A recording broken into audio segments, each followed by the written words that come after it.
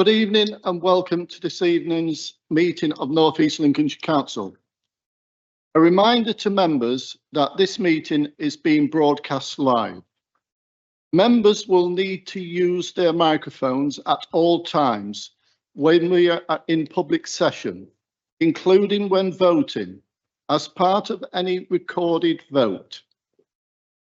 Agenda item 2, apologies for absence. Are there any apologies for absence from this for this meeting? Thank you, Mr. Mayor. Apologies received from councillors Brooks, Goodwin, Haggis and Mickleborough.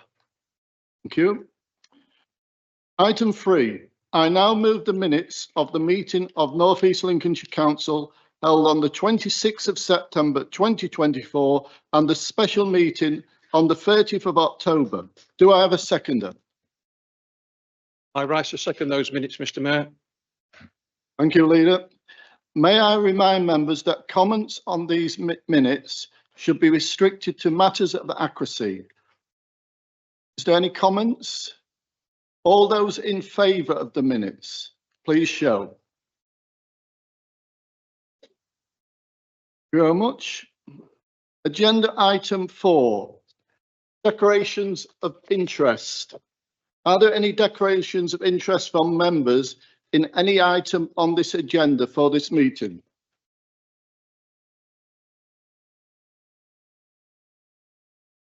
Councillor Emerson. Thank you, Mr. Mayor.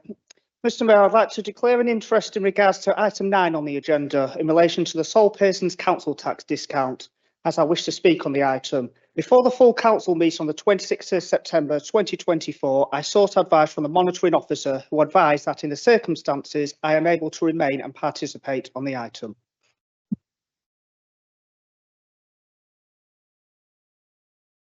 The declarations of interest? No.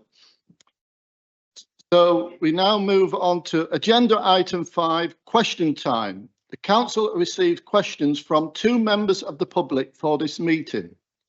Please can I remind the members of the public to present the question as submitted.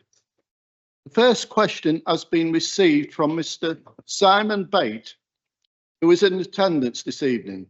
Welcome, Mr. Bate. Would you like to put your first question?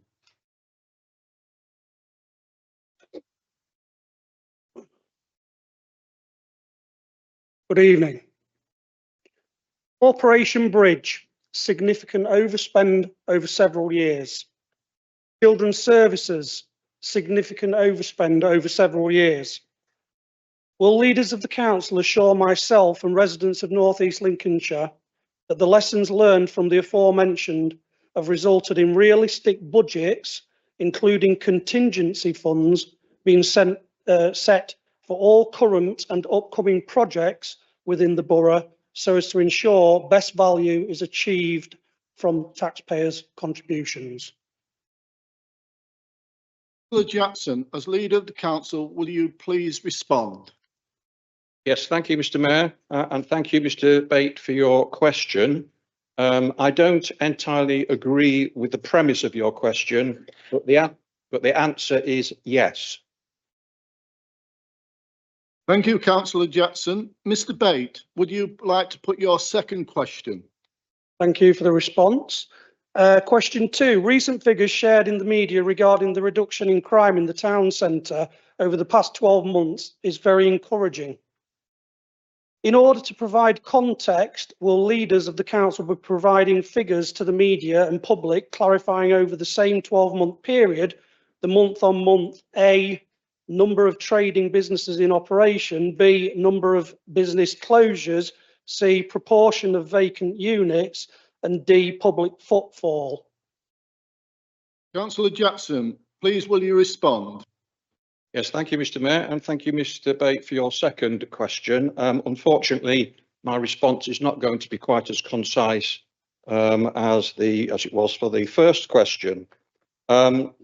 So for reference, on the 2nd of December, the article in the Grimsby Telegraph reported that since the Safer Streets 5 initiative was launched by North East Lincolnshire Council and its partners in late 2023, alcohol-related antisocial behaviour, in St James Square has dropped by 88% and by 35% in Grimsby Town Centre as a whole.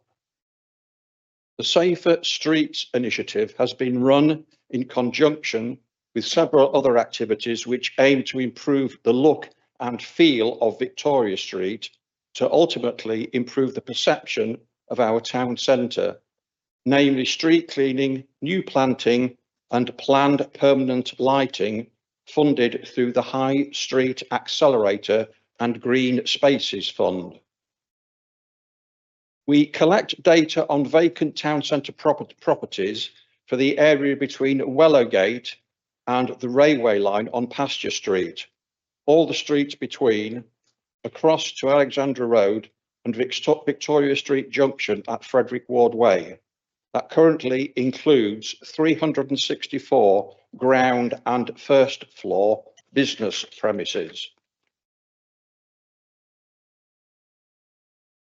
For the period for the period October 2023 to September 2024, there has been little change in the number of vacant units, with 87%, with 87, that's 24% vacant in Q3 of 2023, and 92, which is 25%, in Q2 of 2024.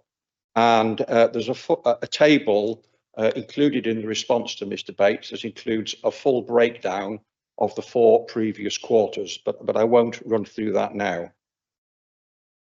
We have had success securing new tenants to Freshney Place, seeing the return of Clarks and New Look this year. The Community Diagnostic Centre will be opening in the new year, bringing 5 currently recorded vacant units back into use.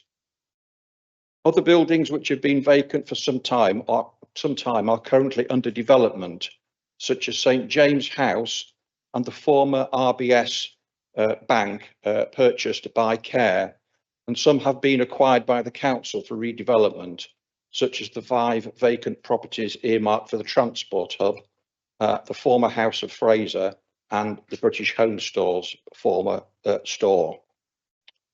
A new initiative funded through the Activation and Community Engagement Fund, the High Street Revival Fund, working with local agents, landlords and the E-Factor business support team, are bringing targeted properties back into use through a range of incentives. Turning now to footfall, we collate footfall data at different locations in Grimsby Town Centre, Victoria Street, East St Mary's Gate, St James Square, Riverhead Square and Freshney Place. We use Victoria Street as the central location for statistics outside Freshney Place so that we do not double count. So for Victoria Street, footfall figures for the period November 2023 to October 2024 were 3.3 million against 3.2 million for the previous year. So that's a drop of 4%. Freshney Place footfall for the period November 2023 to October 2024 is 6.3 million against 6.6 million the previous year, a drop of 6%. Freshney Place footfall is down due to the fact that we've purposely emptied a large section of the centre for redevelopment. Whilst footfall is slightly down, it appears that people that visit are generally spending rather than just visiting. Perhaps the best evidence to support that assertion is the fact that so many of our tenants within Freshney Place are wanting to stay, as well as expecting the leisure scheme to go ahead, of course. Also, the opening of the Community Diagnostic Centre alone will nearly close that gap in footfall. Victoria Street footfall is slightly down for similar reasons. The top end is just as reliant on the leisure scheme coming forward, where there are a number of properties standing vacant pending redevelopment. Finally, whilst the projects are all coming together, it is a matter of fact that St James House, Horizon Youth Zone and the Community Diagnostic Centre, whilst well advanced, are not yet open. All will bring with them new reasons for people to visit the town centre. Thank you, Mr. Mayor. Thank you, Councillor Jackson, and thank you, Mr. Bate, for your questions. I will arrange for a written confirmation of the answers to your questions to be sent to you. The final question has been received from Mr. Stephen Siltstone, who is in attendance this evening. Welcome, Mr. Siltstone. Would you like to put your question?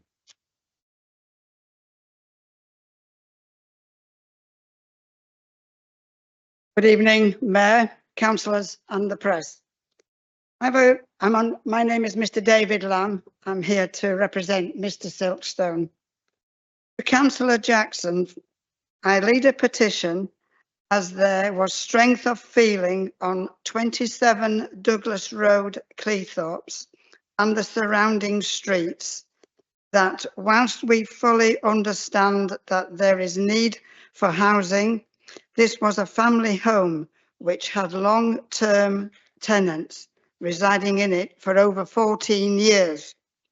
The general feeling is that this small house is a terrace property and if occupied as a HMO has potential to cause many issues. For example, parking is a problem, health and safety, fire risks and noise, just to name a few. When we had our meeting in March of this year, we were listened to and we put our points across to the council why it should be left as a small terraced house for family to live in. The outcome of the meeting was that Councillor Jackson would write a report and send this as a formal response to the petition. So my question to Councillor Jackson, where is this report? Myself and Councillor Farron have chased this report as this issue has been going on since November 2023.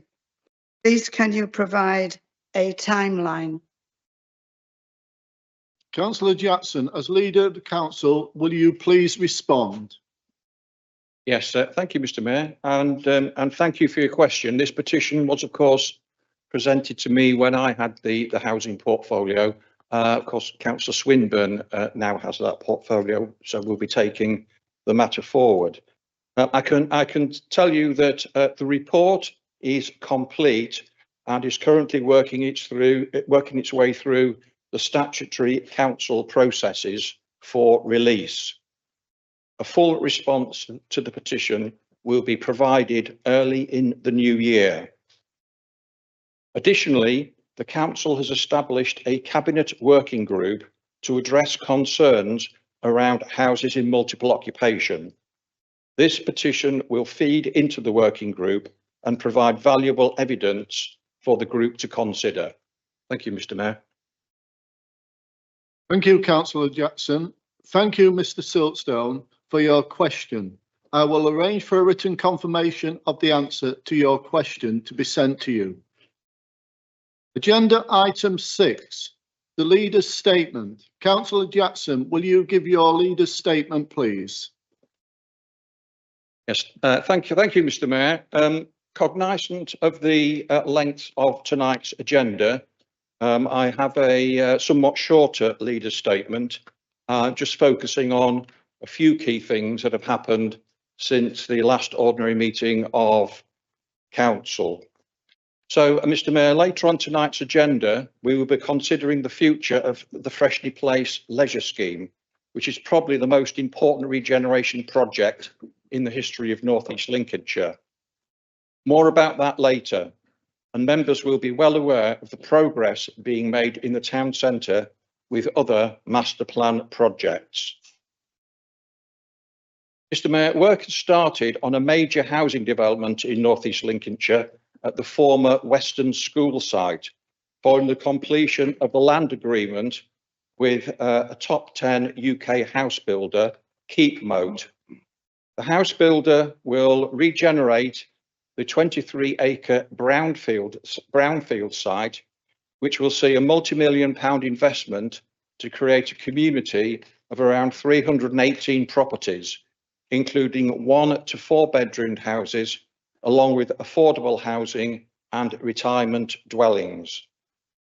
Funding to progress the site was obtained through the Homes England Accelerated Construction Programme, enabling North East Lincolnshire Council to prepare the site and complete key utility, site preparation and access works, as well as developing and securing the outline planning permission a few years ago.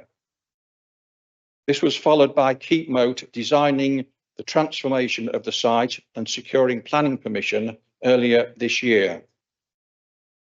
This project further strengthens our working relationship with Keepmoat, who are also developing a scheme for 130 homes on the brownfield Alexandra Dock site in Grimsby Town Centre. Mr. Mayor, turning now to Greater Lincolnshire devolution. The legislation that will bring the Greater Lincolnshire devolution deal to life is going through the parliamentary process. The mayoral combined county authority will be formed in the new year and in advance of the inaugural mayoral election in May. In the coming weeks, we also expect the government to publish a white paper on devolution. There is no doubt that the government has an ambition to take devolution further and deeper across England. We are now well placed in that conversation because of the deal that has been signed with ministers and which is now on the road to implementation. We should now, as a council, focus our attention on engaging with and influencing the focus, priorities and progress of the MCCA, including the Humber, for the benefit of our residents, communities and businesses. This is a significant moment for the region and a generational opportunity. Mr. Mayor, following last night's cabinet meeting, 2 important public consultations will commence. The first is the Library and Archive Service review, second stage consultation. We want to hear the public's view on what they expect from the service so we can target and enhance it whilst improving efficiency. No decisions have yet been made on the future of any of our libraries, but one thing I will confirm, Mr. Mayor, is that there is no intention to demolish the library in Grimsby Town Centre, as has been rumoured in various publications in the area.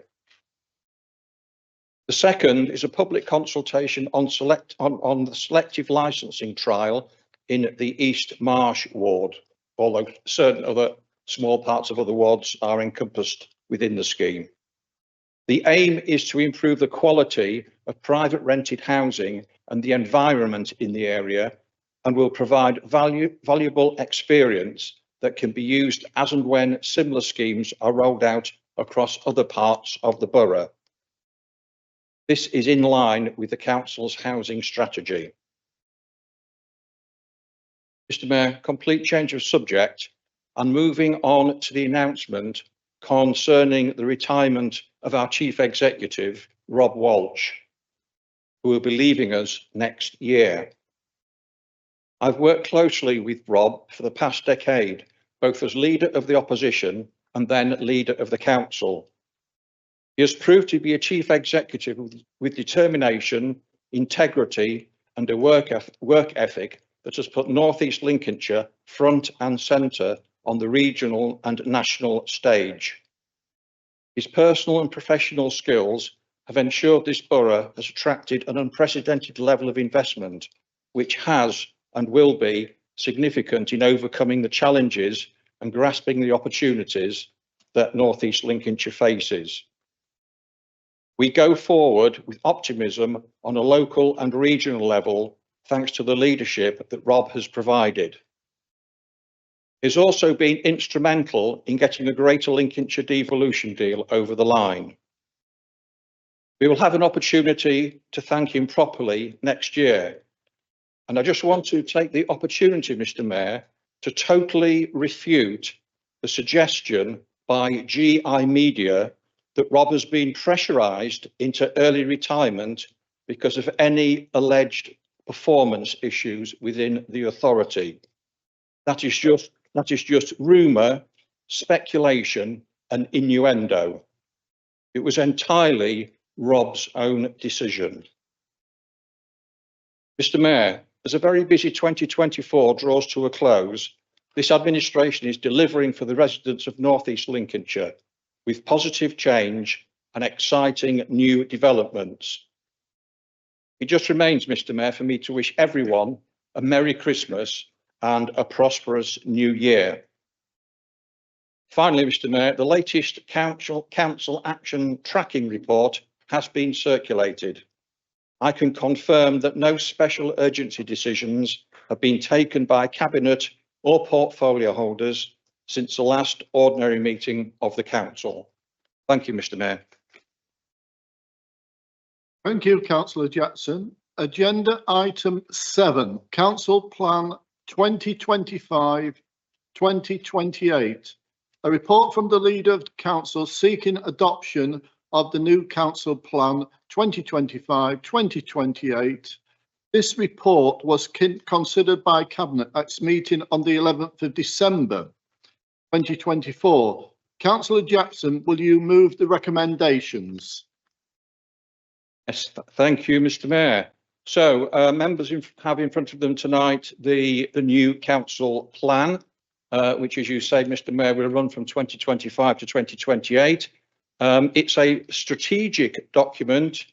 It sets out the priorities and aspirations for North East Lincolnshire over the next 3 years and links to 4 other key plans and strategies which are already in place. It's structured by 4 themes: stronger economy, stronger communities, greener future, effective and enabling council.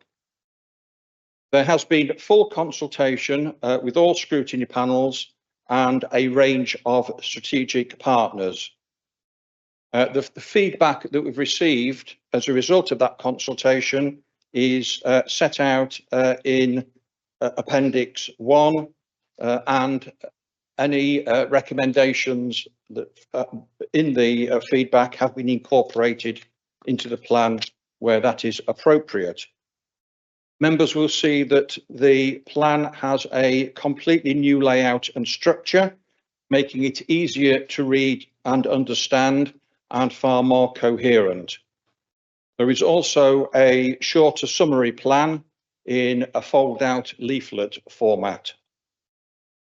Also included, Mr. Mayor, are comprehensive performance measures, which of course will evolve over time. The plan, Mr. Mayor, is comprehensive, ambitious, but achievable. And it was recommended to Council by the Cabinet yesterday afternoon. I hope, Mr. Mayor, that members will support this plan, especially since all members have had an opportunity for input to it via scrutiny. Thank you, Mr. Mayor. Thank you, Councillor Jackson. Do I have a seconder? Thank you, Mr. Mayor. I rise to second and reserve the right to speak. Councillor Wheatley. Thank you, Mr. Mayor. And can I take this opportunity to wish you and everybody in the room Merry Christmas? You're welcome. However, now the pleasantries are over. I'm rising to speak of my disappointment at the proposed council plan.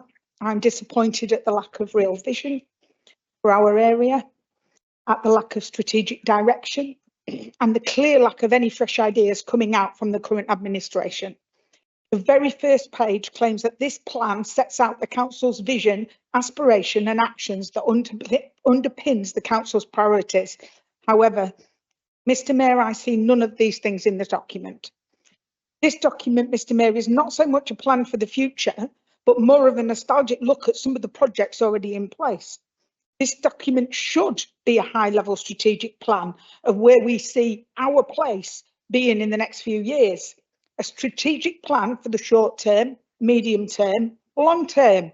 It should be a vision of things to come. And that's not what we've got here, Mr. Mayor. What we have got is a document full of narrative, lacking in strategy and with no clear direction of travel. Let me take one of the main themes of the document. Let's look at greener future. The environment, Mr. Mayor, a main theme, apparently, yet the climate change and environmental implications section of the report says this. There is a section in the plan that is focused on green future. Environmental impact assessment will be undertaken for individual programmes and projects where required. That does not instill me with great confidence that our environment is being taken seriously. Looking at the main document, this alleged main theme is given 8 pages out of 58, most of which is pictures. I again quote regarding the vision for the future. Going forward, it's integral to keep community benefits at the heart of our plans for green spaces, with our vision including making sure they are inclusive for all ages and disabilities, whether that be installing wheelchair-friendly swings or other accessible features. Correct me if I'm wrong, Mr. Mayor, but we already have wheelchair accessible swings, but unfortunately they couldn't be used over the summer though, as they were padlocked due to being broken. The rest of the main theme is about what is already planned or happening. For a plan for our future and for the future of our borough is a really good example of looking over our shoulders at yesterday when we should be looking at what's coming up on the horizon. The most frequent words in this document appear to be, continue to, closely followed by, we have adopted, we have embarked on, we have already secured, the refurbishment of, this will continue.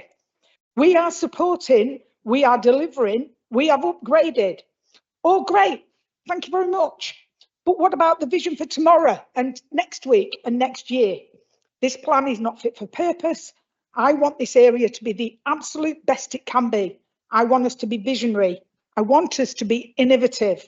I want us to be bold and revolutionary. I want us to benefit from the exciting opportunities that we should be grasping. I can't see us doing any of that with this plan as it is at the moment. Thank you, Mr. Mayor. Councillor Freeston. Thank you, Mr. Mayor. I wasn't actually planning on speaking on this item, but I think in the interest of fairness, I think I need to. I actually stand up to oppose what Councillor Wheatley is saying. Ultimately, council plans, I do have my reservations because I think that they make council plan after council plan and nothing ever comes to reality. But what I will say is the council plan as it is actually quite exciting. It does have initiatives and things that we can look forward to and get behind that if they are delivered would be of benefit to the people in the area. So I do take a little bit of umbrage, and perhaps the Conservative colleagues of the Cabinet should be actually defending it themselves. That actually is quite exciting, and that as a council we should be getting behind it. My only reservation would be that we do have council plan after council plan and nothing ever comes to it. Thank you, Mr. Mayor.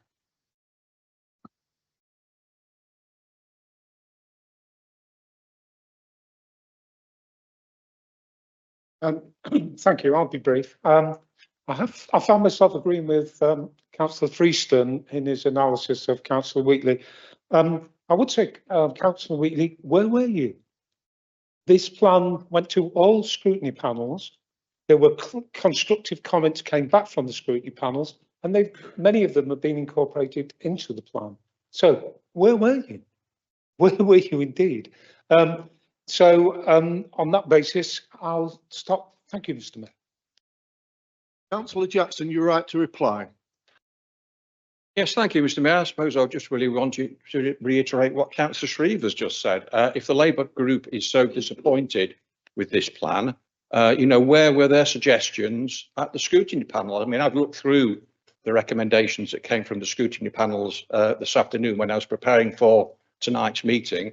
There were no massive strategic changes proposed from what was in the plan. So where was the Labour group in the whole of this process? Clearly not making any significant contribution to it. I will remind Councillor Wheatley that this is actually a 3-year plan. It's not a plan for the next 30 years. It's a 3-year plan, 2025, 2028. The clue is in the numbers. We might have other strategic projects that are going to take place at some point in the future, but they may not necessarily be within this 3-year plan. And I would also remind Councillor Wheatley, as I said in my introduction, this document also links through to 4 other key strategy plans that the authority already has. And one of those is the plan to make North East Lincolnshire Council net carbon zero by 2030. So that's one of the key environmental plans that are linked to within this new council plan. So I think the important thing, as Councillor Prieston has just pointed out, is that we have a council plan that is credible and deliverable. I can remember in the days of opposition when we had the previous Labour administration, we had all sorts of regeneration plans and development plans that never actually came to anything. And that's part of the reason why there's a lot of cynicism out there amongst the public about whether or not the council can actually deliver things. So we want to make sure in our plan that we're going to be able to deliver what we've included. Thank you, Mr. Mayor. Thank you, Councillor Jackson. All those in favour of the council plan, please show.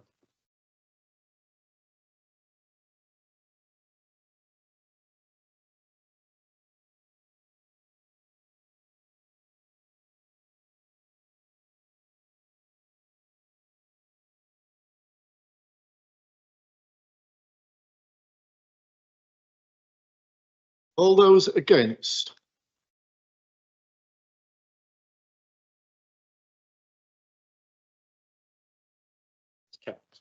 That's clearly carried. Agenda item 8, Freshney Place Leisure Scheme. A report from the Leader of Council providing detail and recommendations around the next steps to progress the Freshney Place Leisure Scheme. This report was considered by Cabinet at its meeting on the 11th of December 2024. It is the Council's intention to ensure as much openness and transparency as possible by conducting this evening's business in public. But I note that there is a closed appendix to this item, and members may be advised or may wish to move into closed session if the contents of the closed appendix need to be debated. Councillor Jackson, will you move the recommendations? Yes, thank you, Mr. Mayor. As I said in my leader statement, Mr. Mayor, this is probably one of the most important projects that this council has taken forward, and we need to be bold and we need to make sure that we get this right. I just want to give a little bit of context as to how we got to where we are with it. And of course, it starts when we agreed the town deal back in 2018. The whole basis of that deal with government was to bring in grant funding to move the town of Grimsby forward to address some of the problems that we knew the town had, including the regeneration of the town centre. That resulted in the generation of the Grimsby Town Centre Master Plan, which had extensive public consultation. And on the back of that, we bid for considerable amounts of funding from various government grant regimes. The result of that is we are investing more than £100 million worth of public funds across both Grimsby and Cleethorpes on the back of master plans for both of the towns. Members will remember that we agreed the purchase of Freshney Place back in 2022 as a regeneration asset, which is key to the future of the town centre. And it remains a successful shopping centre with more than 95% of the available units occupied and a sound financial performance, the details of which are set out in the appendices to the report. So, Mr. Mayor, why are we pursuing this particular scheme? This is about creating a place people will be proud of and investors and businesses want to be in. This is about the future of the borough, getting the place right. Grimsby Town Centre has had years of neglect that we and partners are in the process of helping to reverse.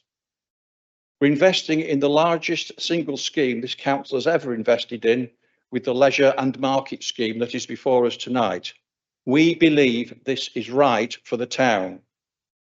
The leisure scheme will play a key role in the delivery of our wider master plan aspirations. We need to address the imbalance between a domination of retail and an undersupply of leisure-based uses in Grimsby Town Centre and Freshney Place. I just want to quote, Mr. Mayor, from a couple of local business people who are intimately involved in the regeneration and progress in the town centre. The first is Richard Parks, who of course runs Parkway Cinema, who branches in Cleethorpes and Louth as well as elsewhere. And he says, Parkway signed up for this in June 2022 and remains fully committed to the new cinema and the reinvention of Freshney Place. Town centres have changed forever, not just in Grimsby, but everywhere. They can't be solely about shopping. That doesn't work anymore. We need to provide more reasons to visit and offer more things to do at more times of the day. When we attract more visitors to the town, more shops and businesses will come to serve them. We've long discussed options for bringing a cinema to Grimsby, and reinventing Freshney Place is precisely the right approach. A living, breathing presence right in the heart of the town, the cinema is open to and accessible to everyone. It is just part of something that will improve the whole town centre for a new generation. This is about far more than just a new cinema. It's about how it links to car parking and public transport, reinventing the shopping centre and latest market hall. It'll connect with the youth zone on one side and the Refresh Minster area on the other, creating a safe, welcoming public space day and night. So Richard Parks can see the vision and importance of this scheme, and we must do the same. Another individual who's also written to me about it is Mark Webb, who of course is the managing director of eFactor, who's involved in the regeneration of St James House in the town centre. And he says that just this week, or that was last week actually, a leading business leader in the town who is set to relocate a major part of their organisation to this area warned of negativity and uncertainty as to whether or not this scheme is going to go ahead. He says this uncertainty is creating a barrier in people's minds as to the suitability of relocating to this area. Without a clear and positive narrative, it's a hard sell. He also talked about one long-standing business that is now losing faith in the area due to this continued uncertainty. In his words, we support a lot of local businesses, established and new, who are yet to be convinced that this scheme is actually going to take place, and until they are, will not consider Victoria Street as a viable option to locate their business. Mr. Mayor, we need to create certainty by backing this scheme 100%. So we've got a cinema operator lined up, which proves commitment to the scheme. They look at all the statistics to make sure things are going to be viable before they commit to anything like this. We've also got town centre businesses, Freshney Place businesses, eFactor and others who are also committed to the town centre. This scheme is the glue that is holding this all together. eFactor, for example, have been attracted to the town centre based on future regeneration. And many of the businesses in Freshney Place are renewing their leases on the assumption that this scheme is going to go ahead. Starbucks, we know, has already committed as being part of the new scheme.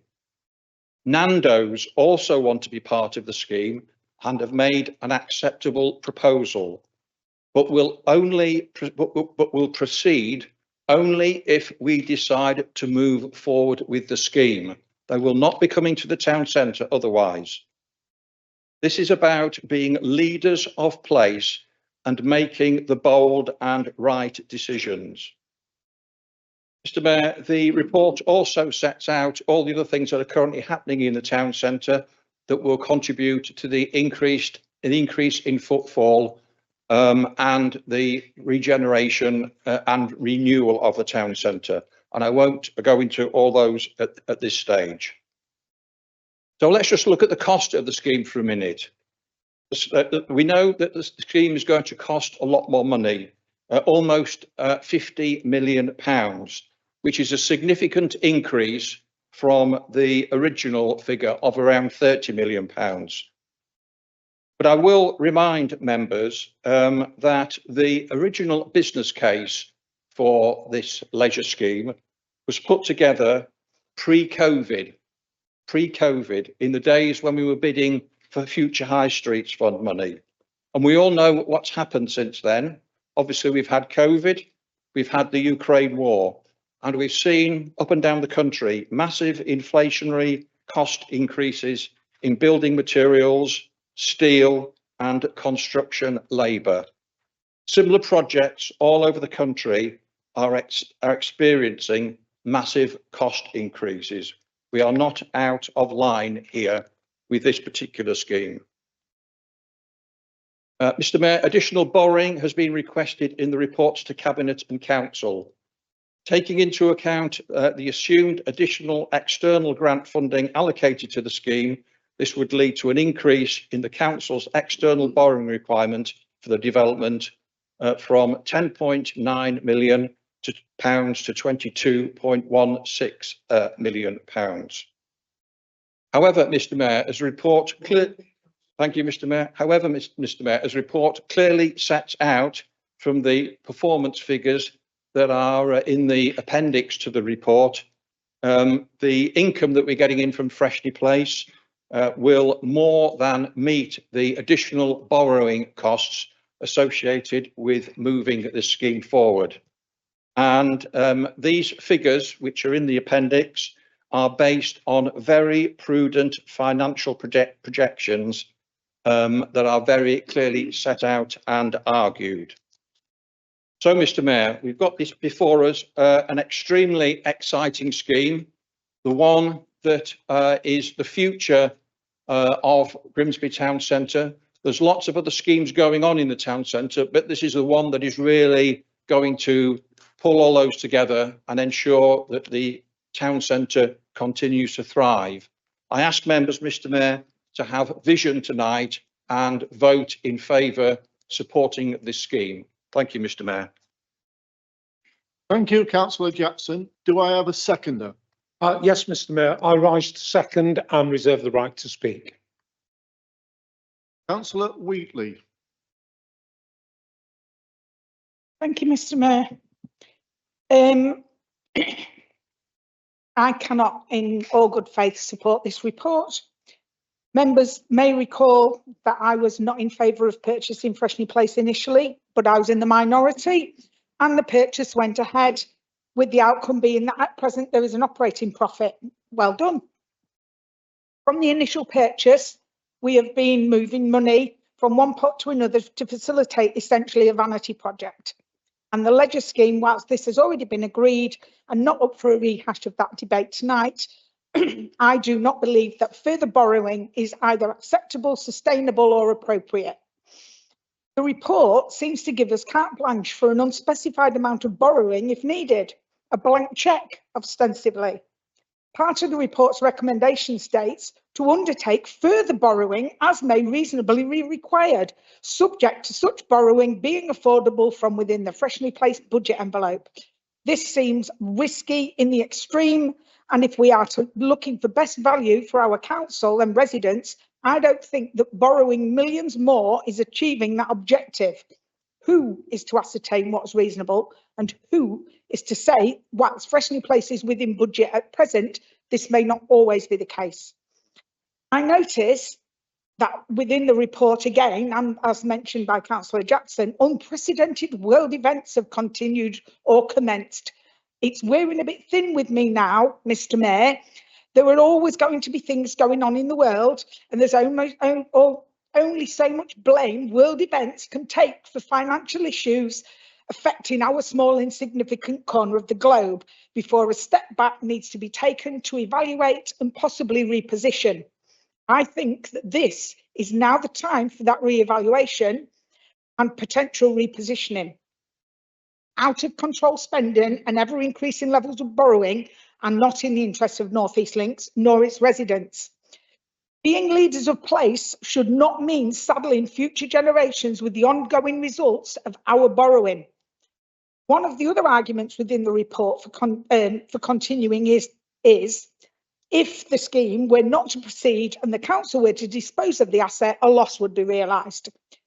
Similar say to the loss, or it be significantly smaller from the disposal of Cemetery Lodge, which was placed up for sale at 275,000 after cost of the council of 726,000. This is not a valid argument for continuing throwing money at it, especially through borrowing. Of course, I want a thriving town centre. I want a prosperous shopping centre. I shop, I go into the town centre. I want to see the reduction to antisocial behaviour. I want to see a bright future full of aspiration and new concepts coming to the place that we call home. Fresh New Place sits in the heart of not only the borough, but also the ward that I represent. So I really, really don't want to see this go to the wall. But it really cannot be at any cost. I and my group cannot support this, and therefore, Mr. Mayor, we will be voting against. Thank you. Thank you, Councillor Wheatley. Councillor Henderson. Thank you, Mr. Mayor. I'd like to table an amendment, please.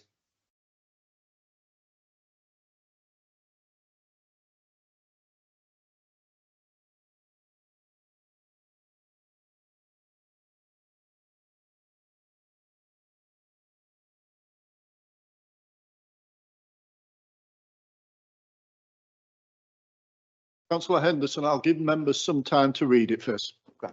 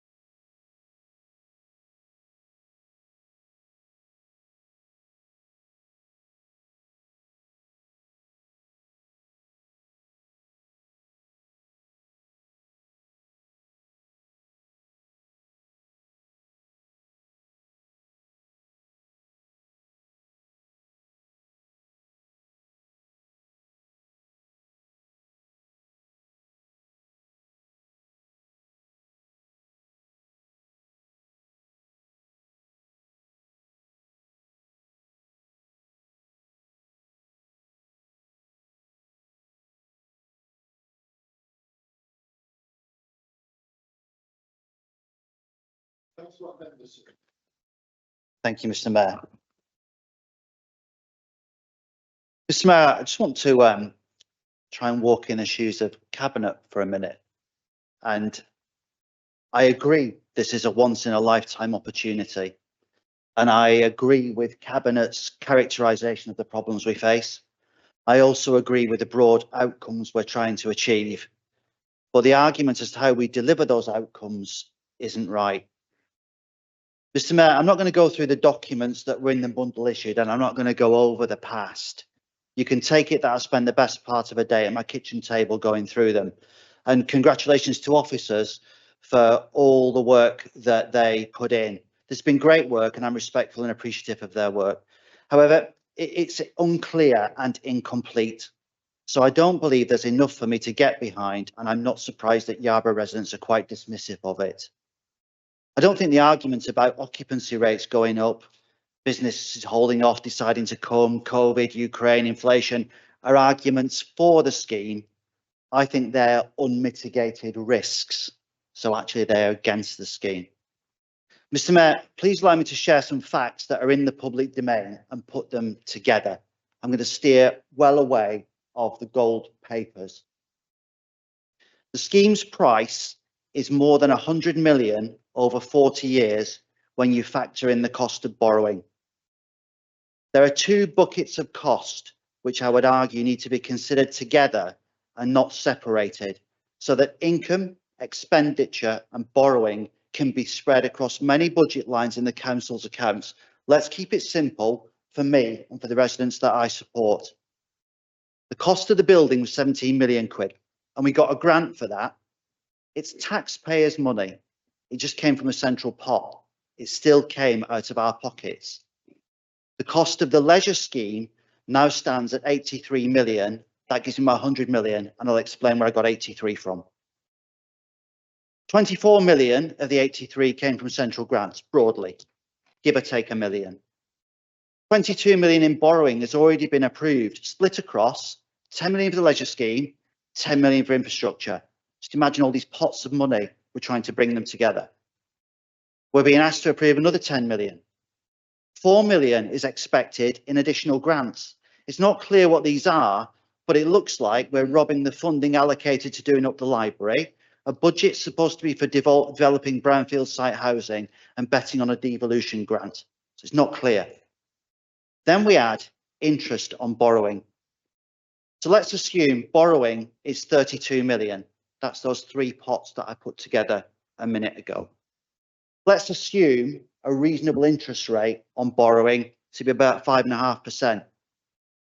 That gives you 40 million pounds in interest that we're borrowing to make this project succeed.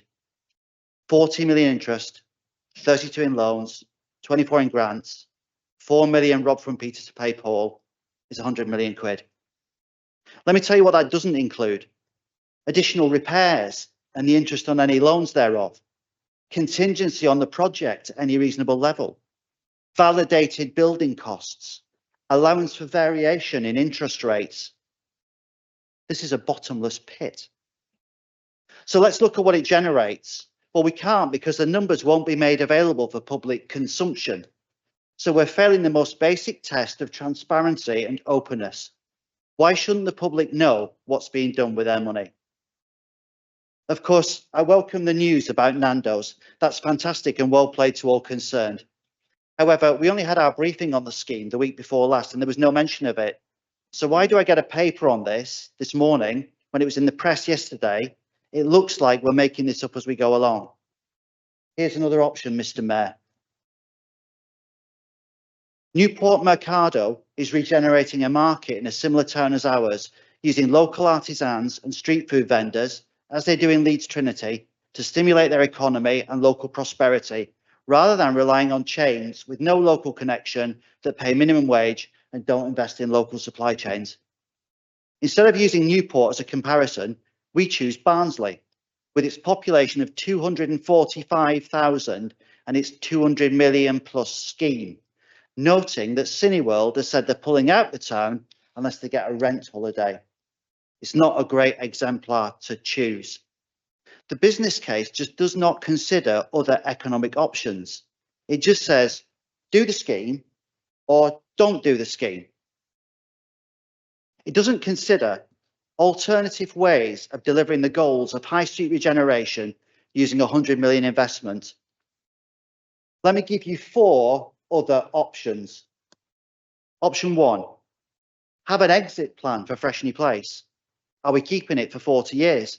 What criteria do we use when deciding on our disposal strategy? When do we think that disposal will take place? Option 2, there's no assessment of any option to live within our current budget instead of compelling us to issue a blank cheque. Option 3, there's no assessment of other regeneration options and what we could do differently if we were to drop 100 million into the town.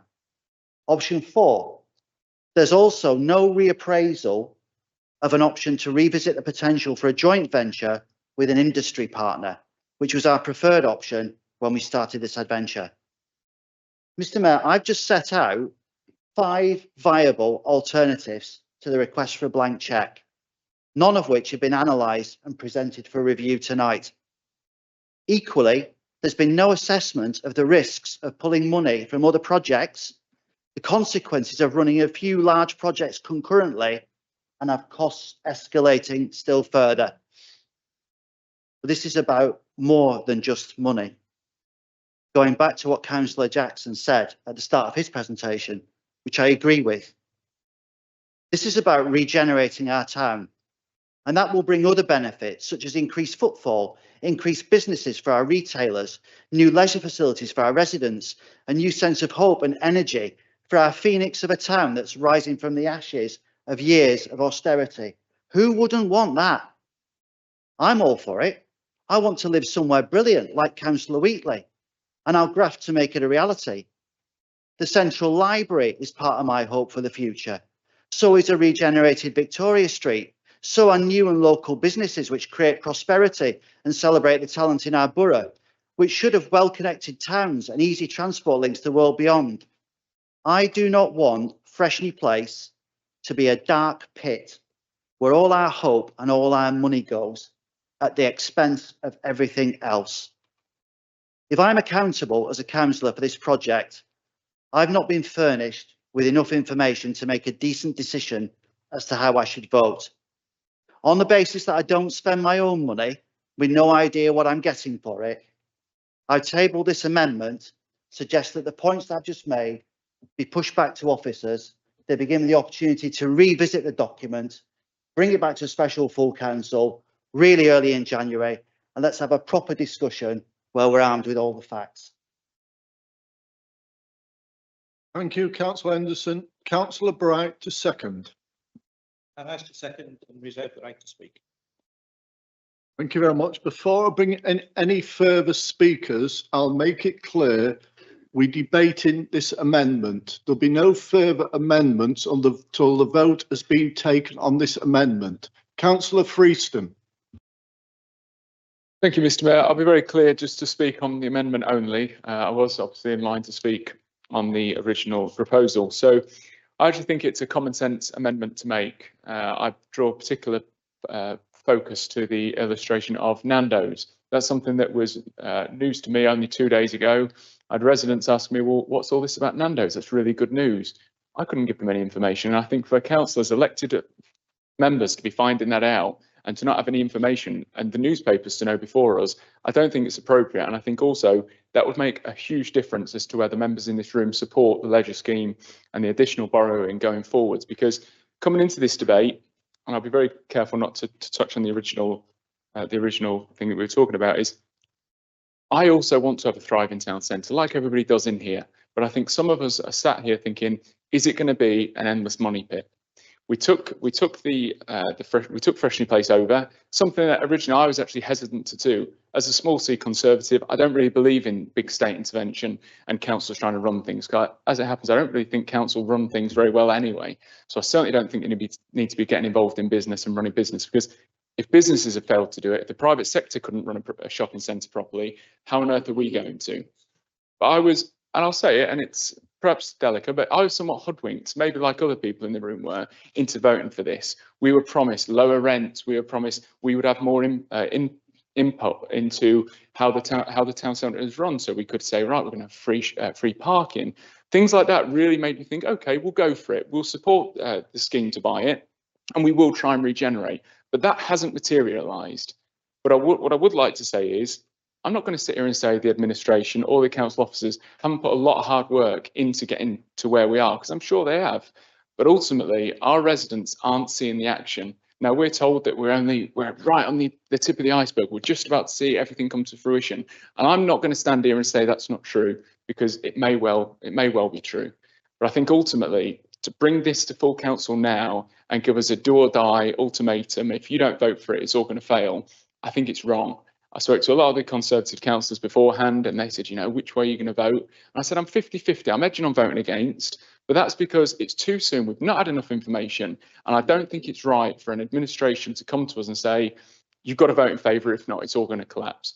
What I would like to say, just wrapping up, Mr. Mayor, is that shopping centres are dying across the country. So it's not just something specific to us, but of course the leisure scheme is designed to change that and actually look at that and see how we can do things slightly differently.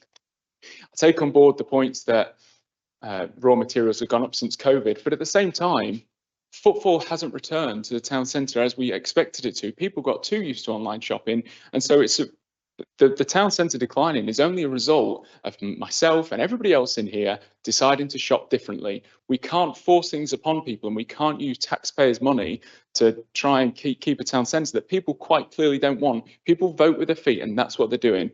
That said, I will say, and it's quite important, if Nando's is a concrete offer that we've got in writing, that as elected members we can see that it's right and it's not just hearsay, that is something that would give me, excuse the pun, food for thought. And if we bring that back to full council, I will really give it genuine consideration. I know the Labour group have already said that they're going to vote against it. I do genuinely hope you might actually support this amendment and see what comes to fruition early in January. I think it's got to be there. And just to make things clear, I wasn't actually aware of this amendment coming beforehand, and I was going to vote against. So that's my piece said. Thank you, Mr. Mayor. Thank you, Councillor Freeston. Councillor Lindley. Mr. Mayor, I indicated to speak on the substantive motion, not the amendment. Thank you. Councillor Hudson. Thank you, Mr. Mayor. This is sort of a bit of a rerun of devolution. All the speakers are saying they want what we're trying to get, but they don't want to vote for it because they don't like the journey in getting there. Now, Councillor Henderson says, what else could we do with 100 million? What else could we do? Absolutely nothing, Councillor Henderson, because the grant money is for this scheme. If we don't spend it by next year sometime, it goes back. So we've lost that money. This is why we're in a hurry to get this done, because we can't lose that grant funding. If we slow down and take the foot off the brakes, the scheme's dead. Do you want a managed decline, or do you want to do something really positive? Grab it, go for it, and let's get what everybody wants. All speakers want what this will deliver. So that's all I'll say for now, Mr. Mayor, because that's purely on the amendment. We need to crack on with this, and I'm afraid I think the amendment's just going to delay it. Thank you. Thank you, Councillor Hudson. Councillor Patrick. Thank you, Mr. Mayor. Can I start by wishing you a Merry Christmas and just welcome the public into the council chamber. I think it's absolutely fantastic. We're now in the 21st century. Hello, world. Mr. Mayor, I stand to support this amendment. As always, this is a very well thought out and very well crafted amendment by Councillor Henderson. But also I would say that I appreciate Councillor Freeston's scepticism about that councils generally don't run things, and all I would say to that is 5 years on a Conservative run council will do that to you.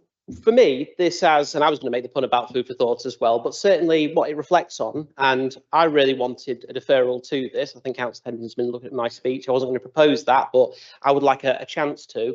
And this comes down to really what I'll be mentioning in my speech as well, that the setup and the governance around Freshney Place hasn't been particularly strong from the perspective that if you look around this chamber, we've got a lot of talent and a lot of input from various members who have expertise in backgrounds in business, in running things and dealing with the community.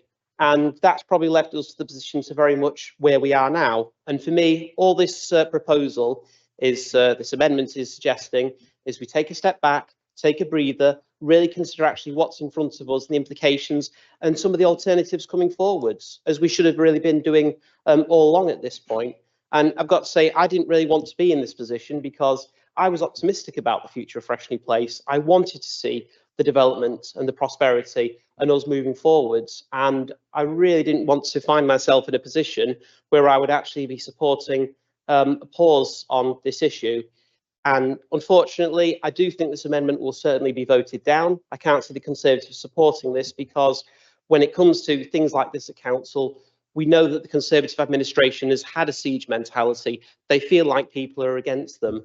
But I would urge them to stop, take a breather and listen to all the groups in chamber, because there is an alternative to this that we can actually all find a positive way forwards together. Thank you, Mr. Mayor.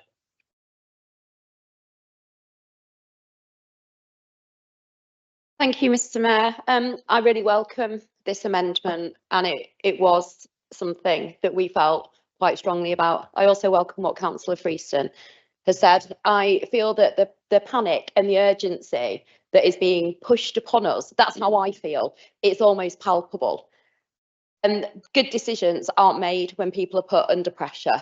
I think taking a step back, reevaluating and looking at this is the best thing for everybody. We don't need to push this through tonight.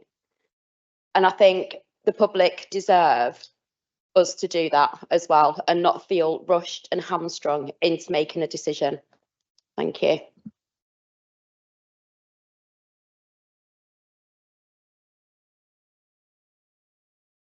Thank you, Mr. Mayor. I mean, we all, of course, want to see the town centre thriving and successful, but at the same time ensure that all public money invested is being spent wisely and that every penny of that investment counts. And it's imperative that we get this decision right, not only in terms of the Freshney Place leisure scheme, but the wider impact of reallocating huge chunks of funding from other pots. This tonight is in essence a final investment decision. Once committed tonight, there is no turning back from here, because at this point, the project becomes too big to fail, and whatever money is required, we will just have to keep pushing in until completion. And if we get this wrong, then it is us members who will be publicly accountable. And as we have seen, when things don't turn out as planned, calls for resignation are soon in the air. Let's face it, this is a struggling project as we sit here tonight. Struggling to the point that when we look at other pots, so let's just take, for example, the devolution brownfield housing pot. So we got £4.2 million. It was very clear in the draft devolution deal that was to build housing on brownfield sites.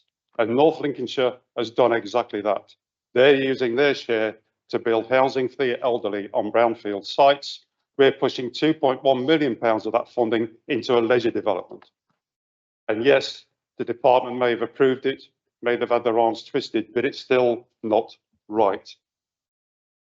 So, I mean, just taking that point further, where was the consultation on that? Who agreed to that? Who made that decision? Where was the consultation with members that that was going to be done? I certainly didn't hear any consultation on that alone. We are being asked to pre-approve further unquantified borrowing, and yet key information does not appear to be available. I asked the site an updated business case. Why wouldn't you? I asked the site a full breakdown of the updated development costs for the leisure scheme, the £50 million. We saw that previously for the 30 million. I wanted to see it for the 50 million. After I asked for the numbers, consultants apparently compiled the information, but council officers then, having received it from the consultants, refused to let me see it. I'm told that the cabinet has not even seen it. I have asked twice for a breakdown of the Freshney Place car park repair costs. This information has also not been forthcoming. Is it unreasonable to gain a thorough understanding as to why the Freshney car park repair costs have increased from 1.2 million to £3 million in the space of 2 years? It is our reputation as councillors on the line. If in a couple of years' time the costs are still rising, a resident might come up to me and say, Steve, you spent most of your time in industry. Why did you vote to approve a 60% increase in costs from 30 million to 50 million back in 24? And if my reply is, well, I didn't actually see the cost breakdown, but there didn't seem to be a lot of choice, they're going to turn around and say, well, you're a complete idiot then. And they would have a good point. In the companies I worked for, I had a good reputation for having an iron grip on budgets, tens of millions of dollars per annum. And other members, of course, will have to come to their own conclusions. But I'm not prepared to lower my professional standards for decisions which I am personally accountable. Let us see an updated business case. There should be one already. It should be there. It should be an off-the-shelf document. That should have already been done. It should have already been signed off by the leadership team. Let us see that updated business case. Let us see that updated business case that details the spending, the borrowing, accurate revenue forecasts, and which considers potential options. Thank you, Councillor Holland. Councillor Wilson.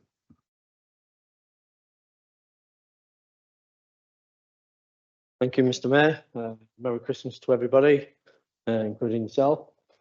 I'm going to stand to support this this amendment. And thinking about where we go and what we do,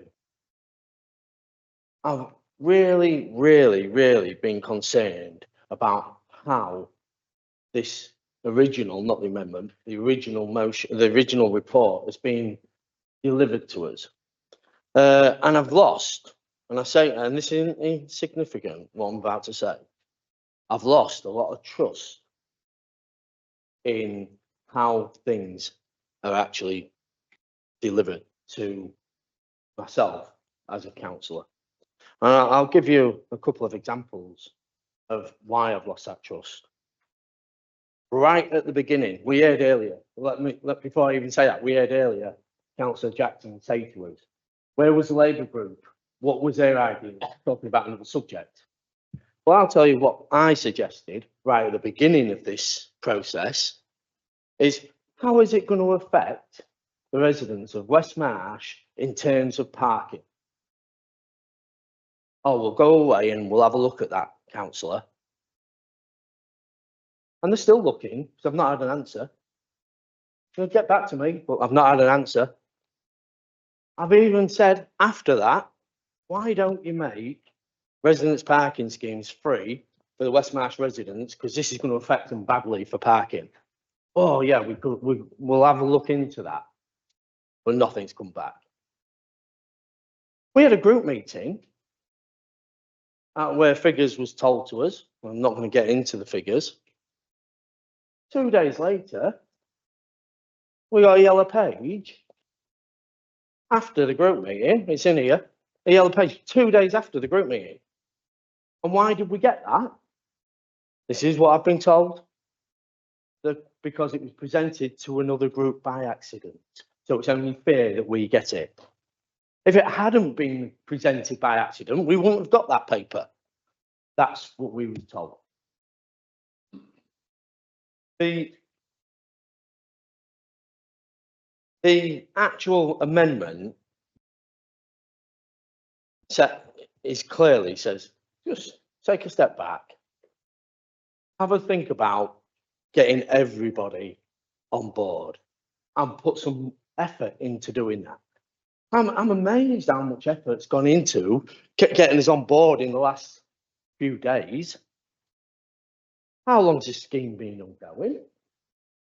I've supported buying the town centre. I've supported every step of the way because we want ambition for the town centre. But in the last week, here, I have some information, councillor, have some information, make a decision, have some information. In the last week, why don't we begin getting this information in the last year?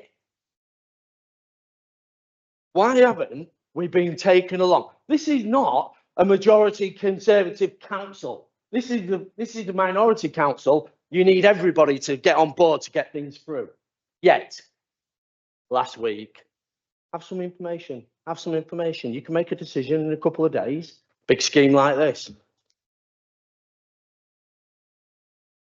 Mr. Mayor,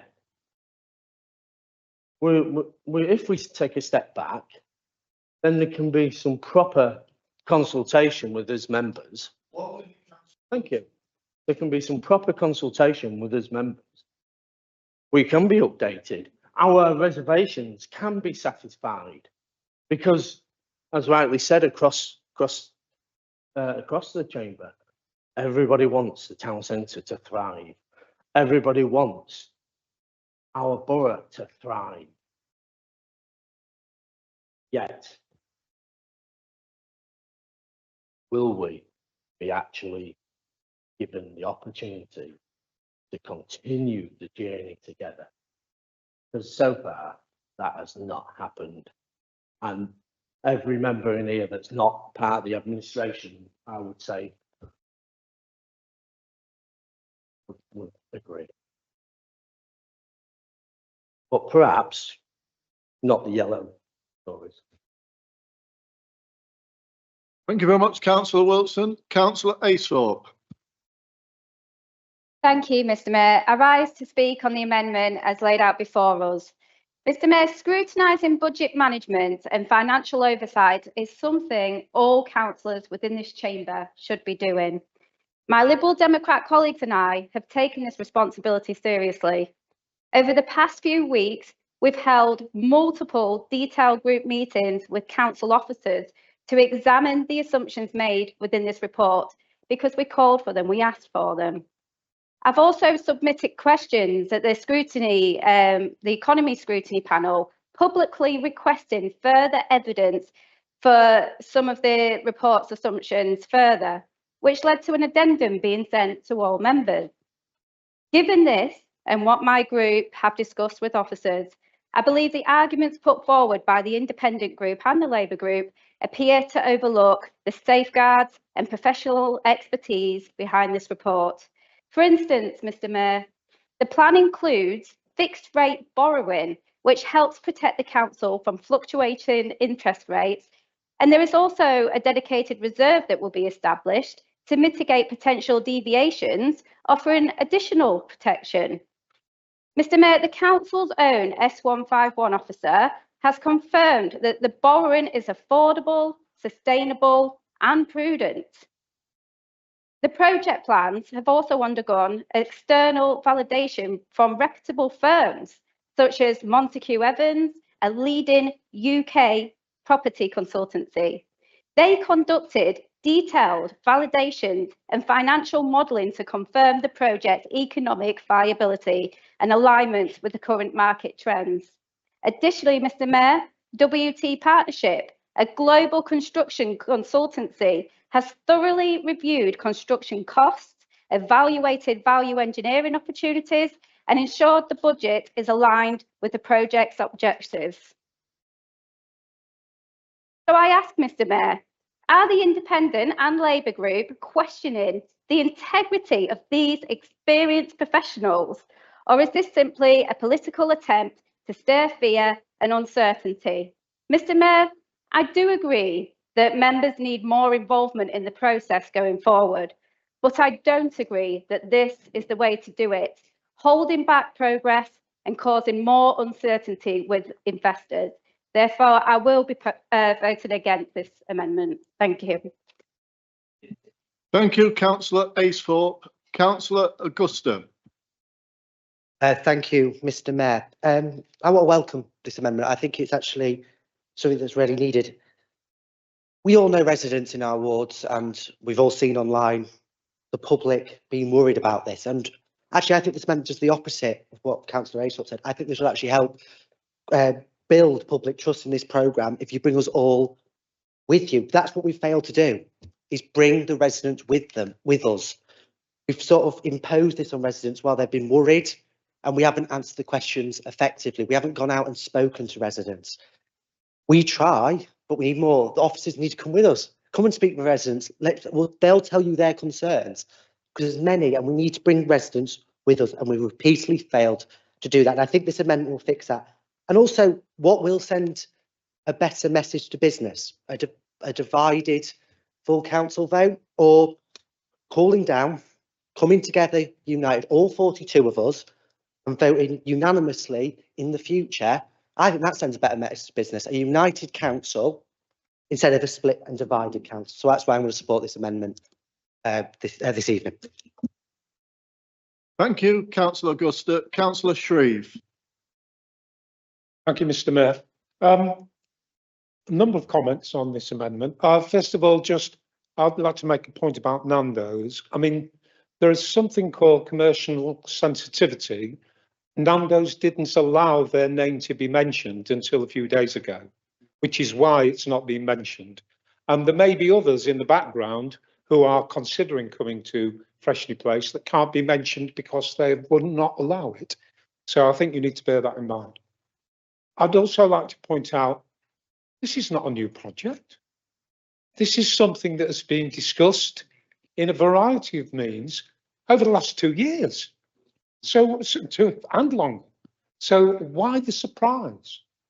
And one thing I will say to the administration is that we know that this is a big thing. We know that this is a significant transaction, which is why we wanted as much information as possible to go to all members. Every political party had a briefing in detail by officers. Every scrutiny panels discussed in great detail and received questions from councillors, reviewed and challenged.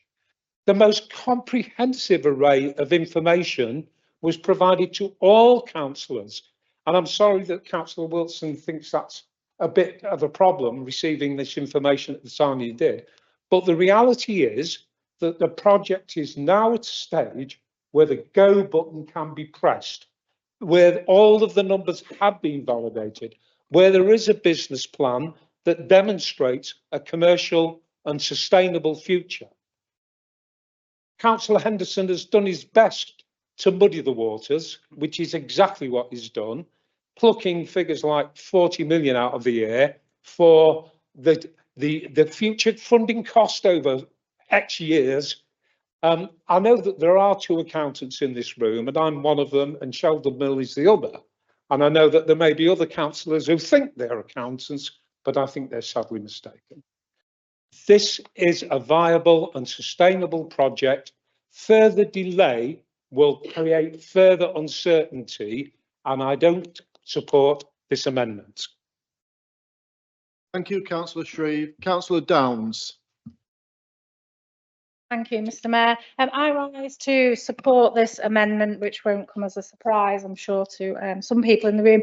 This amendment was born out of a conversation that happened only this week where actually I felt quite strongly that I needed a solid way forward in terms of my thought process.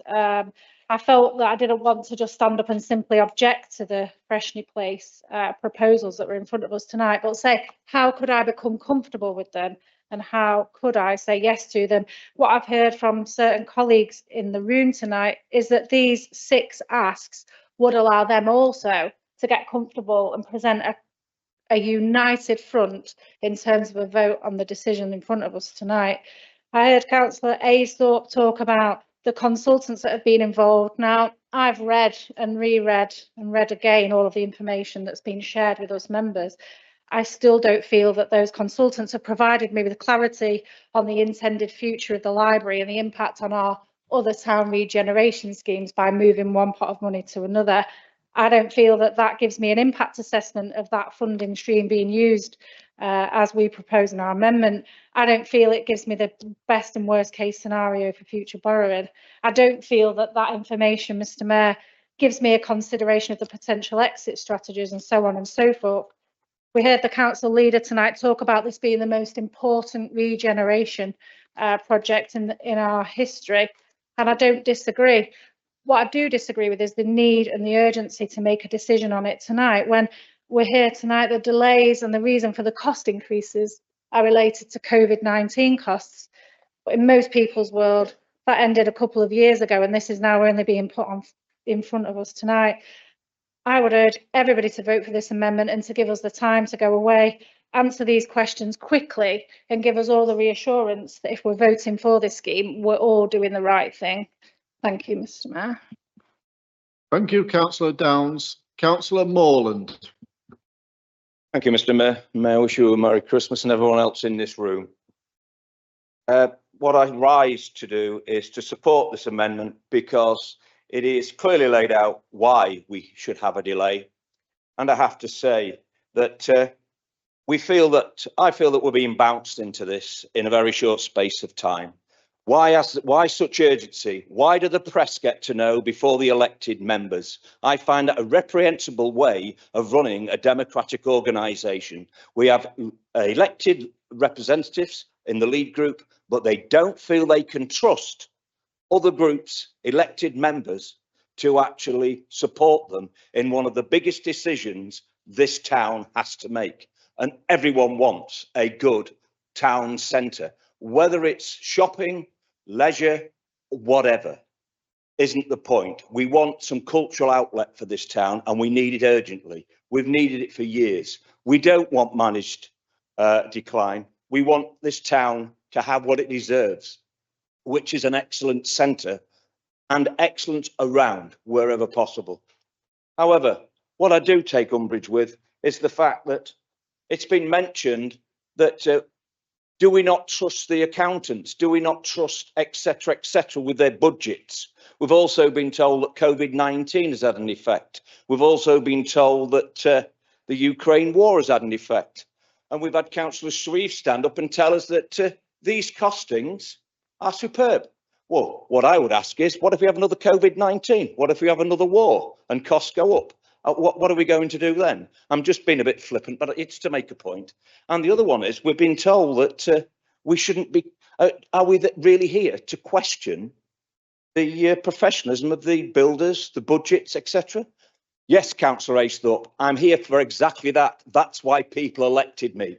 I am not here to accept totally the costings of a professional without reasonable challenge to them. That's why we're here tonight. And for us to just roll over and take what the lead administrations say at face value without us being consulted over a wider period is actually a diminution and a travesty of the running of this council. And what I will also say is that I find that when I'm told, just for an example of professionalism, if someone tells me that I've got to have my leg off because it might mean that I've got sepsis, and I challenge, am I not there therefore to challenge the doctor who has more knowledge than me? Do I take that as a given? No, I ask for a second opinion. And here we need to do the same, because if I get a house and a builder comes and tells me it's going to cost £7,000 and then comes along and tells me we've got the Ukraine war and we've got a COVID attack, like influenza is a problem at the moment, it's going to cost you, it's going to cost more for me to put your build your house. It's going to go by 3,000. Do I take that at face value? No, I seek another quote. And this is exactly what this amendment seeks to do. It seeks to have it clarified so that we can all vote on this. And I know there are national chains that wish to come here. However, I hope that we don't just become another shopping mall like everywhere else using national chains. I would like to see SMEs in this borough supported. They are there. They want the enterprise, but we're relying on national chains who come on the back of public funds. The private sector, Councillor Freeston, comes on the back of public spending, and that's what they seek to do. And what they will do is try to seek the lowest rent possible, these people, for the shortest term. 1 minute, Councillor. Thank you, Mr. Mayor. I will finish. So what I will say is, no, I will not be. I will be supporting this amendment because it's reasonable not to rush through a major decision that asks us to support open-ended borrowing. It cannot happen. Thank you, Mr. Mayor. Thank you, Councillor Morland. Councillor Jackson. Yes, thank you, Mr. Mayor. Before I move into the main part, Just been advised by a monitoring officer that you cannot speak, Councillor Jackson, on this. Just to be clear, the move of the amendment, move of the substantive motion gets to speak at the end of the debate on the amendment. So Councillor Jackson replies to the amendment at the end. He can't speak before then. Thank you.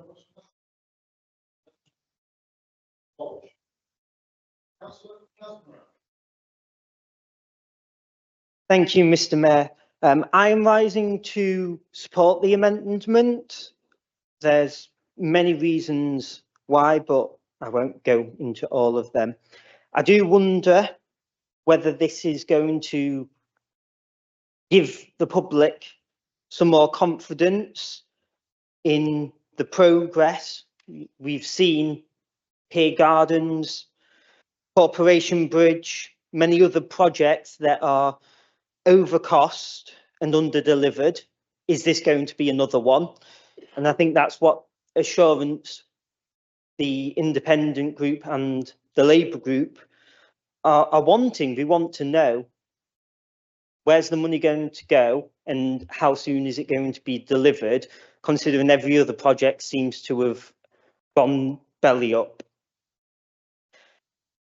There's been some speculation to what the rush is, and I do wonder, is the rush because of money and the concerns about losing the 20 million, or possibly could it be, Mr. Mayor, that there's rumours of more defections in the Conservative group and they're worrying about losing control Or is there concerns that the alliance with the Lib Dems could be failing? And again, they want to rush these things through because they're worried that in 6 months' time, they're not going to have the ability to push their agenda. So for all those reasons, Mr. Mayor, I will be supporting this amendment, even though we all know that Councillor Jackson will have already given the leader of the Lib Dems something else to keep her satisfied and supporting. Thank you, Mr. Mayor.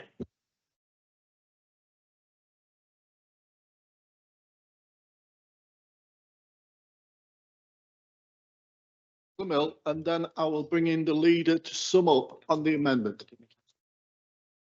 Councillor Bright, then Councillor Jackson. Thank you very much for that. Thank you, Mr. Mayor. And I rise as one of two accountants in the room, although I'm sure members or some members may think that's two accountants too many in the room. This accountant rises to support the amendment.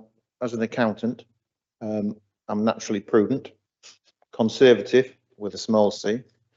And when we look at the way that this project has shifted, both in terms of estimated completion dates from 2025 to 26, now it's 27, with the costs that have increased from 26 million, 31 million, now 50 million.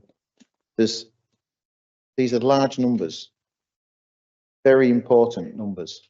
And we often find as accountants that we need to check and double check to make sure we've got everything right. And taking a pause shouldn't be seen as a bad thing. I think taking a pause and just evaluating where we are and what other options we've got is a very sensible approach. Hasty decisions often lead to bad decisions. We shouldn't be rushed into anything. I'm not particularly a Nando's fan. I'm not bothered whether they come or not. They are a big national entity. If Freshney Place is looking like it's successful, it's looking like it's going to be the success that we all want it to be, they will come because they will want to make money because they're a big national concern. So we shouldn't be rushed in this chamber or impressed by the name dropping of Nando's. Definitely not. We should take a pause. We owe it to our residents and our voters to make sure that we're making the right decision. These are not small amounts of money. We need to make sure we make the right decisions for our residents. Thank you very much, Councillor Mill. I have an apology to make. I'm very sorry, I nearly omitted Councillor Shutt, so I'm calling Councillor Shutt next. Mr. Mayor, you are forgiven. Thank you very much. A concise, well-articulated alternative to what we've been presented with tonight. Thank you, Councillor Henderson. You have my support for your amendment and all the speakers that have spoke for the amendment. Thank you. Thank you very much for that, Councillor Shutt. Very much brevity. And Councillor Bright. Thank you, Mr. Mayor. Just to first pick up on Councillor Shreve's point, I think the surprise of everybody, even though we've had figures, is the scale of the borrowing. You know, it was 10.9 million and now 22.16. So that's where everybody's surprises come from. And that has only appeared very recently. I'm sure I'll be accused of not being aspirational and not being part of the positive for this, but we all want a vibrant town centre. We all want this to succeed, and many members have stated that tonight. But I have reservations about the scale of the borrowing and the risks we're taking on.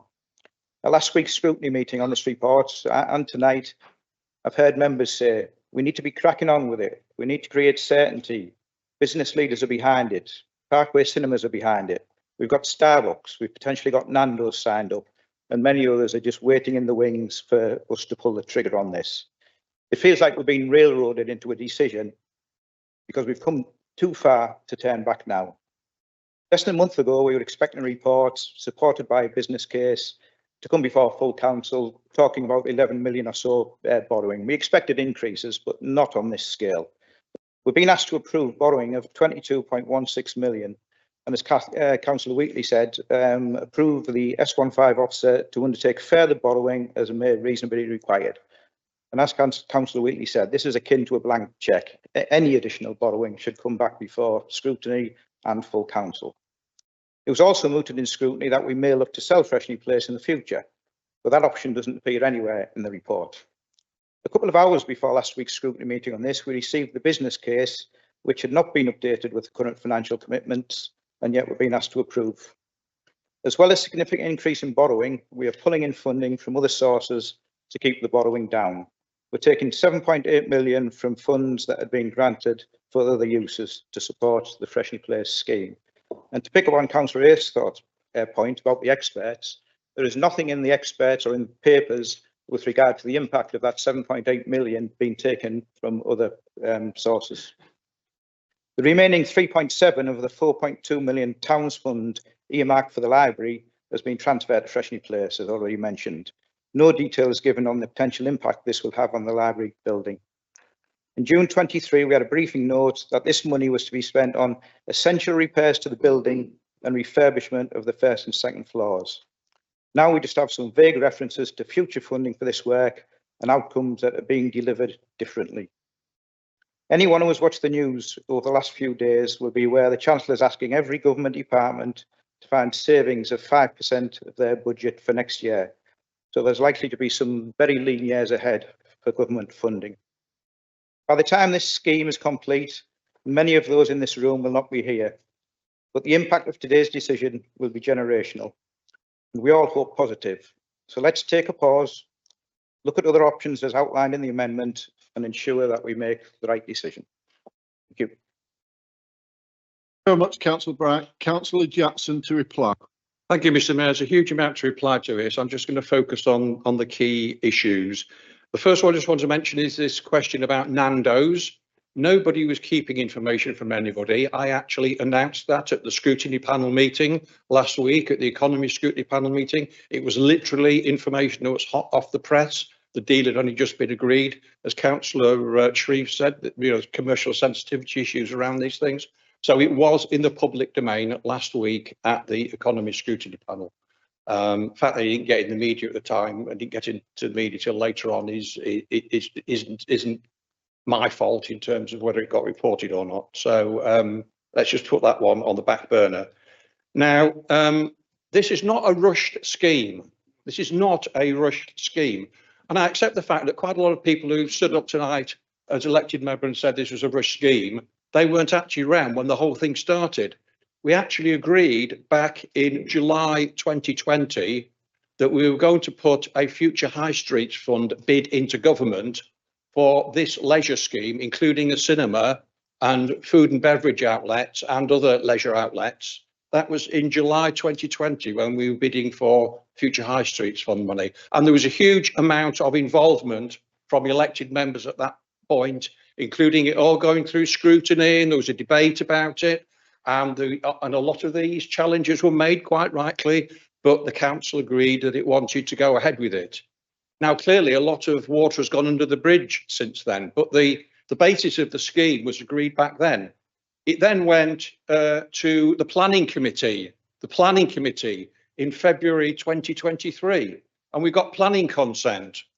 So again, there was another opportunity. How many members have got on the planning committee? 11 members. They were all debating that. It was all over the media. This is not a rush scheme. We've been talking about it for over 4 years. And that's been part of the problem. I admit there have been delays. And, you know, we have to admit that COVID causes delays. It causes delays to projects up and down the country. We then had the uncertainty about the fact that the previous owners of Freshney Place had put it on the market. That lost us 6 or 9 months while that was all resolved, and we eventually ended up buying it. That was the only way we were going to be able to continue with the scheme. Then we've had further problems with the initial contractors who were appointed for the scheme, Morgan Sindall, who let us down, I have to say. I mean, I'm saying it in public now, but there we are, it's out. And we've had to appoint a new set of contractors to be able to get the scheme to the state it's at now. So there have been problems associated with it. I don't dispute that, and delays. but those are the reasons we've had the delays. Now, if we delay yet again, Mr. Mayor, by going away and looking at yet another set of options, all that's going to happen is that the public out there are going to say, oh, here we are again, another set of plans that hasn't come to anything, another regeneration scheme that's not going to happen.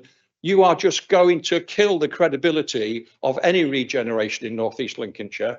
The businesses that I talked about earlier are going to lose faith. You're going to have companies who are currently renewing leases in Freshly Place not wanting to do that anymore because they don't think the scheme's going to go ahead. So you're just going to increase uncertainty both amongst the public and the business community in North East Lincolnshire.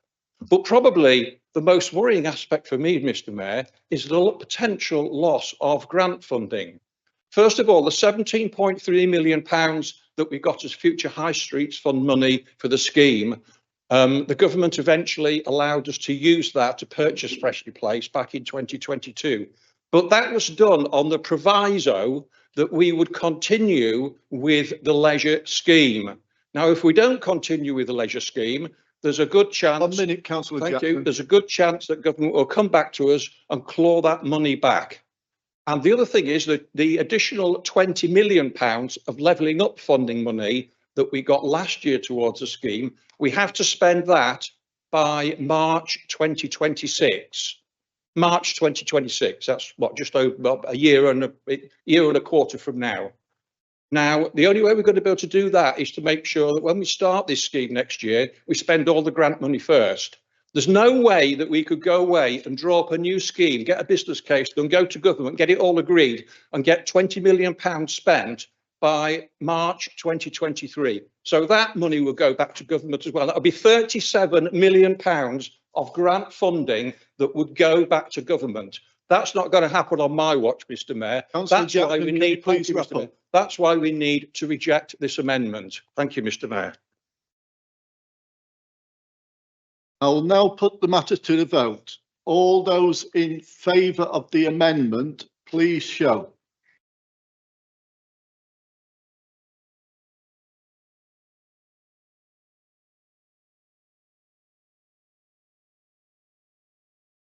Members, can you please say it clearly? Put on your microphones when you're speaking, please.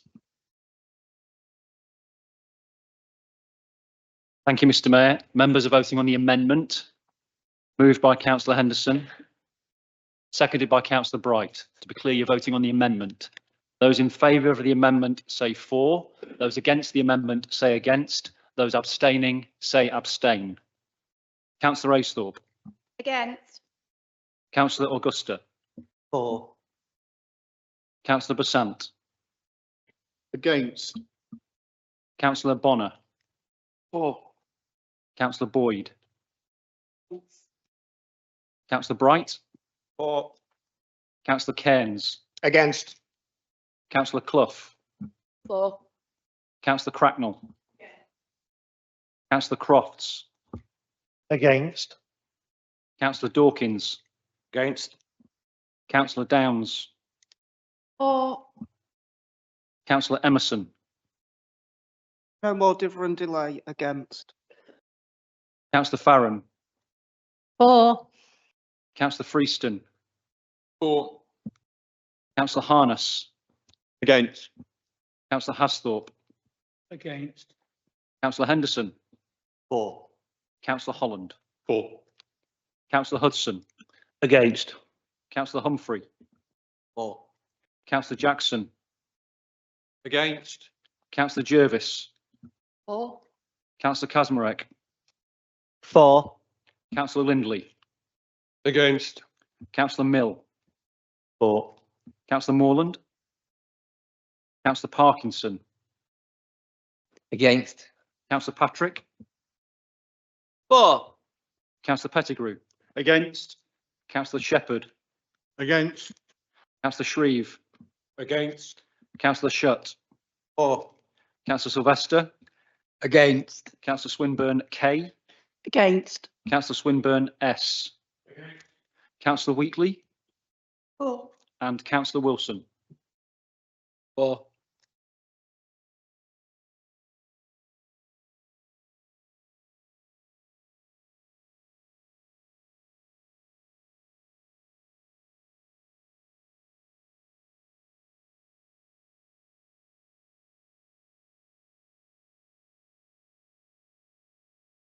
Thank you, Mr. Mayor. Elected members.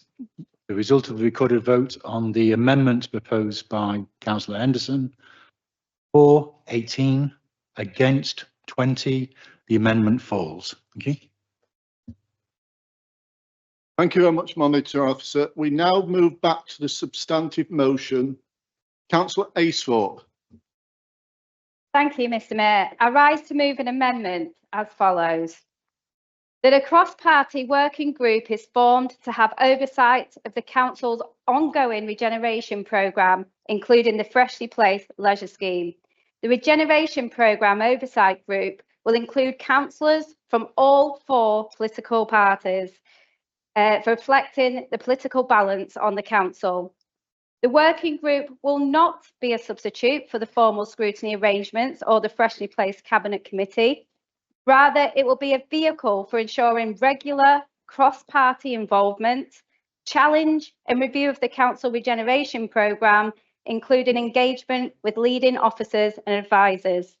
The terms of reference of the working group and cross-party membership agreements to be delegated to the Chief Executive to finalise in consultation with the leader and group leaders, with the first meeting to take place by the end of February 2025, meeting on a bi-monthly basis thereafter. Mr. Mayor, I've listened closely to this debate and one message stands out. Many members feel excluded from the process that has led to this report. While I don't agree that we should delay the scheme, I do accept this sense of exclusion has understandably led to the hesitation and frustration we've heard tonight, which is not productive for our council or the community we serve. The Freshly Placed Leisure Scheme, Mr. Mayor, is certainly ambitious and regeneration, in my view, is necessary to address the challenges facing Grimsby's town centre. However, as ambitious as this project is, the council's history of cost overruns and delayed timelines on major schemes demands that we approach this and any other project with careful monitoring going forward. We've already seen increased borrowing requirements and revised timelines for the Freshly Placed scheme, and we cannot let these patterns continue. However, this issue of insufficient oversight is not new, Mr. Mayor. Under the previous Labour administration, we saw regeneration problems with the crazy paving fiasco, which caused significant disruption and wasted a lot of money, including the relocation of the bus station, a move that was widely opposed at the time and is now regarded as entirely unsuitable. There was no proper oversight then, but this amendment presents an opportunity for change and progress. Mr. Mayor, establishing a cross-party working group will ensure that all political groups have a voice in shaping solutions, addressing challenges, assessing financial risks, and upholding accountability throughout Freshly Placed Leisure Scheme and other regeneration projects. Mr. Mayor, I strongly encourage to support this amendment as it provides an opportunity to unite around a common goal, delivering regeneration that benefits everyone without causing uncertainty with investors who have their eyes on the vote of this motion tonight. Thank you. Thank you, Councillor Acethorpe. Do I have a seconder? I second this motion, Mr. Mayor, reserve the right to speak. Thank you. Councillor Patrick. Mr. Mayor, I was indicating to speak on the substantive motion. Councillor Shreve was first. Thank you, Mr. Mayor. In my comments a few moments ago, I talked about the lengths that the administration went to ensure that all councillors were informed about what was happening with this project. And therefore, I find myself supporting this amendment because it gives Councillor Henderson, presumably as the representative of the Independent, plus other political parties within this chamber, proper opportunity to scrutinise and to challenge as the project develops. So I'm happy to support it.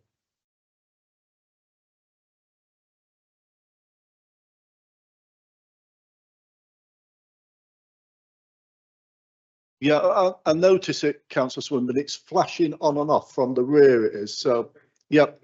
Thank you very much. Yes, thank you, Mr. Mayor. Just a query. Is this amendment being proposed as an additional recommendation to the 6 that we have in front of me as part of the main motion?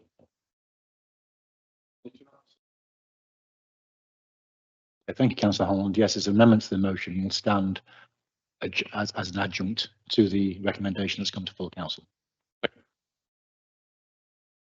Councillor Wilson. Thank you, Mr. Mayor. I'm quite undecided about this amendment at the moment. The problem I've got is a working group within our council structures usually take a task and work on that and make recommendations to scrutiny, or then make recommendations to cabinet, etc., etc., etc. Well, this is like an oversight group, not a working group.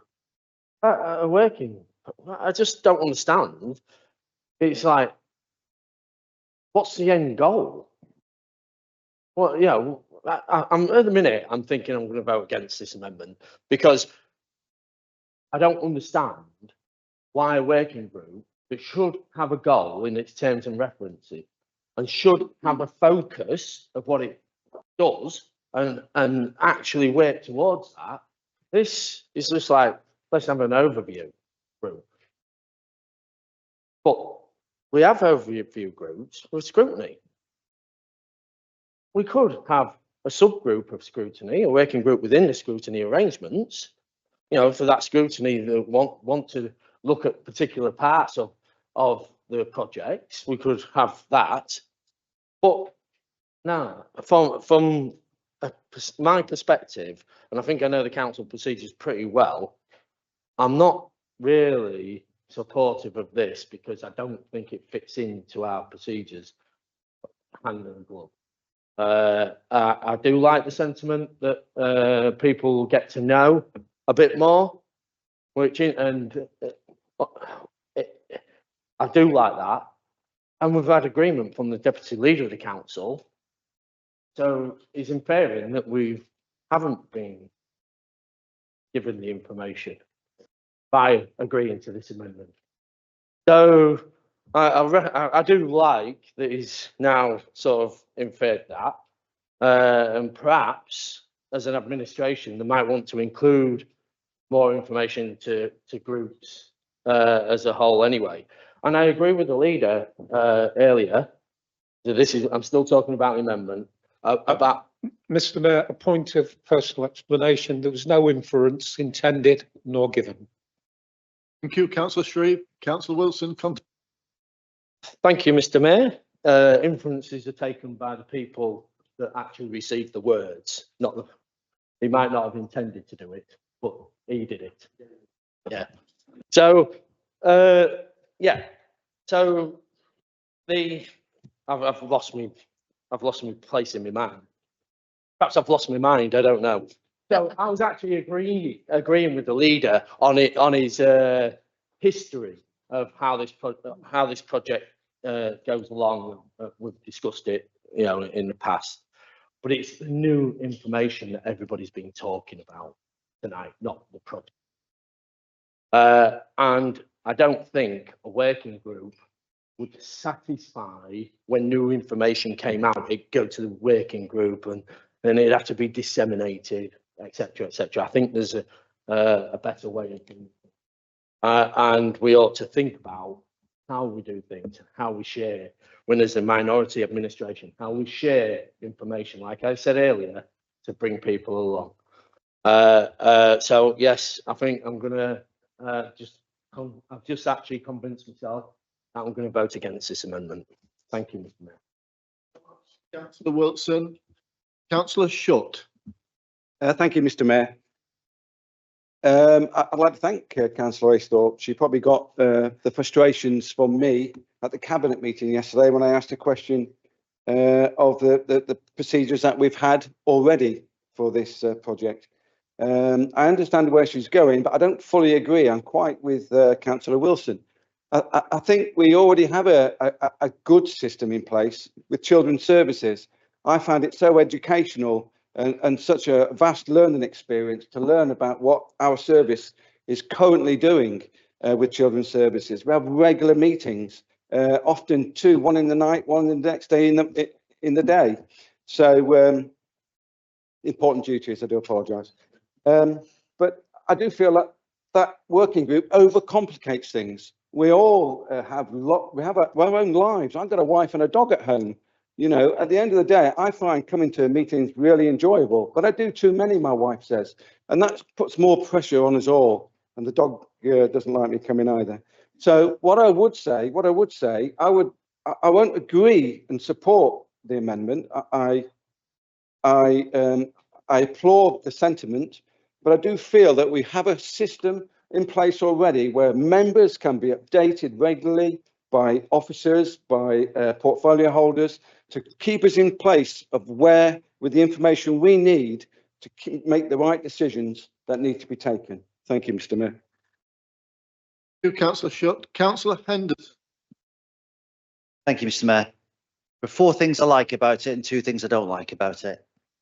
So I like the idea of working together. I think that's great. And I also like the idea and the potential to rebuild some of the trust that has been knocked. I think that's great. And I like the idea that we can shape the terms of reference for this group. And my 4th thing is I especially like that if this group gets the opportunity to clarify some of the language that's been bandied around today, like some of the assertions that we potentially might have to give money back. And officers, I understand, haven't asked that question yet. So if this group can clarify those kinds of things, I think that'd be a good idea. But the 2 things that I don't like are that we already have scrutiny. And as Councillor Jackson said, this isn't new. It's been through quite a consultative process. It's just that we don't agree. And we're never going to agree unless we get a substantial amount of new evidence, which Councillor Jackson and the team don't seem prepared to explore. So finally, the final thing I don't like is that this group, where it's got representation from other groups who aren't supportive of the scheme, is really just about reinforcing an idea that people don't necessarily agree with. And for my part, I wouldn't like to be part of a group that applies the Councillor Hendo kite mark of approval when I don't approve of it. I don't agree with it. And I don't want the illusion that I agree with it to be promulgated around the borough unless there really is a genuine group with genuine open terms of reference, genuinely addressing some of the issues that have been raised today. And I don't believe it will be, so I'm against it. Thank you, Councillor Henderson. Unless Councillor Holland. Yes, thank you, Mr. Mayor. And yeah, some of the principles of this, yes, I agree with, but I can't support this amendment because we're not looking at sort of new concepts. You know, we're looking at some of this is historical stuff. And I don't see what this gives that scrutiny doesn't already provide, to be honest. I think we just need to be better at scrutiny, to be quite frank. Scrutiny panels, there is a process there. We can ask questions, detailed questions.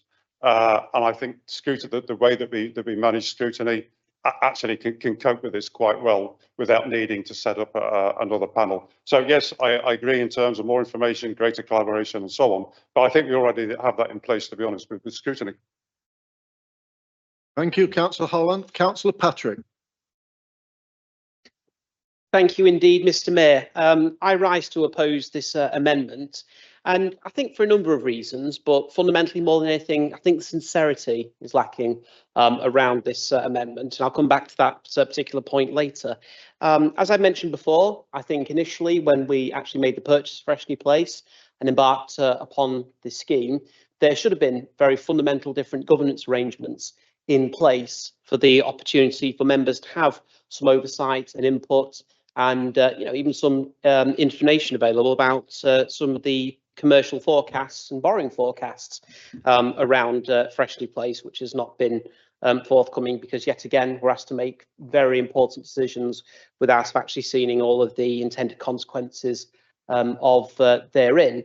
Namely around the changes of governance I particularly like to see is that on the cabinet subcommittee that governs Freshney Place, it's effectively able to change its own terms of reference at will, which is something I challenged back at Audit and Governance, and sadly that particular concern didn't actually go anywhere. So I'm not convinced that this group that's been proposed to set up is going to be more effective or deliver more accountability and scrutiny than the bodies we've actually got in place at the moment. I'm not actually convinced either it would even go far enough to actually explore the problems with the governance arrangements and the involvement with members on Freshly Place in a whole. So, if you like, we're a bit, unfortunately, a million miles away from the Goldilocks zone. The porridge is either far too hot or far too cold, and there's no just right, which I think maybe sort of sums up the Liberal Democrats as a party thinking about it. But I think where we are with the sincerity around this is just the one question that repeats over in my mind again and again and again. We've been through this for years, and why now? Why now all of a sudden, when there's been grumblings and moanings about the lack of involvement on Freshly Place, when this is before us tonight, a multi-million-pound issue, the Liberal Democrats all of a sudden have decided they want this all of a sudden. And I think the cynic in me, heaven forbid, Mr. Mayor, would say ultimately this is a bit of a sop. I think this is something that the Liberal Democrats will be able to go to the public to, go to the press to, and just say, oh yes, look what we got for you out of voting for this. Don't ignore that big risky thing that we actually voted for without all the information to hand, because we got you this. And I just feel so strongly that the public aren't going to buy that. They're not going to be fooled. And I think the proof of the pudding will be in the eating, namely that all the times while the Tories have been in charge of this council, when we've tried to set up select committees, working groups, etc., from this chamber, the Conservatives, I think, without question, have always voted them down. And I can see the Conservatives all of a sudden miraculously supporting this amendment, as if somehow they were aware of this amendment beforehand, like they've supported it, and perhaps some conversations have taken place behind the scenes to allow all of this to happen. You might think it's panto season. Thank you, Mr. Mayor. Speakers on the amendment before bringing Councillor Emerson to second.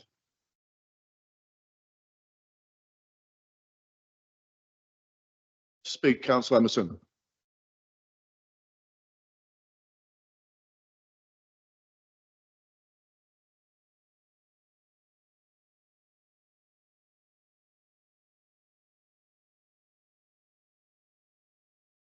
Councillor Emerson, can you please continue speaking while your microphone's you're on.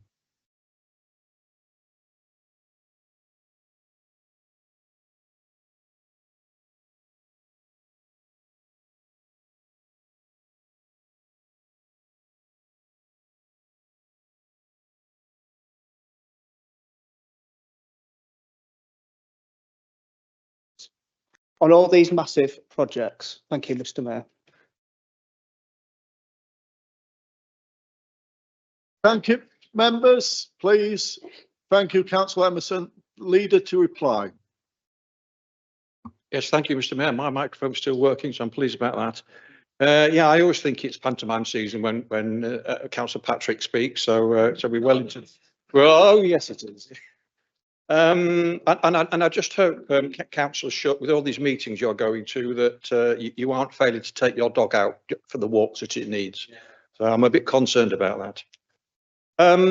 Okay, so I've listened to the debate on this tonight, Mr. Mayor. I mean, the several members have said that we already have adequate arrangements within scrutiny to be able to deal with all these issues. And yes, to some extent we do. But of course, if we set up a scrutiny working group, it has to be politically balanced. And that, of course, means that some of the political parties will automatically be excluded. And I think the whole idea of this, the working group that Councillor Aisthorpe is proposing, is that it will have representation on it from all groups on the council. So every group, every political group will be able to say they have the opportunity to scrutinise major projects and to have an involvement in how they move forward.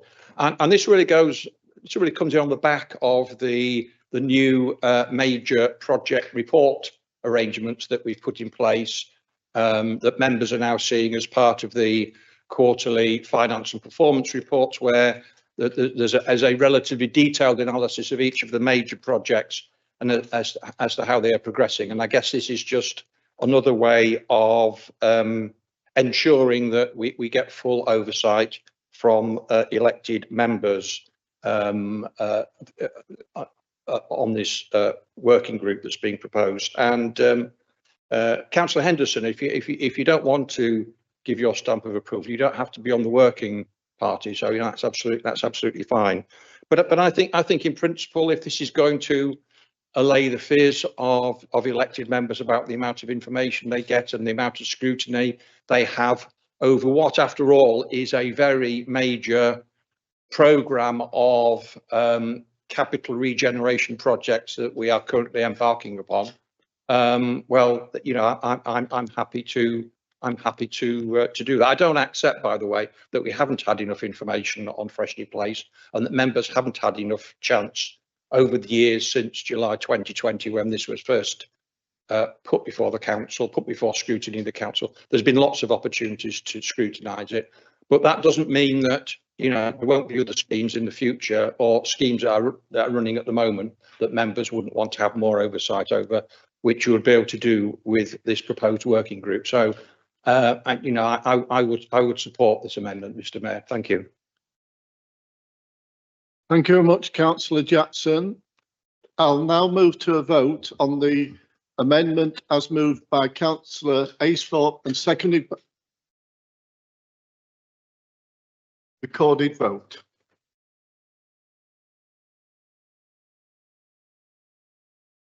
Thank you, Mr. Mayor. Thank you, members. Members are now voting on the second amendment. That amendment moved by Councillor Aisthorpe, seconded by Councillor Emerson. To summarise the substance for the avoidance of doubt, the amendment is to propose the formation of a regeneration oversight group established on a cross-party basis. The terms of reference to be finalised on the basis they are delegated to me in consultation with the leader and group leaders. That's the substance of the amendment. Those in favour of the amendment say for. Those against say against. Those abstaining say abstain. Councillor Aisthorpe. For. Councillor Augusta. Against. Councillor Besant. For. Councillor Bonner. Against. Councillor Boyd. For. Councillor Bright. Against. Councillor Cairns. For. Councillor Clough. Councillor Cracknell. Councillor Crofts. For. Councillor Dawkins. Councillor Downs. Against. Councillor Emerson. For. Councillor Farron. Against. Councillor Freeston. Councillor Harness. For. Councillor Hasthorpe. For. Councillor Henderson. Against. Councillor Holland. Against. Councillor Hudson. For. Councillor Humphrey. Councillor Jackson. For. Councillor Jervis. Councillor Kazmarek. Against. Councillor Lindley. For. Councillor Mill. Against. Councillor Morland. Councillor Parkinson. For. Councillor Patrick. Against. Councillor Pettigrew. For. Councillor Shepherd. For. Councillor Shreve. For. Councillor Shutt. Against. Councillor Sylvester. For. Councillor Swinburne K. For. Councillor Swinburne S. For. Councillor Wheatley. Against. And Councillor Wilson. Against.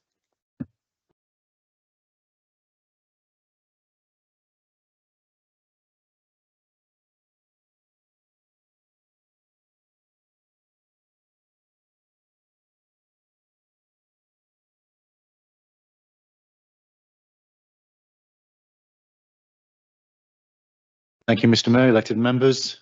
So the result of the recorded vote for the amendment proposed by Councillor Aisthorpe, for 21, against 17. The amendment is successful and the substantive motion stands amended.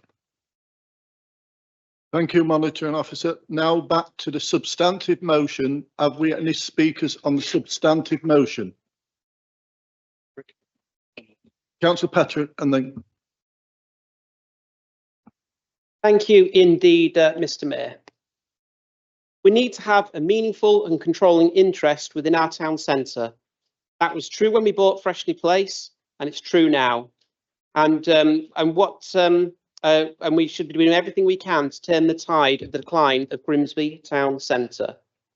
It was right for this council to acquire Freshney Place then, and it is now. My views haven't changed, which I'm sure the Conservative administration are glad to hear.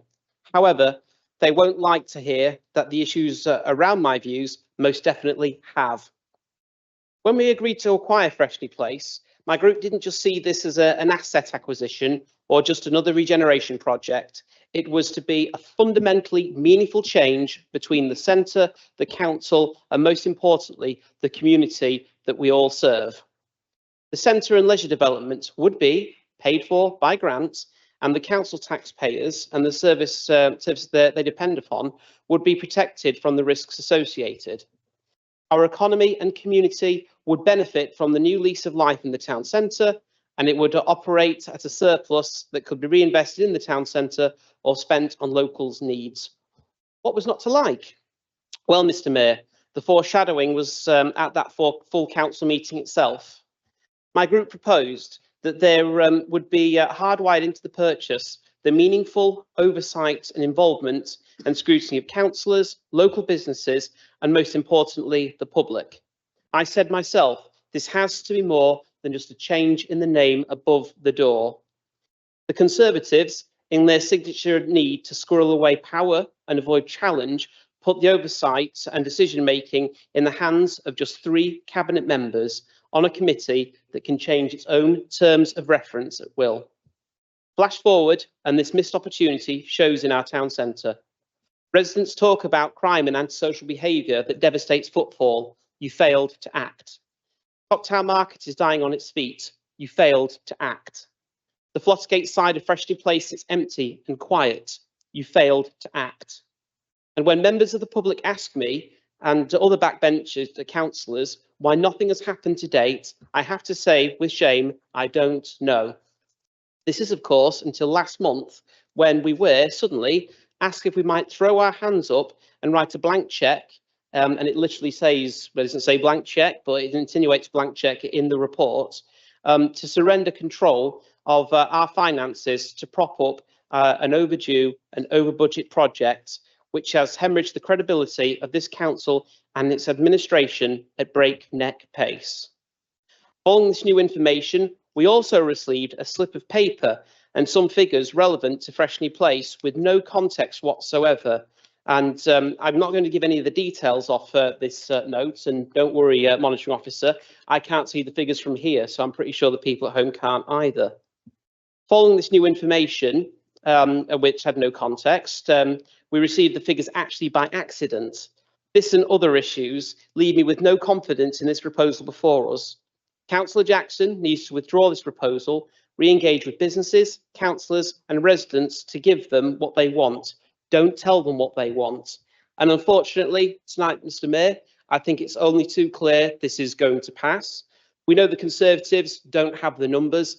They just need, counting the numbers effectively, just one ward to support them on top of their own numbers, and they will get this through.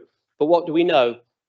The pathway to get this motion passed is not going to be through Freshney Ward or Yarborough Ward or West Marsh or South Ward or Sydney Sussex or Croft Baker, and it's definitely not going to be through Heneage Ward. It's going to be through East Marsh Ward. And I promise the East Marsh councillors, if they do, Councillor thank you, Mr. Mayor.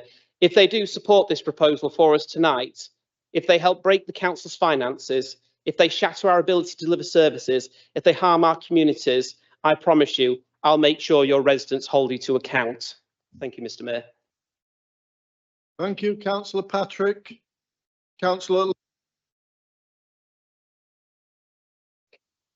Thank you very much, Mr. Mayor. And yeah, very interesting from Councillor Patrick there. I rise to support the report as amended. Mr. Mayor, when I arrived in Grimsby Town Station for the first time in 1990, I immediately knew then that that was somewhere I could live. It reminded me very much of my North East heritage, and the similarities could clearly be seen. Grimsby then was thriving. 34 years later, I look at Grimsby Town Centre and think to myself, what went wrong? 34 years of neglect, 34 years of underinvestment, retailers pulling the plug, reduced footfall, and rows of empty shops and units. But I can tell you that that is going to change spectacularly, Mr. Mayor. We are now presented with a once-in-a-lifetime opportunity, an opportunity to bring Grimsby into the 21st century and beyond. The acquisition of Freshney Place for many people is seen as a risk. Far from it. The Grimsby Town Centre master plan is ambitious and will deliver. We've already heard of the schemes and developments which are not only going to increase the footfall, but also deliver to the residents what they want. On site, the provider of the Horizon Youth Zone, due for completion next year, has a proven track record of supporting young people. And this support will see our young people off the streets and engaging in positive activities. No longer will Grimsby Town Centre be a no-go zone at night. A new cinema is also part of this ambitious scheme. One of my constituents in Scartho frequently writes to me on this very issue. He does not support a new cinema, saying it's not required and it'll be a white elephant. Far from it. Parkway themselves have had the best year of their tenure at Cleethorpes, and no doubt their market research would suggest very much a need for a cinema in Grimsby. Indeed, Parkway wouldn't just be paying rent on the new cinema, they'd also have to spend extensively to get it fitted out. So it's hardly something that they do on a whim. The eFactor Business Hub and the Diagnostics Centre will also promote increased footfall, as well as the new 130 house development on the Garth Lane. New and returning retailers, including Starbucks and Nando's, dare I mention them, reinforce the confidence of the retail sector. This administration is to be congratulated on securing funding to make all of this possible. And as the leader said earlier, we need to be brave. And yet we see some skeptics who say no, no, no. As I said earlier, this scheme is a once-in-a-lifetime opportunity to put the great back into Grimsby. And if we choose not to go ahead, then the funding that's been secured won't go back into council coffers. It'll go back to where it's come from and given to someone else who has the drive and ambition to get things done. We simply can't let that happen. So to that effect, Mr. Mayor, I'll be supporting the scheme. Thank you very much, Mr. Mayor. Thank you very much, Councillor Lindley. Councillor Acethorpe. Thank you, Mr. Mayor. I rise to speak on the report with the added amendment. It's certainly... Councillor Acethorpe. Yeah. I've been advised you can't speak on... Just to be clear, Mr. Mayor, your amendment was successful, Councillor Acethorpe. You're therefore deemed to be the mover now of the amended substantive motion. And just to be really clear, that means you get to sum up at the end, but otherwise can't speak. Okay, hope that's helpful. Thank Mr. you. Mayor. Emerson. Thank you, Mr. Mayor. This scheme has been on the agenda for far too long.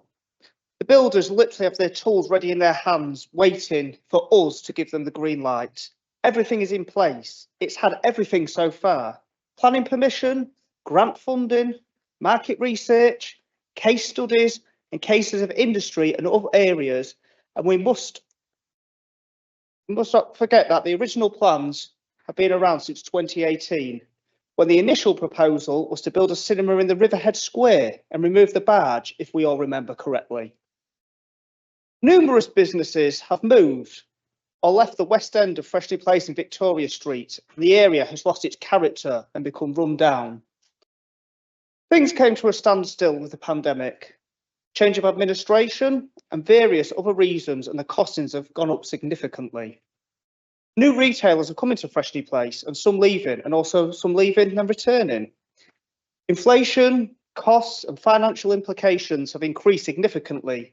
Although some of these are inevitable, there is the conscientious that poor management, lack of accountability, dither and delay have all been negative aspects and impacts of this long drawn-out scheme, and there's a real risk of a dead town centre and business simply setting up shop elsewhere in out-of-town retail parks, including unsuitable and inaccessible locations such as on Greenbelt land. I often see other areas thriving and often think, I wish Grimsby could be like that. And on the reverse, see very deprived and derelict areas and think, I hope Grimsby doesn't ever go this way. One example is the modern Paphos Mall, which has underground parking, leisure, retail and dining all under one roof, and even a large supermarket inside. Grimsby Market needs a desperate uplift, and modernising, we should all be encouraging local goods and services and attracting locals to set up pitch. But equally should also be attracting the big names to entice people into town and offer a wide selection to all interests and demographics. For example, I personally like to see a children's soft play area, similar to the one that closed down on the Riverhead, a children's party venue, something for the gaming community, indoor event space, specialist indoor sports facilities. I could go on and on and on. The risk of simply doing nothing will be to waste all of the work, aspiration and funds already out in this scheme, and to be seen as weak and uninspirational. Handing back all the grants back to government will be a very weak, poor and cowardly move, and further bring our area into decline. Business, leisure, tourism, investment and jobs will simply go elsewhere. This is a once in a generation opportunity to turn things around. Take a grasp and bring modernity, jobs and a clean, fresh approach and sense of pride and ambition to our derelict and declining area. Let's not dump it on a whim and put the area back by decades even further. We must not play the blame game any longer and point the finger at officers, past and present administrations, and playing petty and nasty party politics, all of which, yes, I have been guilty of at different periods of time, I must admit, both past and present. This scheme is for the benefit of all our residents, visitors and future generations. Let's get it right now. Mr. Mayor, I have a positive drive and vision for our area. However, I must stress that I'm all in favour for the scheme, not for the party politics and that of others, as some overly assert and assume that I am.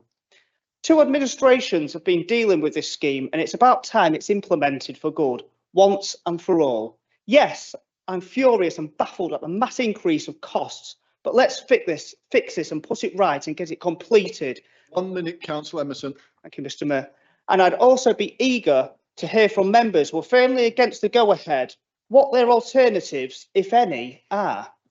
Therefore, given all of what has been outlined, I've come to a decision to reluctantly support this scheme. However, we must make sure future and current projects get addressed at the earliest intervention to reduce spiralling costs, dither and delay, poor management and leadership, and get completed sustainably for the benefit of all. Thank you, Mr. Mayor.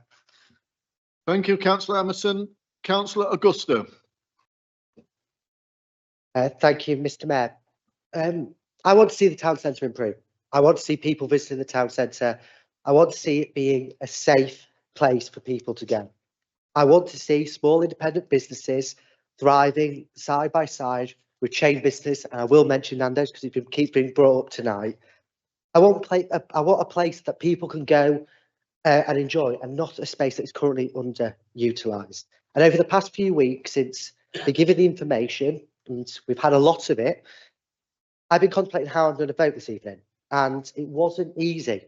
It's probably been the most difficult decision I've had to make yet as a councillor. And a part of the decision made and the decision that I've come to comes down to something a resident said only to me a few weeks ago. The resident said to me, how can you justify this amount of spending for the town centre? This resident doesn't live more than 5-10 minutes away from the town centre, yet doesn't feel consulted, didn't get brought along with the messaging the council led with, and feels like she will be left to foot the bill. And yesterday I went out with a group of other members and we walked around Freshley Place. I saw the vision. I saw what they believe can be achieved.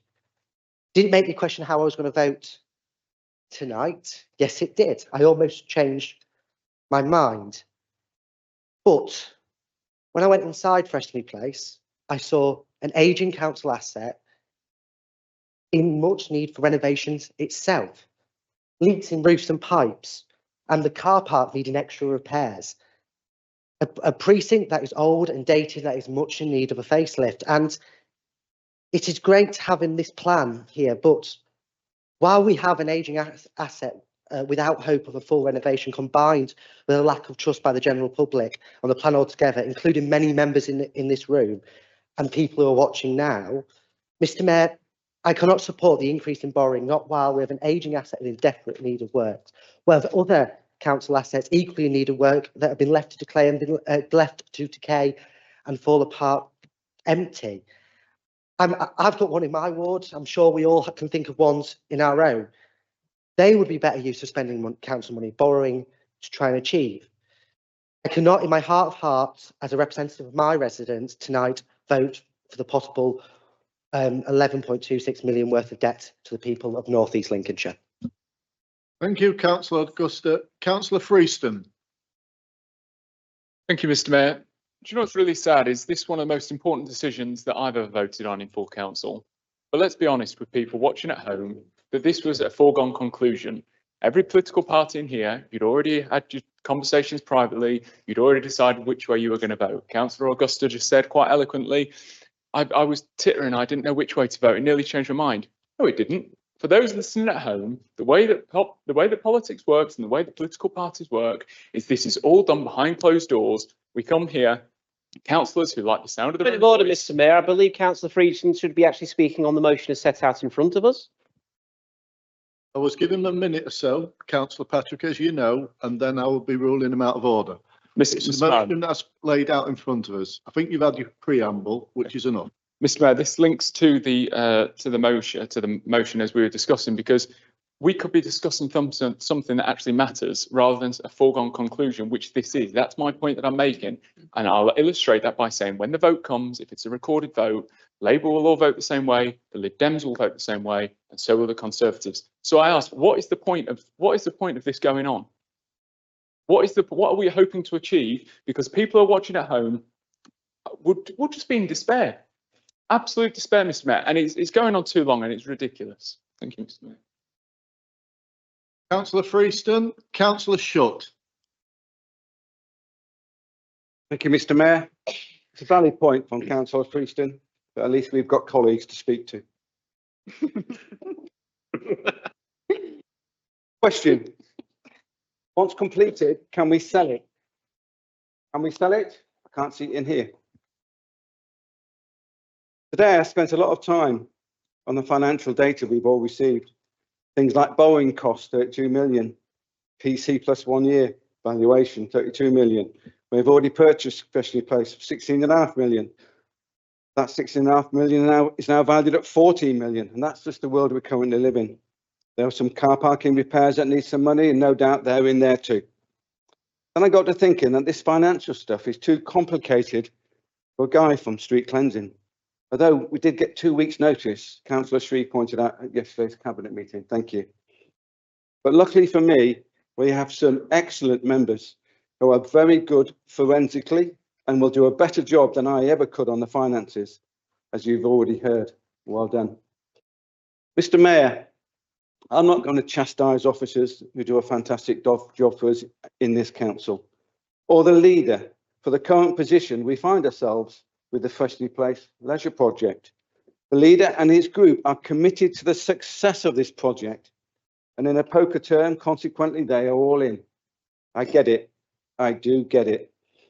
But what frustrates me so much, and they've already sensed it already, is that when I voted in support of this purchase of Freshly Place 2 years ago, like many of my colleagues have already expressed this evening, I wanted it to work. I really did want it to work. Once purchased, members should have had an open and transparent details on all aspects, as costs, repairs, delays, and especially financial implications. Trust us, leader, trust us. The regular children's service meetings and updates, I've already alluded to this, have been so valuable in helping you understand where we are and where we're going in that service. Why couldn't that have been applied to this? And then we wouldn't have been hit 2 weeks before with more data than even an accountant can go through, probably. We'll discuss with that later, Councillor Shreve. Members and officers on a journey together, wouldn't that have been better than 2 weeks' notice for such a huge decision on Freshly Place, especially as the leader has stated the importance for him and his group and for us all in this room of this decision.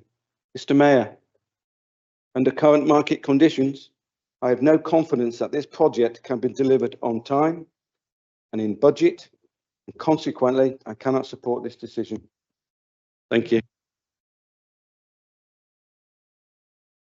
Thank you, Mr. Mayor. Just looking at the initial application for this scheme that went into central government, and two things jump out for me. First thing is, and I quote, "The project team has a good understanding of the delivery costs associated with the scheme, and therefore is assured that the grant amount requested is proportionate and is limited to the objectives and activities it's seeking to address." Shall I leave that there? We're quite away from that, aren't we? Next one, right? Next one. "The scheme has not generated any opposition." Well, this hasn't really felt like that kind of discussion tonight. And listening to, so I have some sympathy with what Councillor Freeston said, but actually my hope's not necessarily in the members, it's in the officers. I think the officers do a brilliant job and act with high integrity and work really hard on this thing. And I think that there are some officers in the room tonight who might be listening to the debate and reflecting on how they might take this project forward. And I've got every faith in that. I think that Councillor Emerson's characteristic of very emotional, dithering, delay, do they really characterise 2 years of a Conservative cabinet being in charge of this project, dithering and dallying? If that's what you think, Councillor Everson, then I wouldn't really be rushing into voting for this. And in fact, you're not rushing into it because they must have some thumbscrews on you, because you said reluctantly, which is hardly a ringing endorsement, is it? And I think all this points to actually the rhetoric in the debate, which we need to set to one side. Nobody is saying dump the scheme. Nobody is saying that. What we're doing is we're saying we should do what all businesses do, which is adapt and survive. Market conditions change. Reviewing your options is a good idea. Being sure on your investments is a good idea. And as for the issue of handing the money back and suggesting that suddenly it will disappear back into central government coffers, that is an unsubstantiated assertion. So in our briefing that we had with council officers, we asked that question. We said, because Councillor Jackson said to the Grimsby Evening Telegraph when he bought Freshney Place, he said, we can flip it and we can sell it anytime we like, we'll get our money back. That's what he said. So we challenged officers and we said, is that really true? Does the money come back into the council or does it go back to central government? They didn't know. They'd not asked the question. They'd not modelled the scenario. They'd not thought about the impact of that money being clawed back and reused internally. Now, they may have done on some secret gold paper that only 2 people have seen and their dog, but certainly I haven't seen that information in order to evaluate it, and neither has anybody else. So it's no surprise that we've got that breakdown in trust that Councillor Wilson referred to earlier on. So I'll be voting, no surprise, spoiler alert, Councillor Jackson, against this, and I'm sure you don't care. But there are people around the ward who care, and you'll find out unless you start delivering. Henderson, you're spending more time speaking to the leader than you are to the mayor. I'm so sorry. So Mr. Mayor, my final point would be that I'd like to see a proposal that delivers measurable, tangible benefits to the people of Grimsby, Cleethorpes and Immingham over a 6, 12 and 18-month period as part of this proposal, so we can go back and we can say, we decided in haste, without full possession of the facts, but this is the benefit you're going to get, and we can be held to account for it, or Cabinet can be held to account for it. Thank you. Councillor Anderson, Councillor Holland.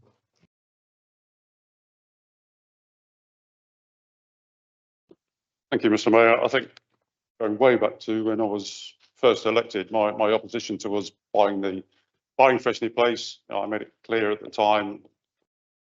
Public money does one thing, private money does another, and I think at the time we were led astray by consultants. That view hasn't changed, I have to say. And if we'd been looking at some sort of joint venture agreement at that time, then I could have supported it. The money would have gone a lot further. And what's the end game here? What is the end game? Because our debt in back just in 2019 was 100 million. Seems to be extremely high. 26, it's going to be 200 million. We're using all our borrowing. We're putting all our eggs into one basket, and we've been asked to approve future borrowing that's not even quantified. Does anybody in this room think that that's how a major tender board in any company would operate? Of course not. They would say, there's your budget cover, go and spend it. If you spend it and you need more, you come back, and then we'll look at the revised business case and you'll get more money. And I've seen it time and time again. I wouldn't, if this was my money, I wouldn't approve future unknown borrowing. So why should I want to do that with public money? So in terms of the end game, what's going to happen? Well, we're going to end up, when all the public money is spent, with a good realisable asset. I've no doubt about that. And then what are we going to do? Because we need a lot, millions and millions of pounds for the transport hub. And it's no point going to the government and saying, can we have a lot more money for the transport hub?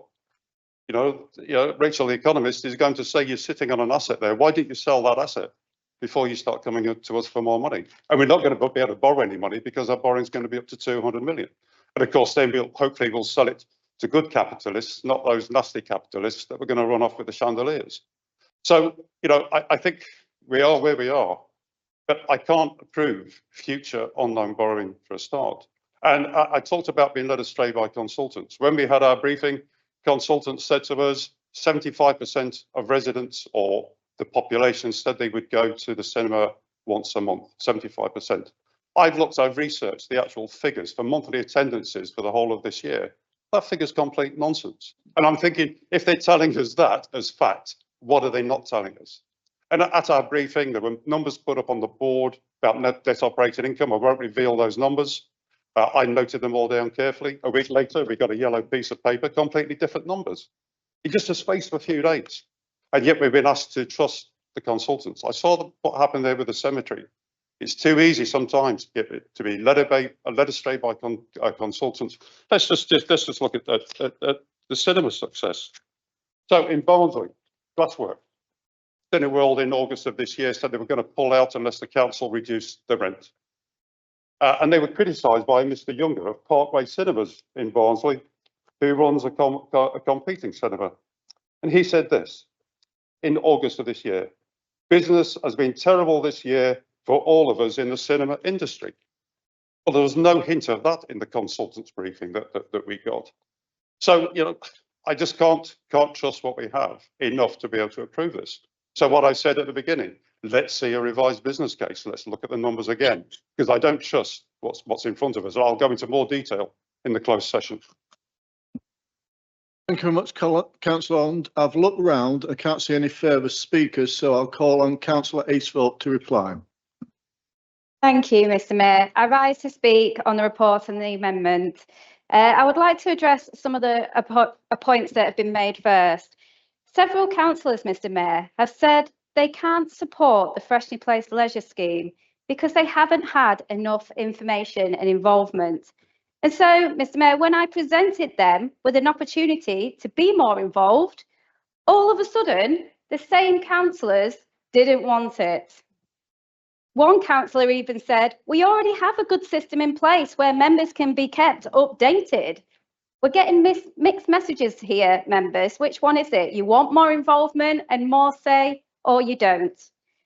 Councillor Wilson said that he doesn't understand what the working group is intended to do. Mr. Mayor, I'll make it more clear if I can. Creating a process that adds accountability, transparency and collaboration to every stage of this project and other regeneration plans is what it is intended to do. This group will bring together our different perspectives, identify risks early and help us make well-informed decisions for the benefit of the borough. I thought that's what you were asking for.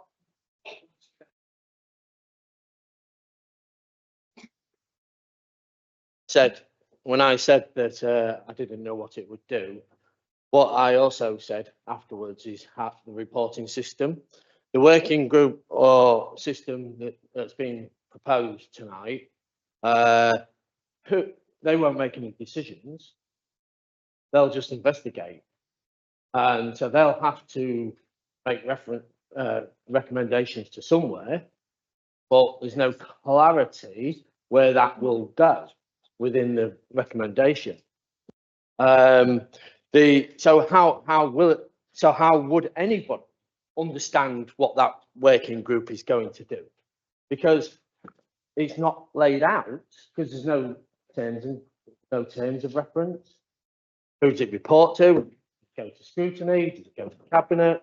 Does it go to the leaders of the groups? Where does that report to? So it's quite clear. It's quite clear in my explanation of why I don't understand what it will achieve, rather than the. Councillor Wilson, Yeah. can you please finish now? Yeah, I am doing it, you can tell. Rather than what's being said in my name, that it's going to do this, this and this. Thank you. Councillor Aceford. Thank you, Mr. Mayor. Councillor Wilson, I was clear in the points of terms of reference. In the amendment, I did say the terms of reference of the working group and cross-party membership agreements to be delegated to the Chief Executive to finalise in consultation with the leader and group leaders. So it's something that we could have all discussed together, but I guess you don't want it. Mr. Mayor, if members truly believe in improving outcomes for Grimsby, then they will recognise the value of this scheme and the amendment. Let's move past unhelpful speculation and focus on what really matters, Mr. Mayor, delivering for our town and its future. Thank you. Thank you, Councillor Aceford. We now move to the vote on the amendment as moved. Yeah. Mr. Mayor, it's getting late. That's already been dealt with. So, members, please. Members, please. Quiet. There are two procedural points for you to consider. Firstly, given the allotted hour and given the amount of business left on this agenda. Firstly, Mr. Mayor, I advise you to consider moving the suspension of standing orders now to take the meeting beyond 10 p.m. Do you so move? I move that. Is that seconded from the floor? I'll second that, Mr. Mayor. And can members now vote? All in favour? So standing orders take us now beyond 10 o'clock, duly suspended.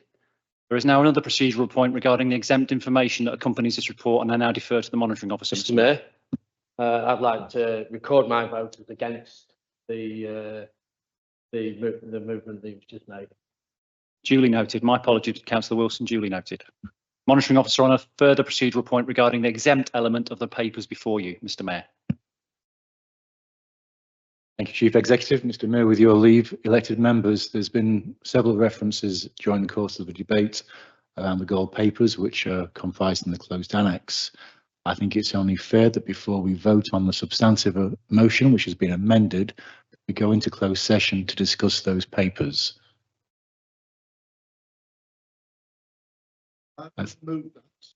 Is that seconded?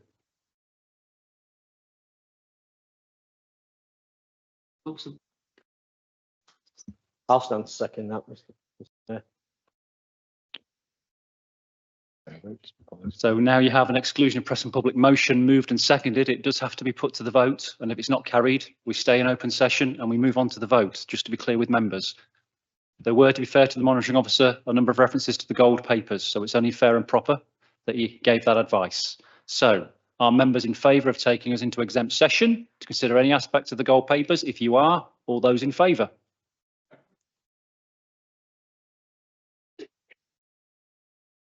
That would require 6 members to stand, Mr. Mayor. Councillor Freeston is one.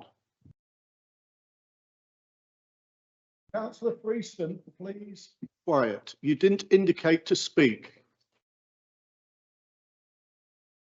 I understand the enormity of the issue, Mr. Mayor. I'm advising on procedure. That's 2, that's 3, Mr. Mayor. 3. So now we want a recorded vote on whether we move exclusion of press and public. All those in favour to... It's a recorded vote, Mr. Oh, sorry.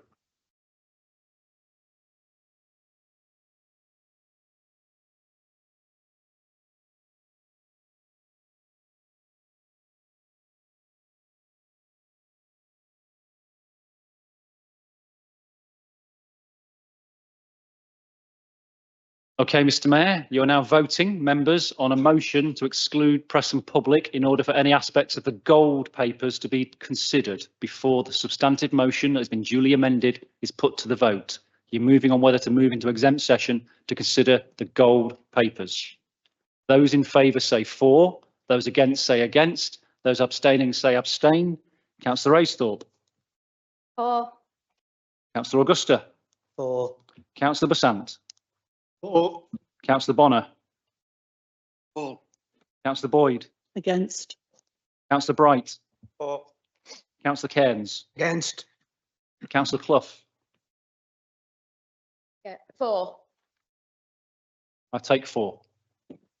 Councillor Cracknell. Councillor Crofts. Against. Councillor Dawkins. Against. Councillor Downs. Against. Councillor Emerson. For. Councillor Farron. For. Councillor Freeston. Councillor Harness. Against. Councillor Hasthorpe. Against. Councillor Henderson. Against. Councillor Holland. For. Councillor Hudson. Against. Councillor Humphrey. For. Councillor Jackson. Against. Councillor Jervis. For. Councillor Kazmarek. Against. Councillor Lindley. Against. Councillor Mill. For. Councillor Morland. For. Councillor Parkinson. Against. Councillor Patrick. For. Councillor Pettigrew. Against. Councillor Shepherd. Against. Councillor Shreve. Against. Councillor Shutt. For. Councillor Sylvester. Against. Councillor Swinburne K. Against. Councillor Swinburne S. Against. Councillor Wheatley. For. And Councillor Wilson. For.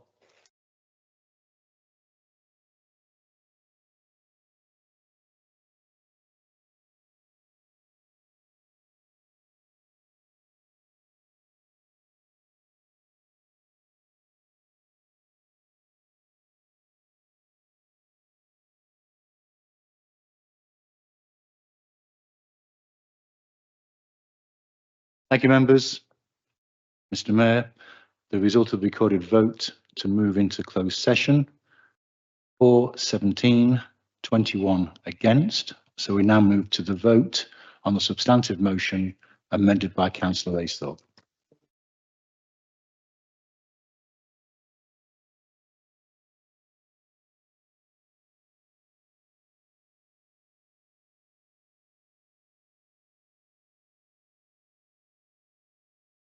Thank you, Mr. Mayor. Thank you, members. I think we're familiar with the procedure now, but for the avoidance of doubt, members are voting on the substantive motion as amended.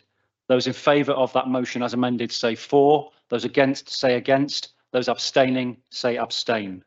Councillor Aisthorpe. For. Councillor Augusta. Against. Councillor Basant. For. Councillor Bonner. Against. Councillor Boyd. For.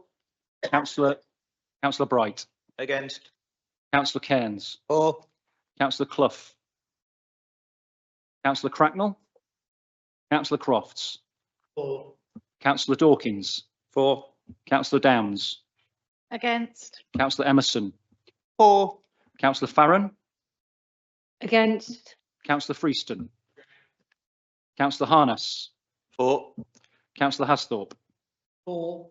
Councillor Henderson. Against. Councillor Holland. Against. Councillor Hudson. For. Councillor Humphrey. Against. Councillor Jackson. For. Councillor Jervis. Against. Councillor Kazmarek. Against. Councillor Lindley. For. Councillor Mill. Against. Councillor Morland.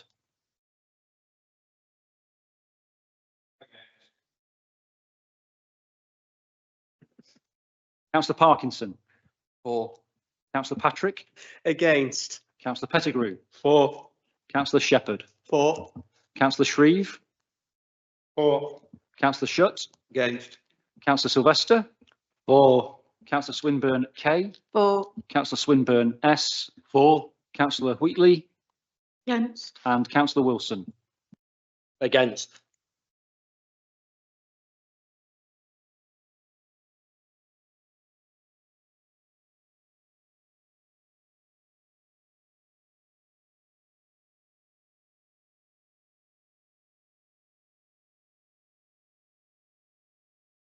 Thank you, Mr. Mayor, elected members. So the result of the recorded vote on the substantive motion, which stood amended by Councillor Aesthorpe's amendment, for 20, against 18. The motion as amended is now carried. Thank you.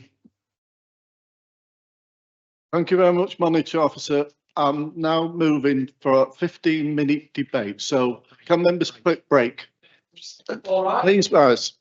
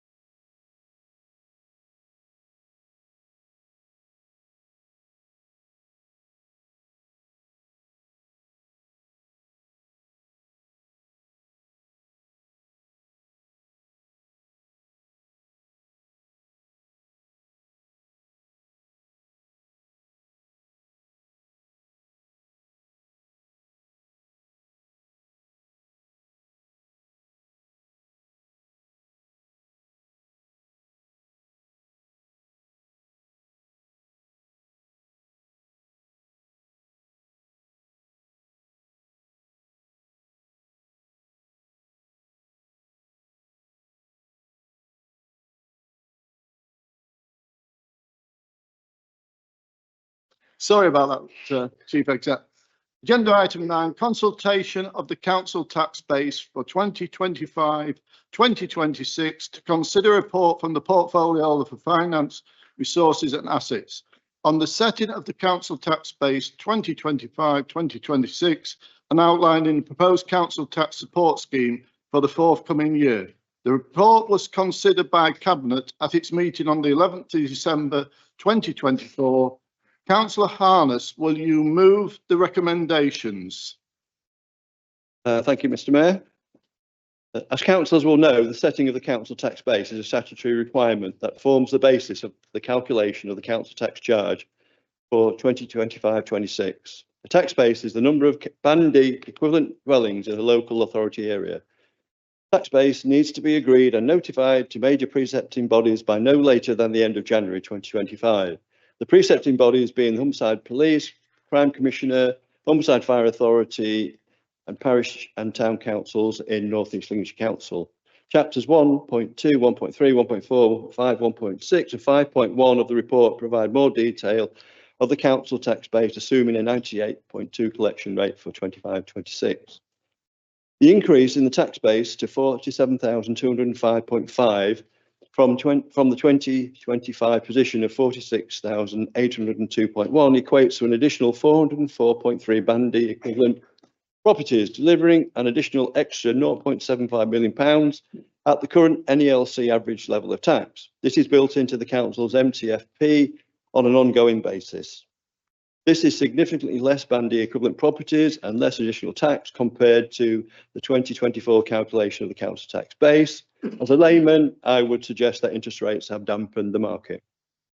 Turning to the council tax support scheme, the current cost of the council tax support discount is 11.5 million, of which 55% or 6.4 million is mandatory and relates to pensioners. The remaining 5.1 million or 45% of the caseload relates to those entitled to council tax support, including those who are disabled.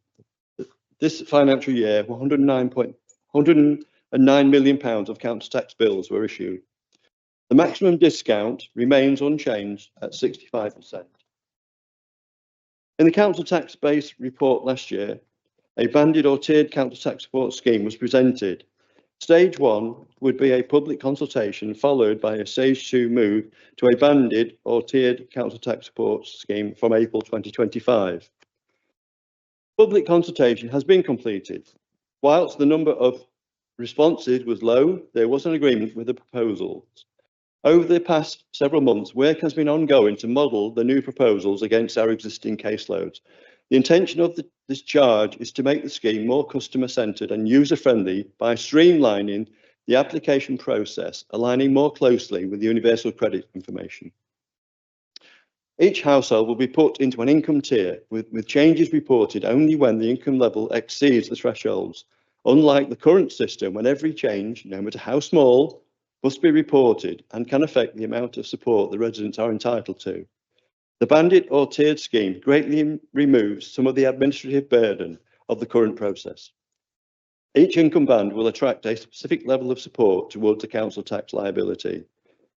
Changes lead to less consumer contact. A robust sample claims checking process will need to be implemented to ensure that entitlement remains correct and that fraud does not enter the system. A copy of the briefing paper can be found at Appendix B. Option 2 is recommended to Council as being near to cost neutral as is possible. The anticipated annual scheme implementation saving to the Council is £131,000. In November 2024, there were 349 empty properties which have an additional empty property premium attached to their account. This accounts to £0.8 million of council tax billing as of the 1st of November 24. I turn to the foster carers discount. North East Lincolnshire Council and corporate parent partners are committed to supporting foster parents. To recognise the dedication of foster families, a council tax relief is proposed. For eligible mainstream foster carers, the relief will be 100%. And for eligible short break foster carers, 25%. This impacts approximately 100 households at this time and reduces the council tax income by £143,000. Despite a loss of income, I am sure Council will support this initiative that was approved by Cabinet on the 21st of August 2024, and implementation would be from April 2025. Lastly, moving on to single person discount. A complete review of the recipients of the single person discount has been undertaken during the current financial year. Following the review, it is anticipated that approximately £500,000 of single person discounts will be removed, covering over 2,000 households. As detailed in 2.4 of the report, 26,673 properties as of the 18th of November 2024 claimed the single person discount, reducing their council tax charge by 25%. I think that's enough from me, Mr. Mayor, so I move the recommendation as laid out. Thank you, Councillor Harness. Do I have a seconder? I rise as to second, Mr. Mayor, and reserve the right to speak. Thank you very much, Councillor Jackson. Councillor Patrick. Thank you indeed, Mr. Mayor. Another gripping speech there into the council's finances by Councillor Harness. I'm very glad to see there was mention there of the single person's discount actually remaining a statutory implement within this borough, because I think we were worried there for 5 minutes.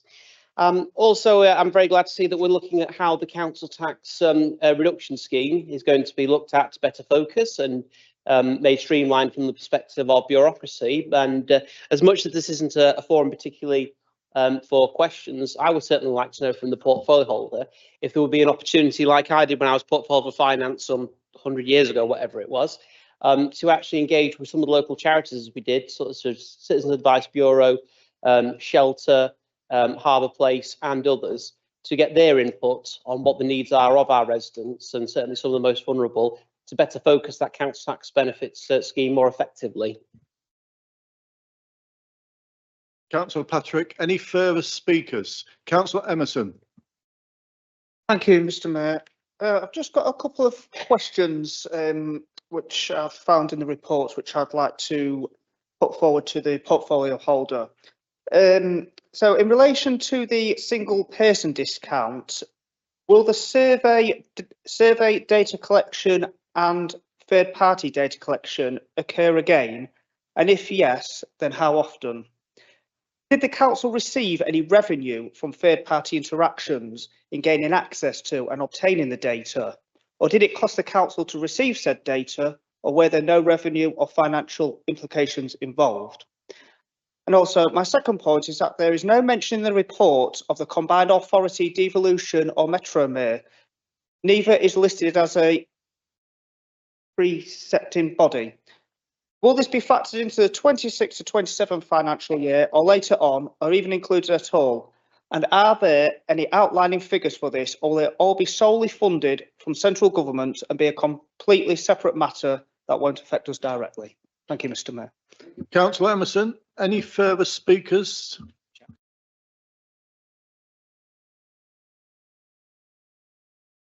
Thank you, Mr. Mayor.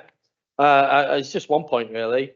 The 131,000 savings, it is a question, and it'd be nice if there could be in the right of reply an answer. If not, I know this isn't the question forum, but is that efficiency savings, or is that savings from people, not qualifying? Thank you. Councillor Wilson. Councillor Jackson, you reserve your right to speak. Councillor Harness to reply. Thank you, Mr. Mayor. As Councillor Patrick will know, I'm quite happy to engage with anybody, any person on issues, and he well knows that.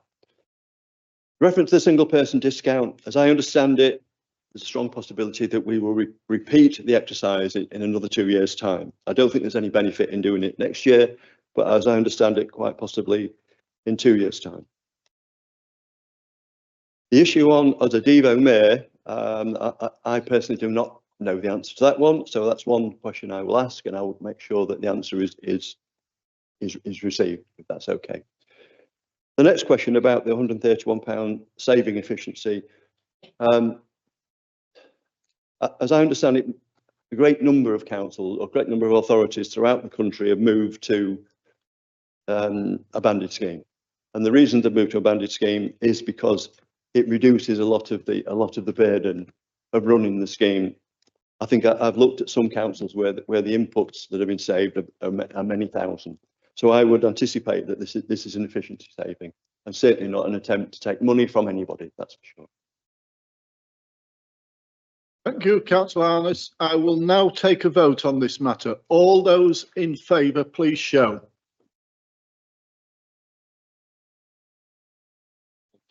Clearly carried, members. Agenda item 10. Treasury H1 Report 2024-2025 to consider a report from the portfolio holder for finance, resources and assets containing details of treasury management arrangements, activity and performance during the year 2024-25 financial year. This report was considered by Cabinet at its meeting on the 11th of December 2024. Councillor Harness, will you move the recommendations? Thank you, Mr. Mayor. I certainly will. And in my haste, I forgot to offer season's greetings to everybody. I recently reported the quarter two report to Cabinet prior to it being scrutinised at scrutiny, and that was forecasting a 1.5 overspend against budget with 2 quarters of the financial year to go. The H1 Treasury Outturn 24-25 report builds on the quarter two and contains details of Treasury management arrangements, activity and performance during the 24-25 financial year. During the period covered, the Council complied with its legislative and regulatory requirements. The table on the first page of the executive summary highlights the prudential and Treasury indicators. The table on page 7 of the report highlights the Council's gross borrowing position against the capital financing requirement. That Council has complied with its prudential indicator and are on target to achieve the original forecast.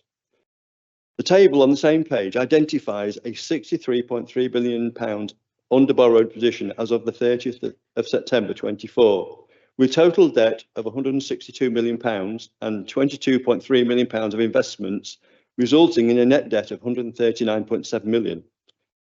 It is to be noted that the borrowing levels were projected to be £212 million at the end of the 24-25 financial year, when the TMS was set in February 24. At H1, this outturn is now projected to be £182 million. The capital programme requires £54 million of borrowing over the next few years and £35 million of maturing loans that will require replacing. Borrowing strategy remains unchanged by using spare cash balances and short-term loans from other authorities, as detailed on page 11, to avoid being locked into longer-term borrowing at a time when the Bank of England interest rates are high and are anticipated to fall in the future. All types of borrowing strategies are being kept under review.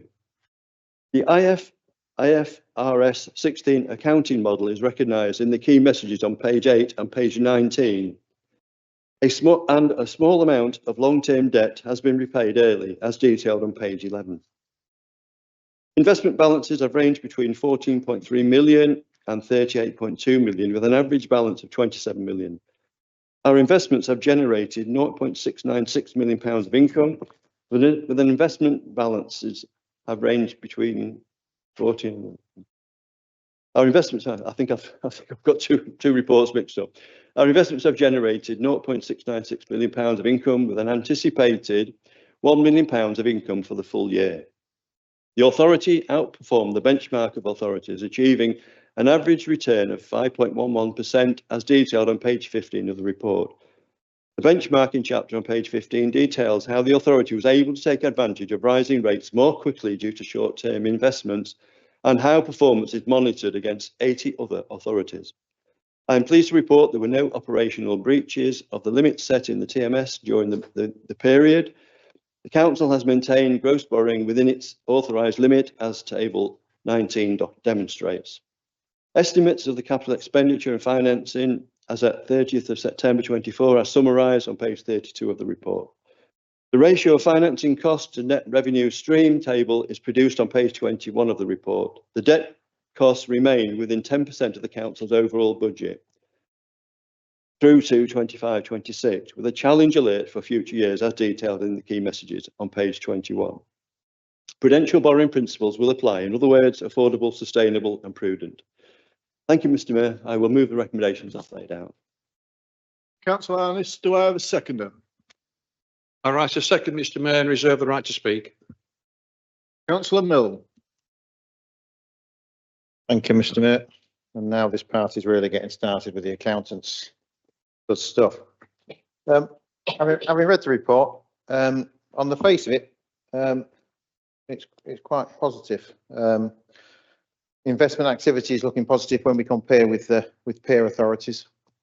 We seem to be taking less risk, getting a better return, etc. So that was a real positive. But then, as I continue to read through the report, I started to see quite a lot of reference to increased borrowing.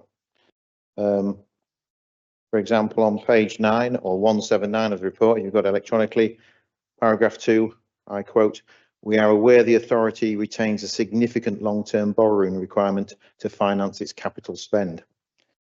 And in paragraph 3 of that same page, I quote, "It is anticipated that further borrowing will be undertaken during the 24-25 financial year."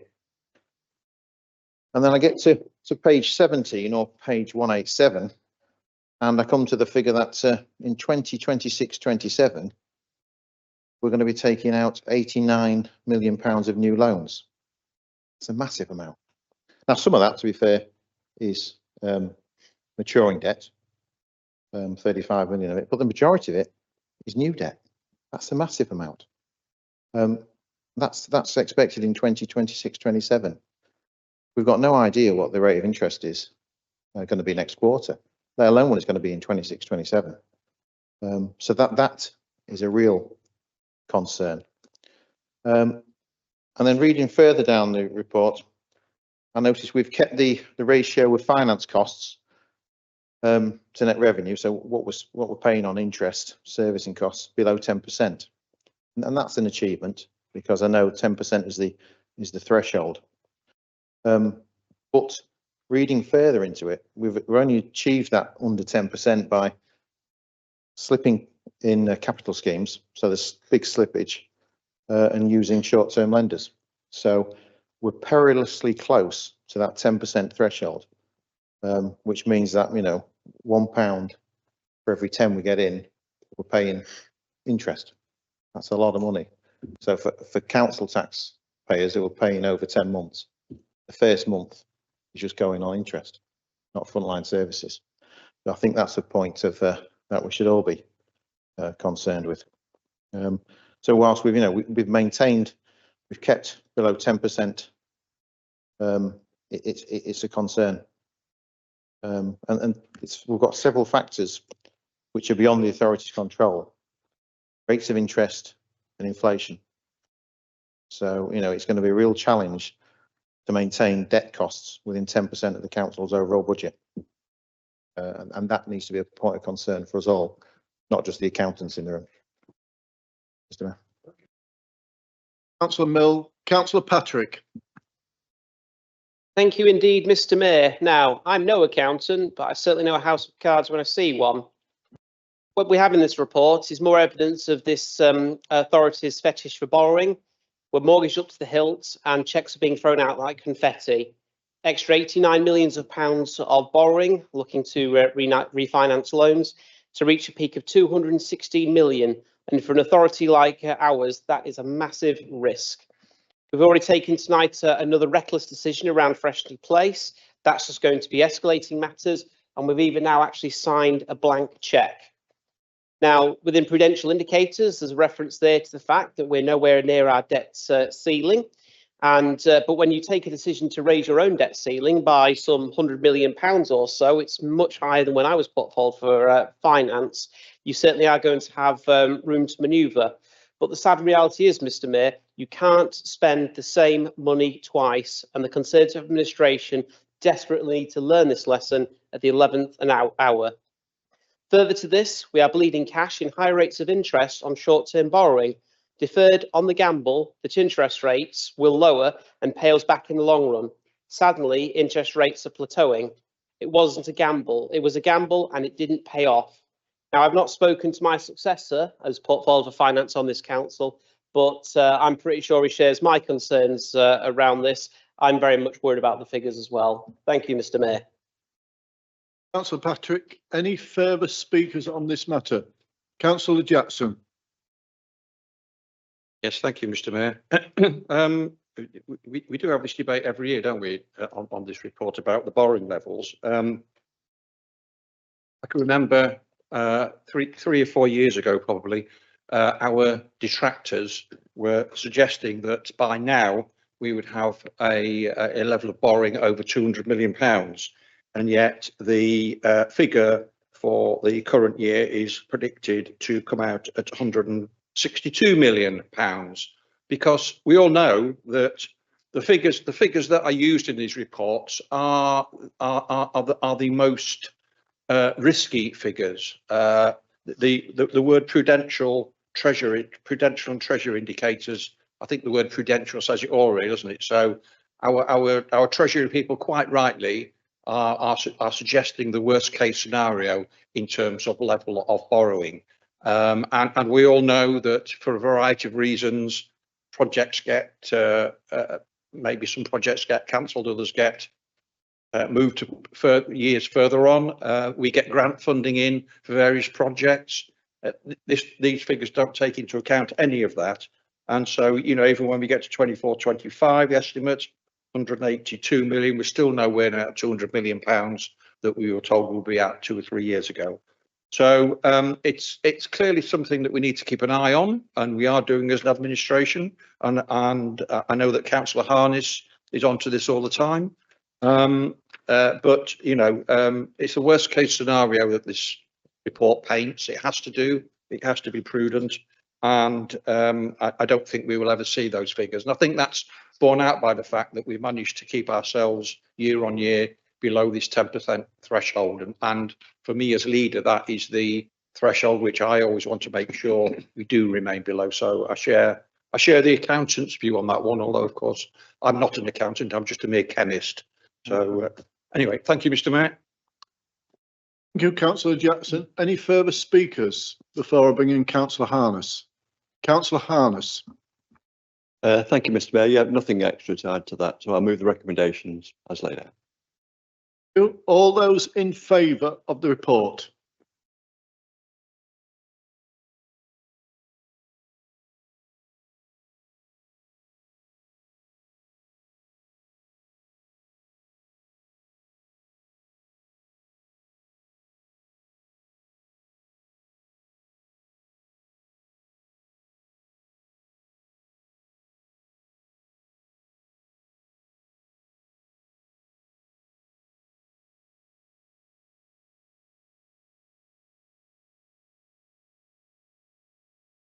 Thank you, members. Agenda item 11, statutory officer designations. A report from the Chief Executive seeking confirmation of statutory officer designations relating to the appointment of the statutory scrutiny officer and the deputy electoral registration officer for North East Lincolnshire Council. Councillor Jackson, will you move the recommendations? Yes, thank you, Mr. Mayor. Following the retirement of the former Assistant Chief Executive, two posts have become available within the organisation that need to be filled. One is the Statutory Scrutiny Officer and the other is the Deputy Electoral Registration Officer. And members will see in the report the members of the staff who are it is proposed will take on those particular roles in future within the authority, and I will move the recommendations. Thank you, Mr. Mayor. Do I have a seconder? Yes, Mr. Mayor, I rise to second the recommendations. Any members wish to speak on the matter?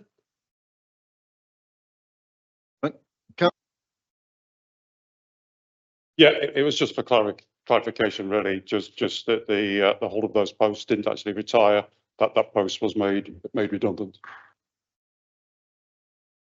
Very much, Councillor Holland. Would you like to reply, Councillor Jackson? Yes, Mr. Mayor. And I'm not an HR expert, but my understanding is when that post was made redundant, that was the post of the Assistant Chief Executive, but we still have these two statutory roles within the council which have to be filled. Thank you very much, Councillor Jackson. All those in favour of the report?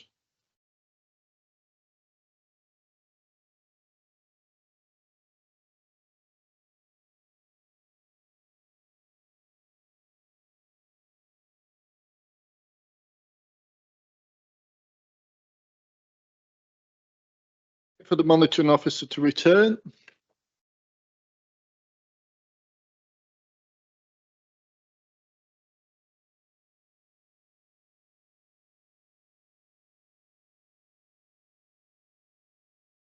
Agenda item 12, appointment of Greater Lincolnshire Combined Authority Returning Officer and the appointment of the local returning officer for the mayoral election on 1st of May 2025.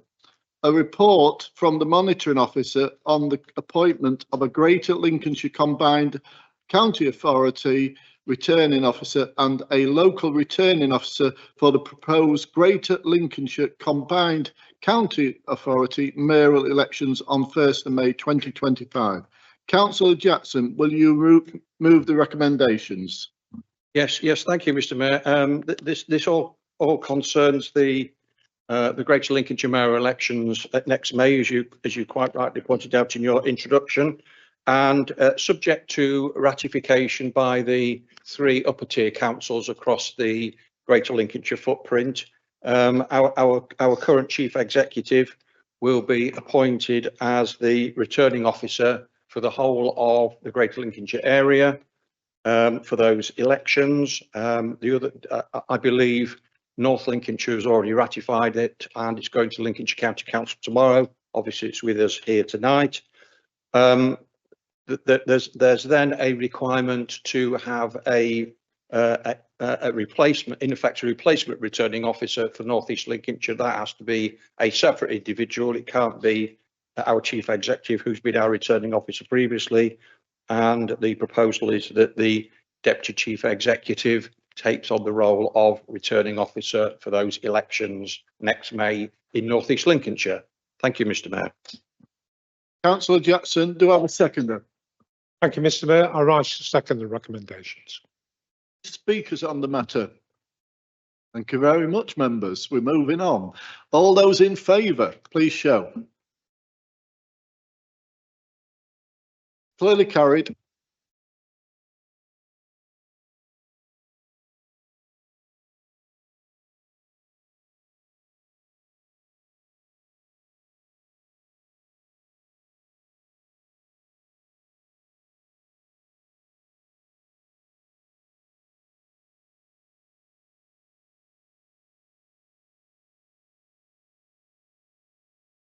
Agenda item 13, dispensation section 85 of the Local Government Act 1972. Report from the Chief Executive recommending the provision of a special dispensation under the section 85 of the Local Government Act 1972. Councillor Jackson, will you move the recommendations? Yes, thank you, Mr. Mayor. Members will see that the recommendation is that the special dispensation be applied to Councillor Haggis, and I will move that, Mr. Mayor. Thank you very much, Councillor Jackson. Do I have a seconder? Yes, Mr. Mayor, I rise to second the recommendations. Very much, Councillor Shreve. Do I have any speakers on the matter? Are we all in favour of that? Please show. Clearly carried.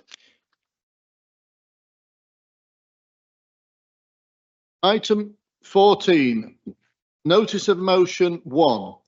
A notice of motion has been submitted by Councillor Shreve and seconded by Councillor Lindley. Submitted in accordance with the Council's constitution. Councillor Shreve, you have 10 minutes in which to propose this motion. Thank you, Mr. Mayor. I won't take 10 minutes, you'll be pleased to know. I stand to propose this notice of motion concerning the possible closure of the main Grimsby Post Office. This notice of motion was crafted some weeks ago following the announcement by the Post Office, and I appreciate that some things have moved on since then. For example, the Leader of the Council has already written to the Minister, and the MP for Grimsby and Cleethorpes, Melanie On, has written to the Chairman of the Post Office and the Minister and sponsored a petition on the same subject, all of which is to be commended. It's therefore likely that at a national level, the Post Office should already be aware of the local feelings on this matter. However, I think we have to take the opportunity as a full council to add our voice to the opposition of this proposal in the strongest possible terms. I'll be fairly brief, especially given the amount of business we still have to conduct this evening, and I will stress and repeat that the main Post Office offers a range of services which residents value would be impossible to replicate, especially given the anticipated increase in footfall following the redevelopment of Freshney Place and the Community Diagnostic Centre that we discussed earlier. I now move to the recommendations in the full belief that it will enjoy all party support. This council therefore resolves to write to the Secretary of State for Business and Trade and the Chairman of the Post Office, objecting in the strongest possible terms to the proposed closure and urging that the closure proposal is reversed. Thank you, Mr. Mayor. Thank you, Councillor Shreve. Do I have a seconder? Councillor Lindley. Thank you, Mr. Mayor. Rise to second the motion. And as the Deputy Leader, Councillor Shreve's alluded to in his speech, events have somewhat overtaken us, and much of what the motion asks for has already been actioned. So in the interest of not duplicating Councillor Shreve and taking any more time than necessary, I'll be very brief. It's quite endearing to see that there appears to be strong cross-party agreement on this. In fact, there's appears to be unanimous support by councils up and down the country, with notice of motions being submitted and MPs also debating this in Westminster. That level of opposition, of course, cannot be ignored. And to that end, I'm happy to second the motion. Mr. Mayor, thank you. Thank you, Councillor Lindley. Any further speakers on this matter? Oh, there's amendment, sorry. I apologise about that. And it's Councillor Mill to move. I'll put my glasses on in a minute. To be clear, members, an amendment has been received on notice from Councillor Wheatley, and no doubt she will explain what that amendment is. Thank you. I think it's coming round now. Thank you very much. I'd like to move the amendment to the motion as you're all going to receive in a moment. My group absolutely support the motion and all of the work being carried out across the borough by residents, groups, concerned Post Office customers, and also by members within this chamber. We believe that the proposed closure of the main Post Office in Grimsby Town Centre is a huge mistake by the Post Office bosses, and we must fight this with every means possible. To this end, our amendment, as mentioned by Councillor Jackson earlier, brings into the fight the MP for Grimsby and Cleethorpes, who has already been active in the fight, holding meetings regarding this with the CEO of the Post Office, asking him to remove Victoria Street from their at-risk register. She also, as mentioned, has a live petition that many residents have already signed to ask the bosses of the Post Office to rethink their plans and keep this vital resource open. When we lost so many of our high street banks, customers were told to use the Post Office to deposit cash into their bank accounts from the Post Office. And if we lose the Post Office, how will so many of our residents access cash, ask advice about getting or renewing a passport? Whenever I go to the Post Office, I'm always in the queue. So the argument that it's not well used really doesn't hold water. I therefore urge all members to support the amendment. Don't exclude the MP just because she's of a different political persuasion. That is purely a case of cutting your nose off to spite your face. Let's work collaboratively for a change, for the good of our borough, and fight shoulder to shoulder to save. Councillor Shreve's amended his speech motion from this to something else and already mentioned the. That's not a point of order. That's not a point of order. I'll just carry on, shall I? Thank you. Not long now.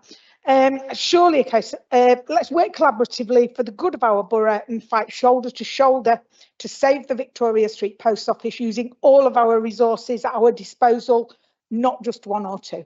Thank you, Mr. Mayor. Thank you, Councillor Wheatley. Councillor Mill.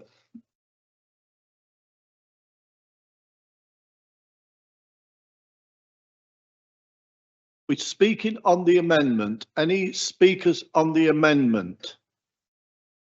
Councillor Jackson. Yeah, thank you, Mr. Mayor. I'm actually rising to speak against the amendment because I think it's basically just self-congratulatory. I mean, we are already working with the relevant member of Parliament on this. I don't see, you know, if you're interested in ensuring cross-party working, which you've already got very strong on this, I don't see you congratulating me for having written to the minister, for example. So what, you know, you've got exactly the same thing happening in your notice of motion later on. It's just all self-congratulatory stuff, you know. Oh, come on, you know, we don't. I'm sure you've got some sort of an instruction from Labour Party headquarters to get the MP's name out as many times as you possibly can. But really, you know, we don't need this. Everybody already knows that she's doing a good job with the petition and that she's already talked to the minister, and we're all working together on this. We don't really need it putting down in writing, for heaven's sake. I mean, what are we coming to? I'm voted against it. Councillor Wilson. Thank you, Mr. Mayor. Obviously, I stand to support the amendment, and unlike the leader, who's very cynical, this is a sign to the residents that we're working together. It's just a paragraph there to say we're working together on this as a council. I would have added his name to it if I'd known he'd written. We only found out. Well, I only found out a couple of moments ago. Perhaps we could table an amendment from the floor if that's what he requires. But this. A point of personal explanation, Mr. Mayor. I don't need my name in this. I just get on and do my job. I don't need to be praised for it. And if it be notice of motion, thank you, Mr. I thought my explanation was a bit somewhat wayward, but that wasn't a personal explanation at all. So this is not just about self-congratulations in the cynical way that people, well, not people, one person's talking about. This is about sending signals out across the borough that we support the administration in trying to save the post office. That's why this amendment's here. Now you can vote it down, and we'll still probably vote for the amendment, the actual motion, but it would be a more collaborative way and a cooperative way of doing stuff, such as we don't really see often in the council. I don't know why we would actually not welcome that for a change. So I think people need to think about what the actually message they want to send out in fighting for this post office. Thank you, Mr. Mayor. Thank you, Councillor Wilson. Councillor Stuart Swinburne. Thank you, Mr. Mayor. Here we are, 11:15 at night. We've had a long night and we're still playing party politics. Absolutely ridiculous when we're talking about this. Councillor Shreve already mentioned early on that, you know, welcome the report or welcome the work that the MP had already done. You know, where do we want to go from this? How long do you want to go on with this party politics? It's been made it early on here tonight, and it's been obvious with the Labour group that the leader has put the whip on there on everything that they've done tonight, every single one of them. So it's pretty obvious that this is party politics playing a big role tonight. Let's get on with the job in action. Personal explanation, Mr. Mayor. Never mind about that, Councillor Wheatley. You know very well. Councillor Swinburne, please behave. Thank you. Point of explanation, Mr. Mayor, before he bursts a blood vessel. I can assure you that there was no whip on my group at all at this particular on this particular point. So he's wrong again. Swinburne, do you want to continue? Yeah, thank you, Mr. Mayor. Totally disagree with obviously with Councillor Wheatley, which she's going to expect. But, you know, I think there's been enough said on this tonight, and I don't see why we have to have these amendments when something that we're proposing that has been supported by the Labour MP of the town. Thank you, Mr. Mayor. Councillor Swinburne. Councillor Patrick.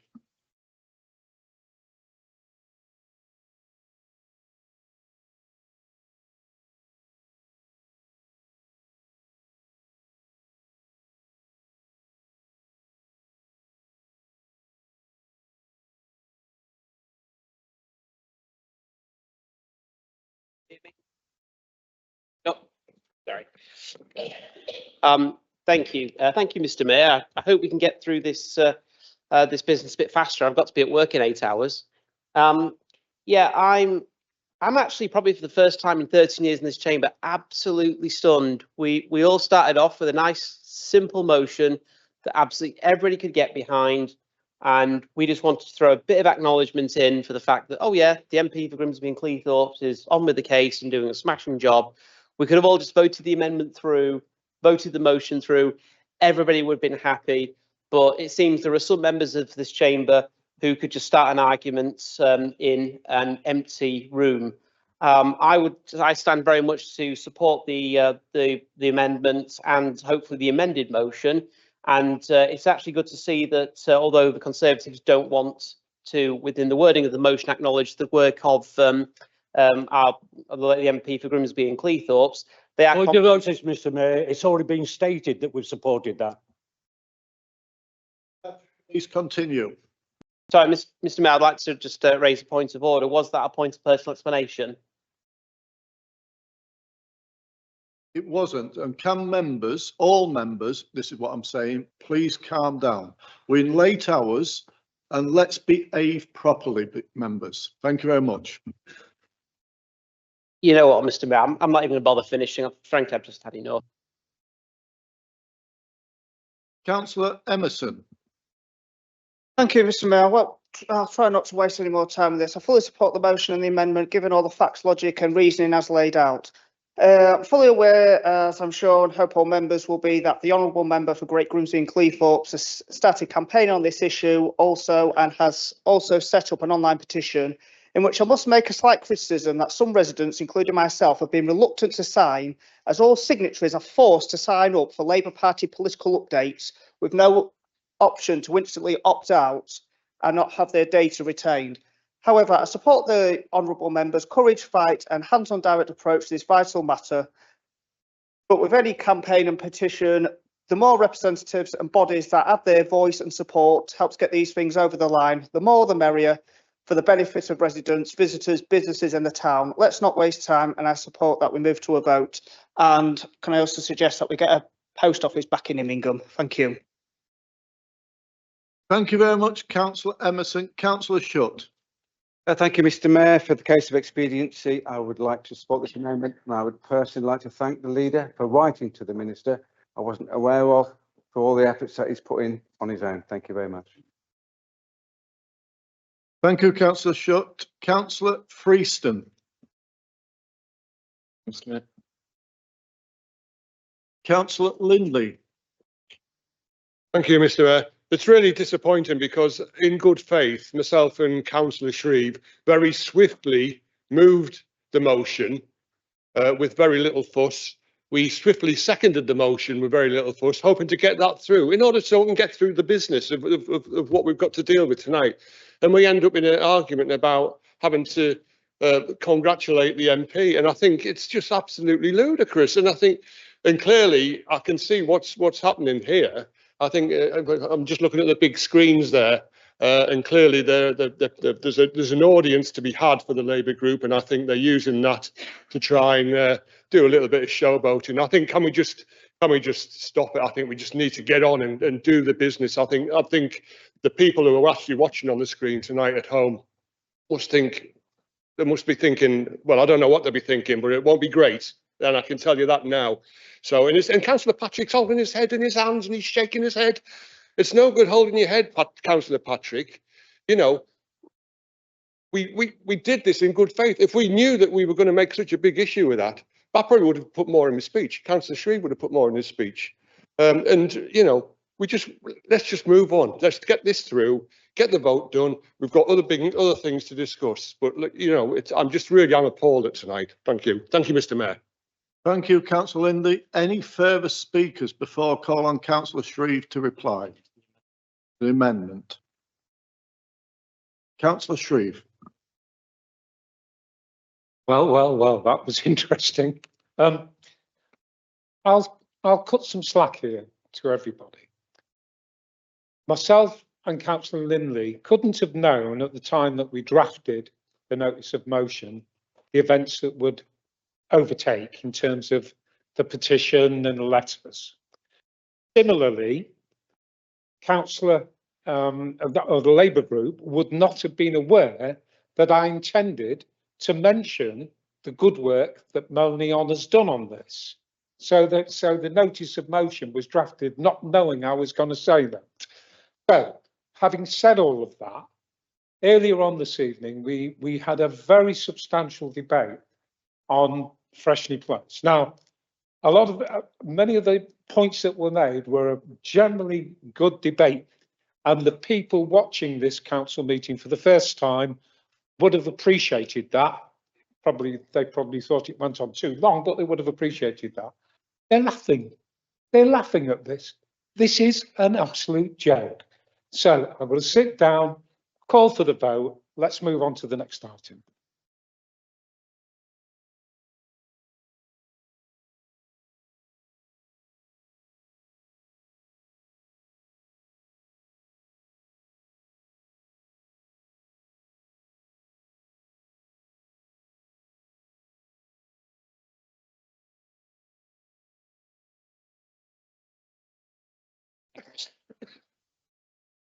Thank you, Mr. Mayor. Thank you, Mr. Mayor. Members are voting on the amendment moved by Councillor Wheatley, seconded by Councillor Mill. Those in favour of the amendment say for. Those against say against. Those abstaining say abstain. Councillor Raisthorpe. Against. Sorry, just a point of order. Why is it a recorded vote? I just don't understand why we're taking a recorded Amendments on notice to a motion on notice are mandatory recorded votes, Councillor okay. Holland. But I'm just going to check that to my right, just in case now, and hopefully going to get a positive nod. No. With respect, councillors, no. You agreed standing orders a long time ago. There is a constitution working group, and I wish you all the luck. Been a long meeting, and okay. So members are voting on the amendment moved by Councillor Wheatley, seconded by Councillor Mill. Those in favour say for. Those against say against. Those abstaining say abstain. Councillor Aisthorpe. Against. Councillor Augusta. Councillor Besant. Against. Councillor Bonner. Against. Councillor Boyd. Councillor Boyd, Sorry, are you for, against or abstain? I'm against. Thanks. Councillor Bright. For. Councillor Cairns. Against. Councillor Clough. For. Councillor Cracknell. Councillor Crofts. Against. Councillor Dawkins. Councillor Downs. For. Councillor Emerson. For. Councillor Farron. For. Councillor Freeston. Against. Councillor Harness. Councillor Hasthorpe. Against. Councillor Henderson. Against. Councillor Holland. Against. Councillor Hudson. Councillor Humphrey. Councillor Jackson. Against. Councillor Jervis. For. Councillor Kasmerek. Councillor Lindley. Against. Councillor Mill. Councillor Morland. Councillor Parkinson. For. Councillor Patrick. For. Councillor Pettigrew. For. Councillor Shepherd. Councillor Shreve. Against. Councillor Shutt. For. Councillor Sylvester. Against. Councillor Swinburne K. Councillor Swinburne S. Against. Councillor Wheatley.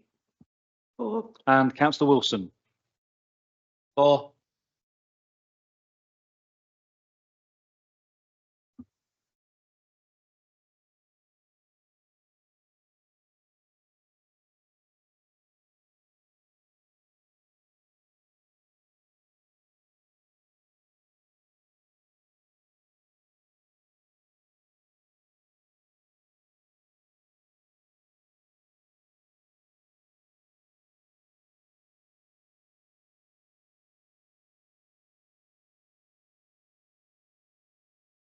Move on to the substantive motion. Is there any further speakers on the substantive motion? No? That's good. Councillor Shreve, would you like to speak again? Move forward to the vote as laid out in the Constitution. Conscious of the time, Mr. Mayor, I'm going to be brave and ask the question. This is a recorded vote. If it needs to be. I'm just looking at group leaders, if it needs to be. In other words, is it going to be unanimous? If it is, we can record it as unanimous, and that's de facto a recorded vote. I'm just checking with group leaders. If there's a problem, we'll take the recorded vote. Just want to check. No problem from Councillor Holland, leader, Councillor Wheatley, Councillor Acethorpe. So members, if Mr. Mayor takes the vote by hand on the basis that you're all going to stick your hand up, I'll invite him to do that now. All those in favour? I'm obliged, members. Thank you. Carried, Mr. Mayor. Thank you very much, members. Item 15, notice of motion 2. A notice of motion has been submitted by Councillor Holland, seconded by Councillor Henderson, submitting in the council's accordance with the council's constitution. Councillor Holland, you have 10 minutes in which to propose this motion. Thank you, Mr. Mayor, and I appreciate that time is moving on. But this is an important topic. I'm sure that all members from time to time think about what difference they actually make and what, if any, footprints in the sand they're going to leave behind, whether they have served for decades or perhaps will serve just one term. And it's difficult sometimes to imagine leaving the lasting legacy over generations that those who have gone before us have achieved. We only need to look at the craftsmanship within this building to appreciate that. But one way in which we certainly can make change is improving the health of our residents. We all know the future challenges that are faced in terms of health and the potential impact of poor physical and mental health, both nationally and locally. Members who attended the informal budget briefing sessions last week heard officers talk about a ticking time bomb, due in part, of course, of an ageing population. We also heard that our area is now ranked 5th in the country in terms of adults trying to access mental health services. It would be easy to spend some considerable time quoting a long list of worrying statistics and metrics, but I will bring members' attention to just 2. 9.1 million people in England are projected to be living with major illness by 2040, 2.5 million more than in 2019. This is an increase from almost 1 in 6 to nearly 1 in 5 of the adult population. Much of the projected growth in illness relates to conditions such as anxiety and depression, chronic pain and diabetes. Very recent analysis published in October shows that each year around 300,000 people aged 16 to 64 have left the workforce and report having a work-limiting health condition. Once out of the workforce, those individuals are nearly 3 times less likely to return to employment than those in good health. Members will no doubt be aware of very recent news articles which have dubbed Grimsby as Britain's worklessness capital. And nationally, of course, we have economic inactivity due to long-term sickness increasing rapidly. The question, of course, is, given the complexity of the issue, how can we as councillors play our part in turning things around? Because there has to be a step change. Council officers are telling us that. What can be done politically to support the efforts being made on the ground? We have a great public health team who are passionate and clearly determined to create change. Their challenges are many. As just one example, domestic abuse now comes under the public health remit, and we know that is a serious issue within our borough. A good first step, which we can do, is to make it clear that improving public health is right at the top of our priority list. Declaring ourselves to be a public health council indicates a clear determination to improve our worsening statistics, but more importantly, for every key decision we make, it will reinforce that we need to be thinking of the impact on the long-term health of residents. Putting to one side the improved well-being of residents, this is in our long-term economic self-interest. Stating that we are a public health council doesn't have any legal status, but it does show that we are serious about tackling the deep-rooted problems that have led to our workforce problems in some parts of the borough, drawing national attention, and which will blight the next generation if change isn't forthcoming. We already talk about 3 generations of state dependency. How long will it be before we talk of 4 generations? In developing ideas for change, it is always good to see what is working elsewhere, which brings me to the Marmot principles and Marmot places. For some members, this might look like the nanny state gone mad, or even socialism by the back door. But the more I look into this, the more much of it makes sense, even coming from just the perspective of self-interest. The healthier we are and the more people working, the higher productivity we have and more wealth to share.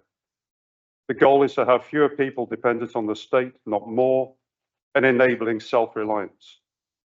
We also heard at the budget briefing how wider health determinants are linked to our economic performance. There is not enough time to go into great detail, but these are among the local authorities which have become Marmot places. Coventry, Greater Manchester, Cheshire and Merseyside, Lancashire and Cumbria, Luton, Gwent, South West, Leeds, West Norfolk. We need to understand the changes, both positive and negative, they have experienced.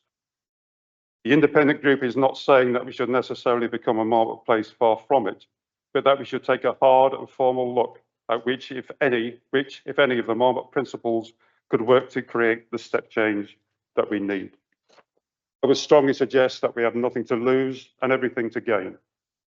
Within this chamber, amongst all the political groups, there is the health centre expertise and experience, health sector expertise and experience to form a working group that could work in close conjunction with officers to come up with a really positive vision for the future that has clear political endorsement. The narrative at this time is that Grimsby, or at least part of it, is the worklessness capital of the UK. Probably unfair, but nevertheless, that is the story.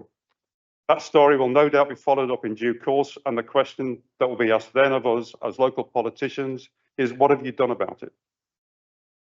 Some members might be concerned about the potential cost. Let me address that as follows. Commissioned by the NHS Confederation's Mental Health Network, an analysis for 2022 states that for mental ill health alone, the economic cost was £110 billion, health and care costs of £60 billion, and human costs of £130 billion, £300 billion in total. Even allowing for a huge statistical error, these are massive amounts of money. In terms of exact cost, it is difficult at this stage to give a precise sum, but for Leeds City Council to become a Marmot place, the estimate is £140,000 per year. I would expect our numbers to be comparative, but that assumes we would actually become a Marmot place, which we may not. I would say that in terms of cost benefit, provided even modest outputs are achieved, that represents excellent value for money, not just in economic cost, but in human cost. I would expect the Cabinet Working Group to flesh out that conjunction with officers in their report. Wouldn't it be nice in a few years' time if the headlines were to be how Grimsby turned its health and worklessness problem around? I genuinely believe that it can be turned around, as big as a challenge that is for the whole borough. But the determination and drive required to make it happen needs to start here with us. There will be issues that divide us, and we've seen that tonight. But on some issues, and I hope that this is one of them, we need to reach a consensus. We need to support our council officers in their drive for increased public health, and I think that needs to start now. I would just finish by saying there's an ancient Chinese proverb that says the best time to plant a tree is 20 years ago, but the second best time is now. Thank you very much, Councillor Holland. Councillor Henderson, will you please second? Will you second? Yeah, I rise to second the motion. I reserve the right to speak. Thank you very much. Any further speakers? Thank you, Mr. Mayor. And thank you, Councillor Holland and Henderson, for this notice of motion. I do find that I agree with the sentiment expressed within this motion and totally accept that public health is all of our responsibilities. And as portfolio holder, I'm putting a great deal of work into ensuring that we do progress in this area.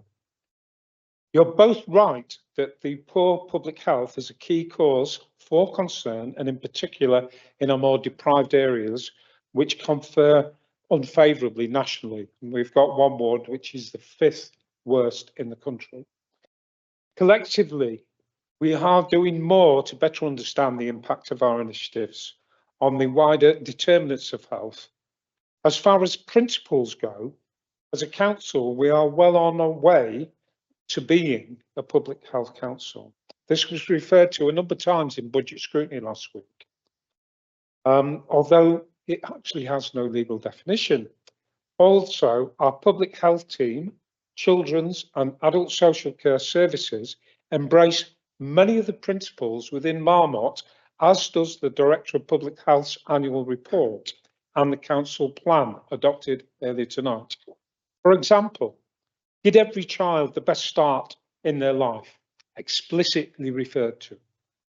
Enable all children, young children and adults to maximise their capabilities and have control over their lives, explicitly referred to.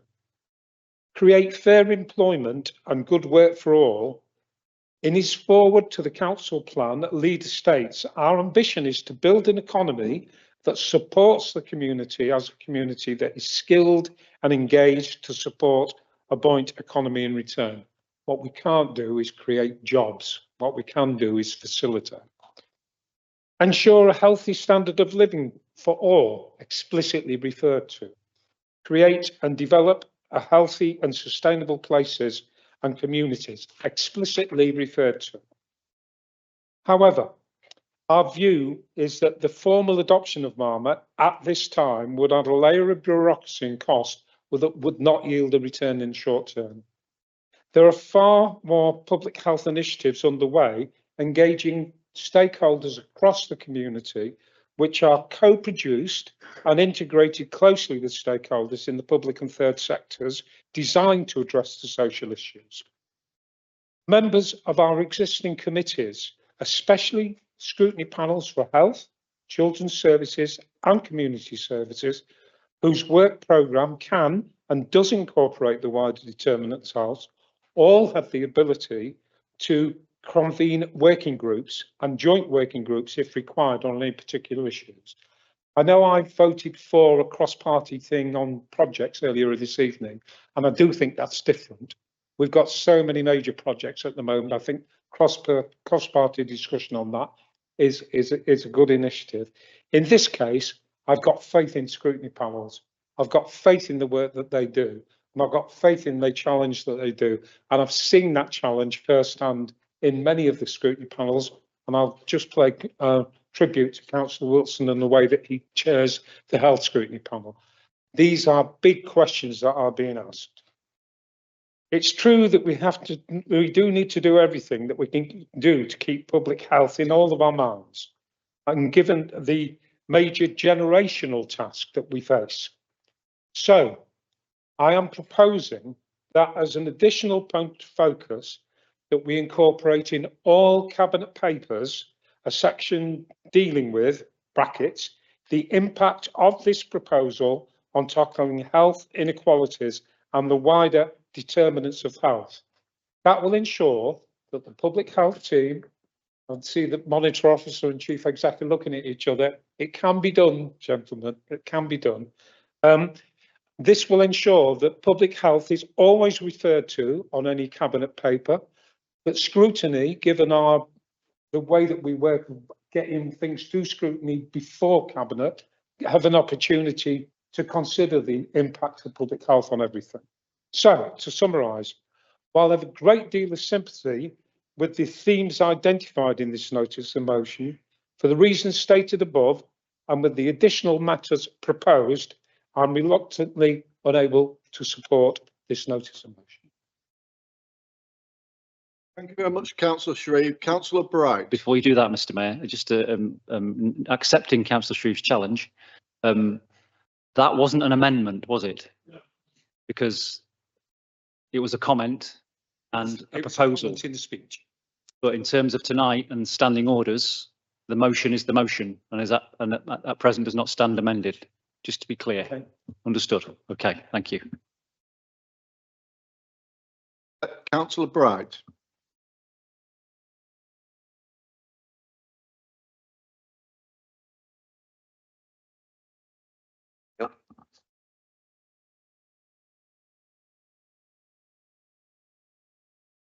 Thank you, Mr. Mayor. Last week at our budget briefing, Diane Lee, our Director of Public Health, she painted a stark picture of facing adult services in the coming years and the negative impact this will have on our future finances. She also outlined that public health needs to be front and centre of everything we do in order to change that stark picture. And this motion should go some way to being part of that. The Local Government Association's 10th public annual report, which I'm sure Councillor Shreve will be familiar with, reflected on 10 years of public health in local government and outlined the opportunities and the challenges for the coming years. In that report, it stated, in recent years, many local authorities have become public health councils.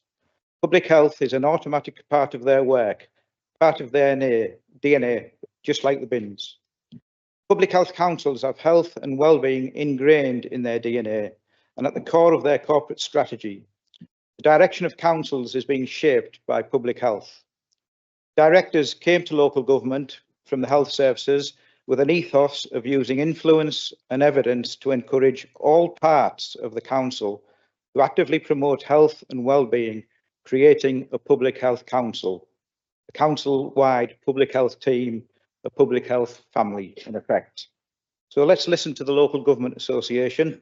Let's listen to Diane Lee and vote for this motion. Thank you. Thank you very much, Councillor Bright. Councillor Downs. Thank you, Mr. Mayor. I'm sure that everybody's getting tired and worn out now, so I won't keep you long. And we've heard a lot of career boasting in here tonight about accountants. Well, I'm not an accountant, but one thing that I am is a social care practitioner, and I've worked in social care for the majority of my career. Although I did start it in finance actually, and did do some business banking qualifications, just FYI. So I've heard Councillor Shreve tonight talk about all of the words that sit within plans that the council currently holds, but for me that's just not enough.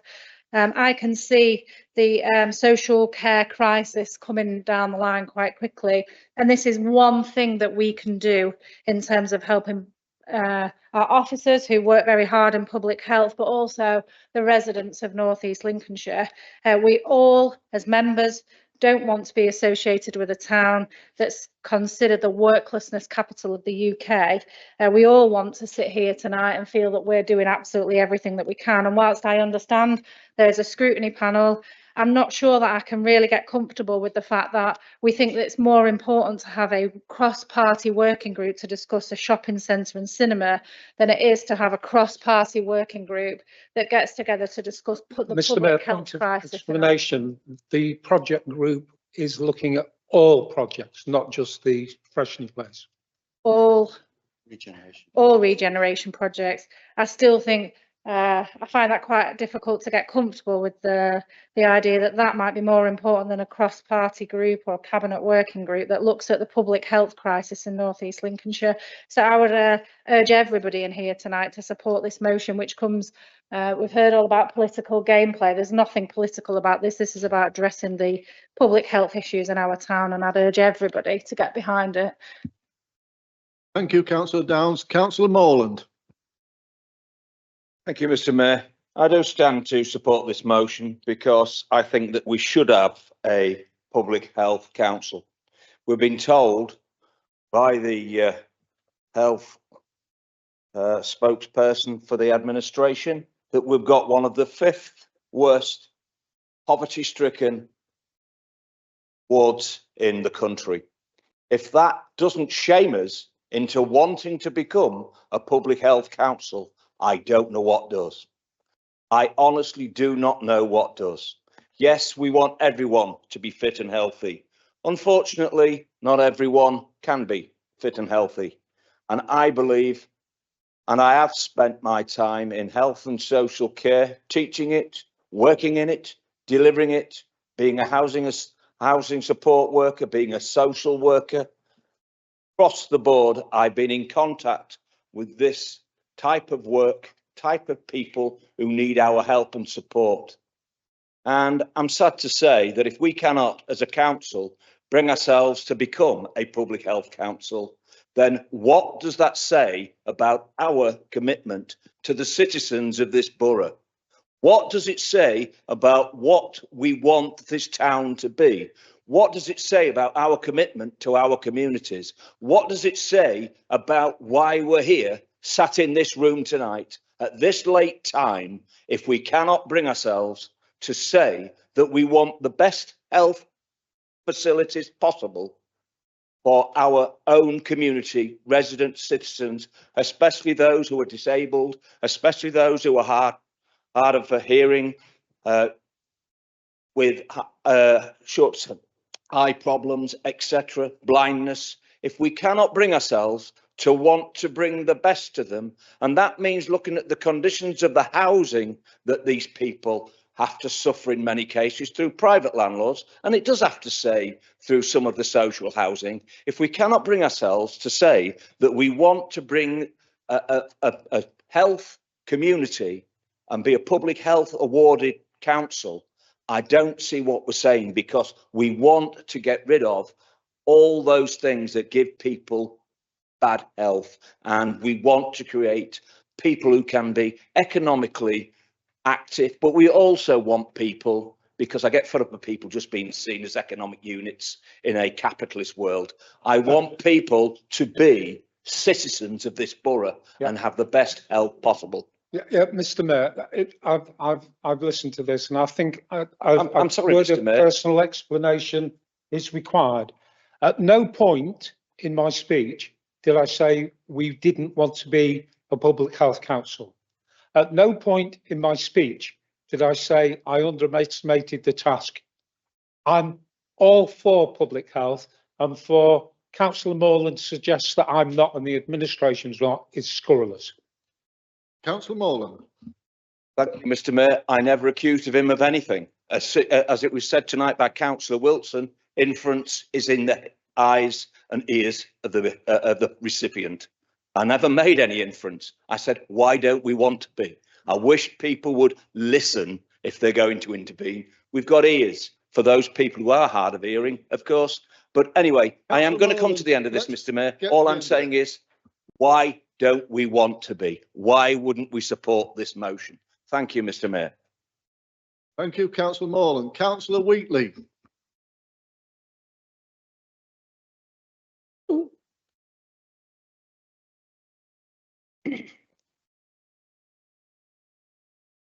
Thank you, Mr. Mayor. I'm happy to support this motion.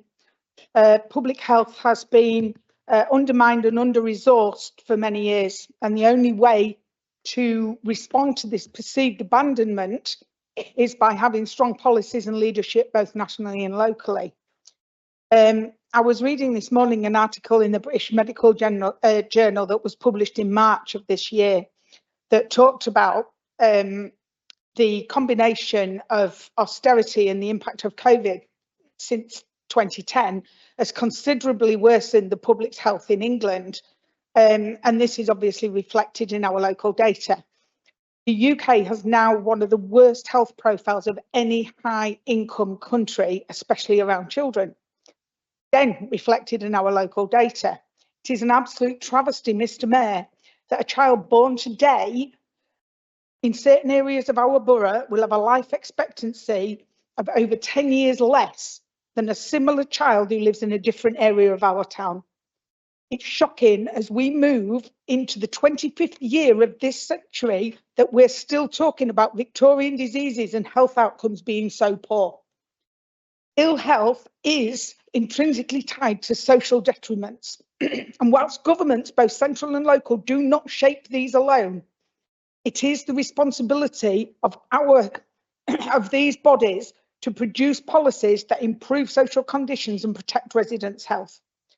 Public health is in crisis and has not been well served by successive governments. The lack of importance of public health was highlighted very clearly that during the height of the COVID pandemic in 2020, the principal public health authority, Public Health England, was inexplicably abolished, with the two bodies created to replace it lacking any of the independence that that previous body had. This absolutely needs to be addressed urgently, and this motion would bring public health to the forefront of our minds and keep outcomes for our residents paramount.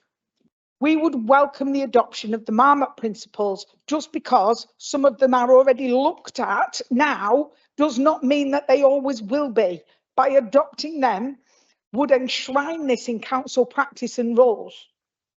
We must produce tangible outcomes for our residents. Why would anyone not want to give every child the best start in life? Why would we not want to create fair employment and good work for all?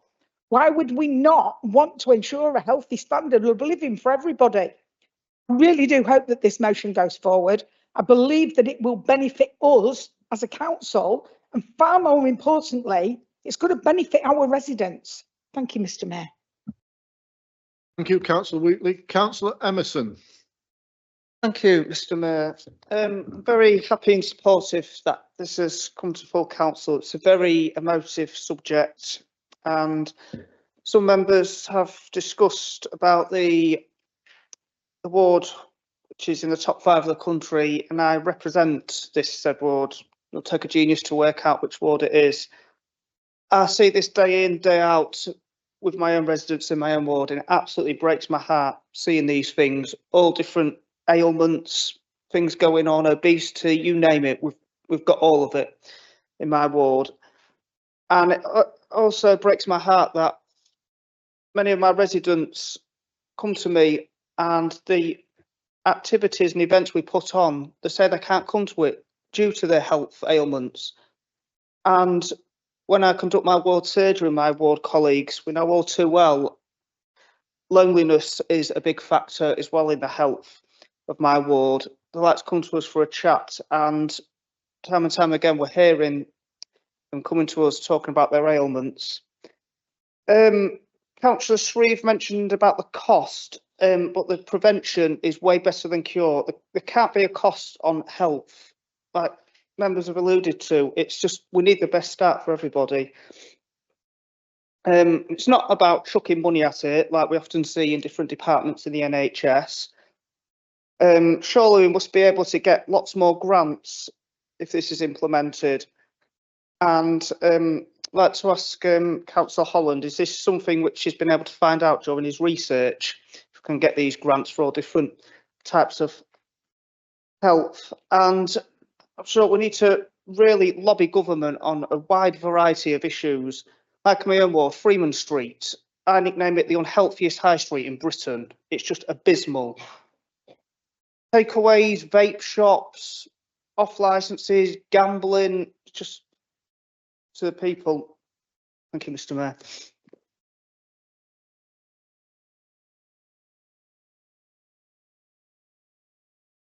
Thank you, Mr. Mayor. I stand to support the motion, and anybody that's got any history on the council know I've been banging on about public health for years and years and years. In the last year or so, I've been talking about the public health budget, and what I mean by that is it spent to get the bang for the buck?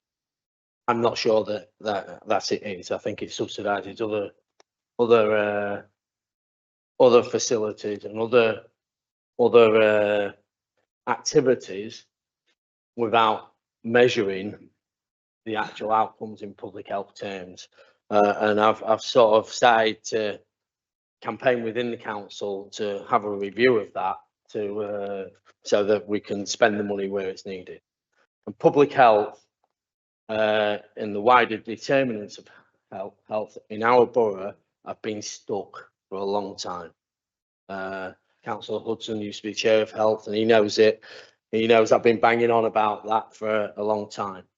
And those wider determinants that stuck, those statistics that inform us of where health inequalities are just statistics. We do need action to actually start to chip away at those. And with them being stuck, I'm willing to give this a go to try and get some movement on those statistics that we heard Councillor Wheatley talk about one earlier. But it's not just about that. There's a whole host of ones that are stuck. So we need to take action on that. We need but I must say that the team we have, I love the annual report. The questions I've asked about the annual report and how it influences council, and it does. It is taken into consideration. And having the transparency there, I welcome Councillor Shreve's intervention about having the transparency of how that actually works out. I actually welcome as well that because we know it is taken into account. It's just not seen to be taken into account. So I welcome that. So I welcome the actual motion, and I hope if it passes or when it passes, I hope that Councillor Shreve's offer is also taken up, because I think that would be a good indicator to all of us when we read reports, how public health is at the centre of all our policy decisions. I think that's a really good idea. Thank you. Thank you, Councillor Wilson. Councillor Freeston.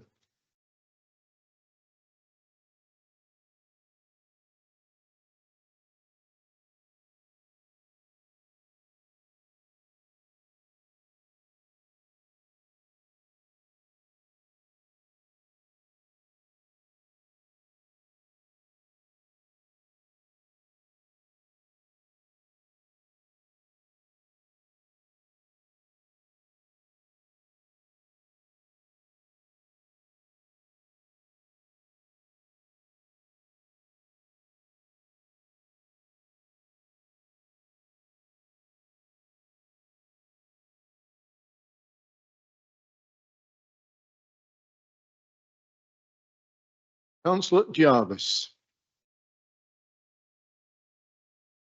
Jarvis. Thank you.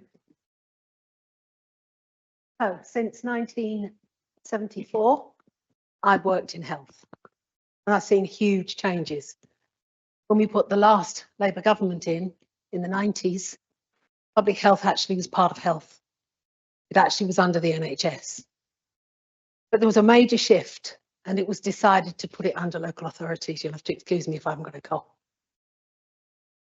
The reason being that they said that local government was closer to the people within their areas and they could make the changes, Mr. Mayor, in as much as that would make it better for local people. It actually didn't happen. The money wasn't there. It was spent elsewhere. And since then, public health has been the poor relation all the way down the line. 30 odd years, public health has been the poor relation. Consequently, now we are trying to catch up. The Marmot principles are the way to go. We don't really have a choice on this. Yes, it's going to cost. Unfortunately, this council, if it really wants to be a public health council, we don't have a choice on this one.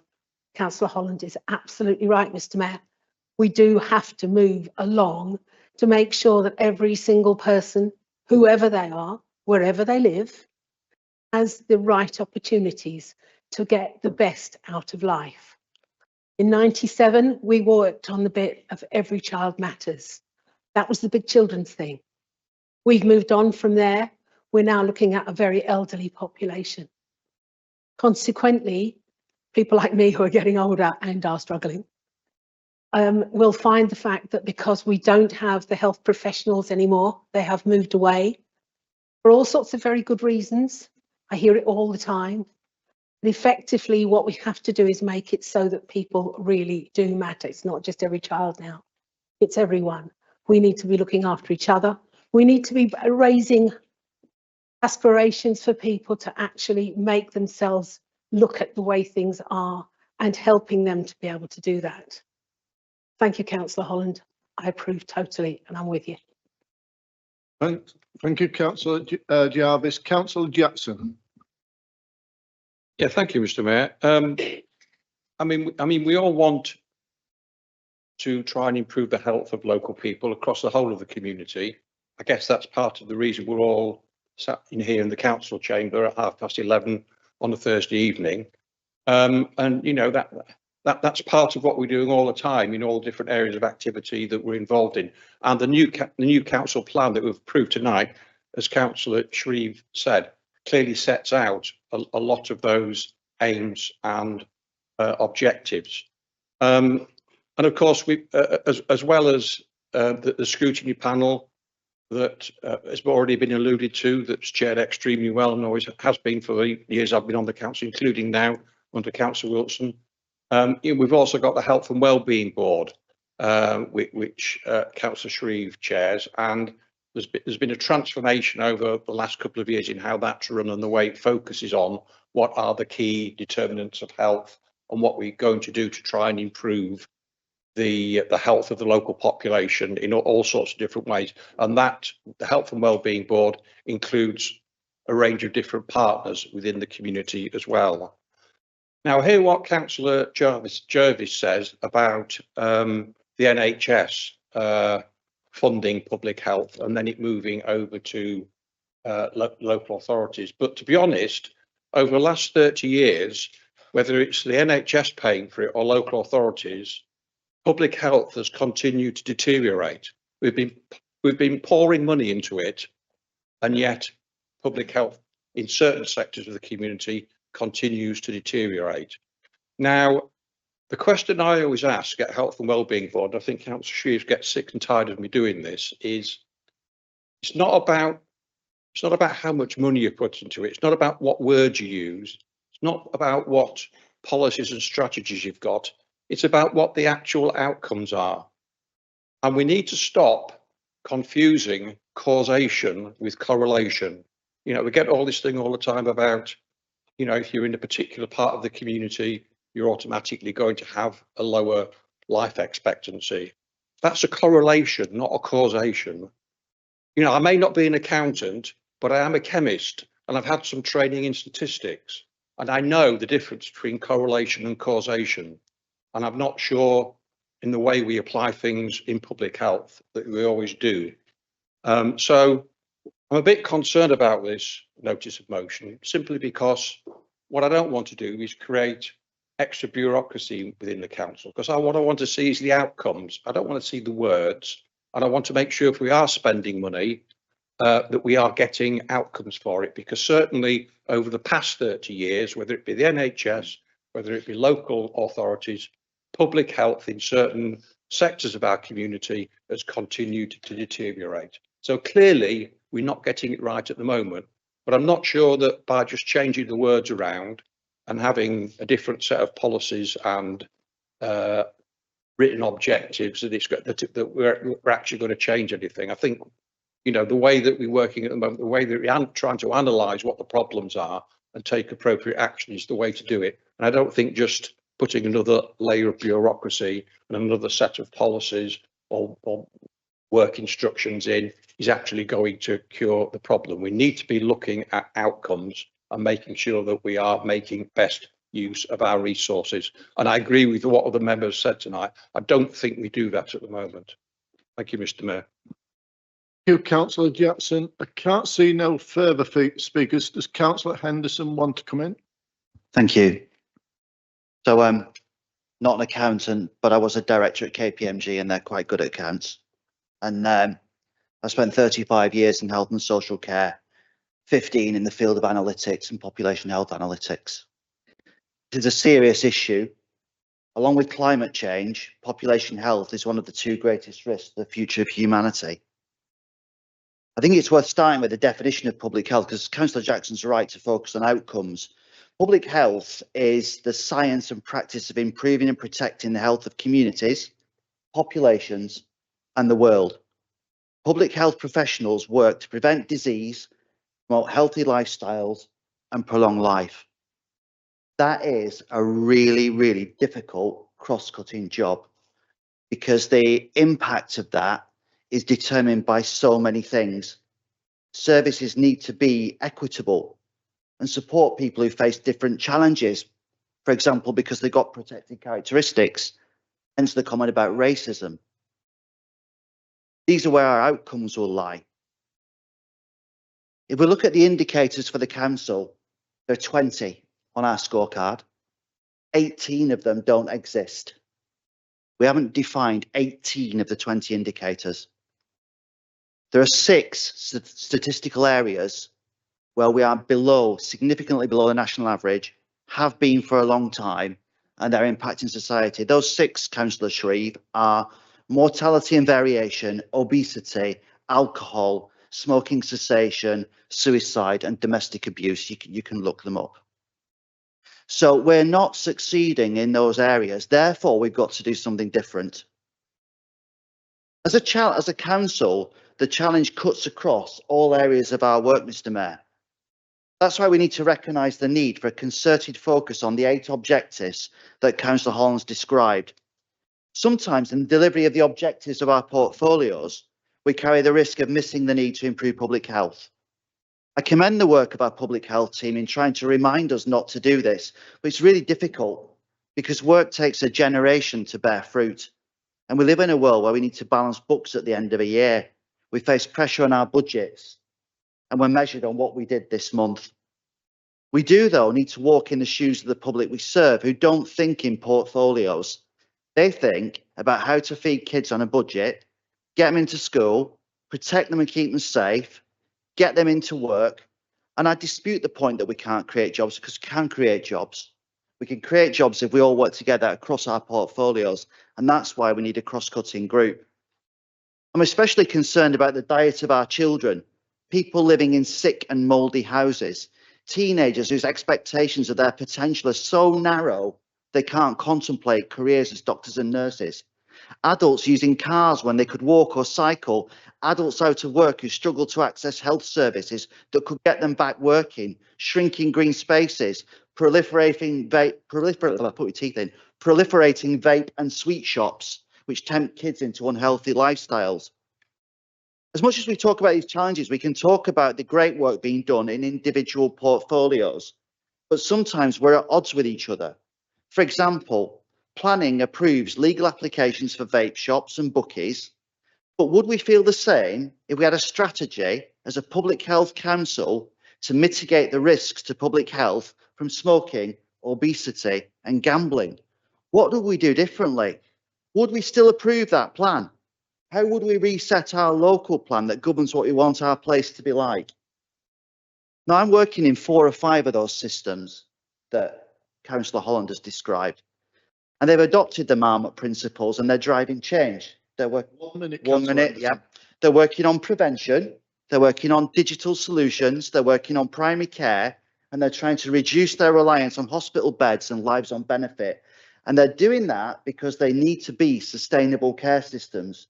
This is not about spending money. The key to sustainability is improving population health. So there is no mechanism currently for members and officers to have a conversation about this, underpinned by a shared vision and crystallised into a public health mission that we can all contribute to. Scrutiny doesn't cut it. This is cross-cutting. And Councillor Shreve, you work amazingly hard. You're a man of great integrity and passion for the subject, and you have a lot to offer, but you can't do it by yourself. And I'm mystified why you would turn down support from the group of people that you've got in this room who can work together with an integrated view across all portfolios to help you drive change, because it won't happen purely in children's or purely in adults. Thank you. I'm done. Thanks. Councillor Holland, do you want to reply? Yes. Thank you, Mr. Mayor. One thing we're all agreed on is public health needs to improve. That's one thing we're all agreed on. It's the journey to get there. And I've listened, agree with some of the things that the leader says about outcomes. It's no point sinking money in it just to fulfill a policy if you're not measuring the outcomes and determining those outcomes. And sometimes those outcomes are delayed. It's not this generation, it's the next generation where you sometimes see the outcome of that. So we have to be careful, but yes, I completely agree. It's not just about sinking money in and getting outcomes. So Councillor Shreve is already coming up with ideas as to how we can improve what we do in terms of public health. That's great, it's exciting. But what I haven't heard at all is anybody's come up with a cogent reason why we should not become a public health council. I've not heard that at all in this room. So I take that as actually consent that we should become a public health council. let's do it. You know, other places are doing it, and they're having results. It is a step forward. It is a step change, because more than anything, it becomes then a public signal. And we can't do it as a council. We can't do it within health. It's going to need the whole community to sort of get behind this, starting in schools, employers, and so on. But the lead has to come from within this chamber. In terms of the Marmot principles, and as Councillor Shreve said, some of it we're doing already. Fantastic. Let's cement that. Let's formalise it, and let's look at what we can do elsewhere. In terms of what works and what doesn't, we've got other areas already doing this. You know, we don't have to solve all these problems from first principles. We can look at the towns that are already Marmot places. What's working? What isn't working? Is it worth doing?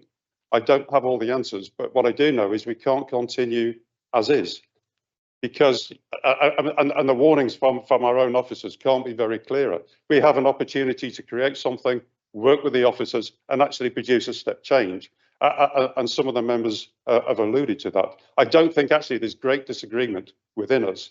I really don't. And as I say, I don't see any reason, nobody's come up with a reason why we shouldn't declare ourselves a public health council. That will send out a clear signal. And again, it shows that we're actually doing something. We've been proactive. And I would ask members to support it. Thank you very much, Councillor Holland. We'll now recorded vote as laid out in the Constitution. Thank you, Mr. Mayor. Members are voting on the motion moved by Councillor Holland, seconded by Councillor Henderson. Those in favour say for, those against say against, those abstaining say abstain. Councillor Aythorpe. Mr. Mayor, before we go to the vote, can I just clarify something?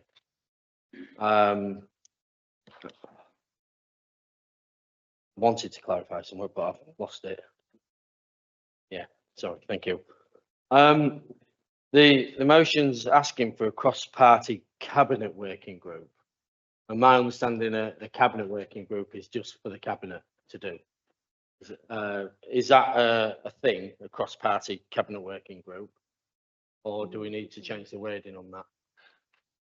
I took it as a cabinet working party, which can be, as you've established two at the AGM, one which is met on selective licensing, inclusive of members other than the cabinet itself. That's my understanding of the purpose of the motion. Cabinet working party, which is provided for in standing orders. I believe it's very late now. Standing order 16, capital A, and that would be 17. I'm getting rusty. This is why I'm leaving. It would effectively cross party, but again, that can be subject to the vote. That can be dealt with outside of the meeting. So, Mr. Mayor, recorded vote. Those in favour say for. Those against say against. Those abstaining say abstain. Councillor Aythorpe. For. Councillor Augusta. Councillor Besant. For. Councillor Bonner. For. Councillor Boyd. Councillor Bright. For. Councillor Cairns. For. Councillor Clough. For. Councillor Cracknell. Councillor Crofts. For. Councillor Dawkins. Councillor Downs. For. Councillor Emerson. Absolutely for. Councillor Farron. Councillor Freeston. Councillor Harness. Councillor Hasthorpe. For. Councillor Henderson. For. Councillor Holland. For. Councillor Hudson. For. Councillor Humphrey. Councillor Jackson. For. Councillor Jervis. For. Councillor Kazmarek. For. Councillor Lindley. For. Councillor Mill. For. Councillor Morland. For. Councillor Parkinson. For. Councillor Patrick. For. Councillor Pettigrew. For. Councillor Shepherd. For. Councillor Shreve. Surprisingly, for. Councillor Shutt. For. Councillor Sylvester. For. Councillor Swinburne K. Councillor Swinburne S. For. Councillor Wheatley. For. Councillor Wilson. For.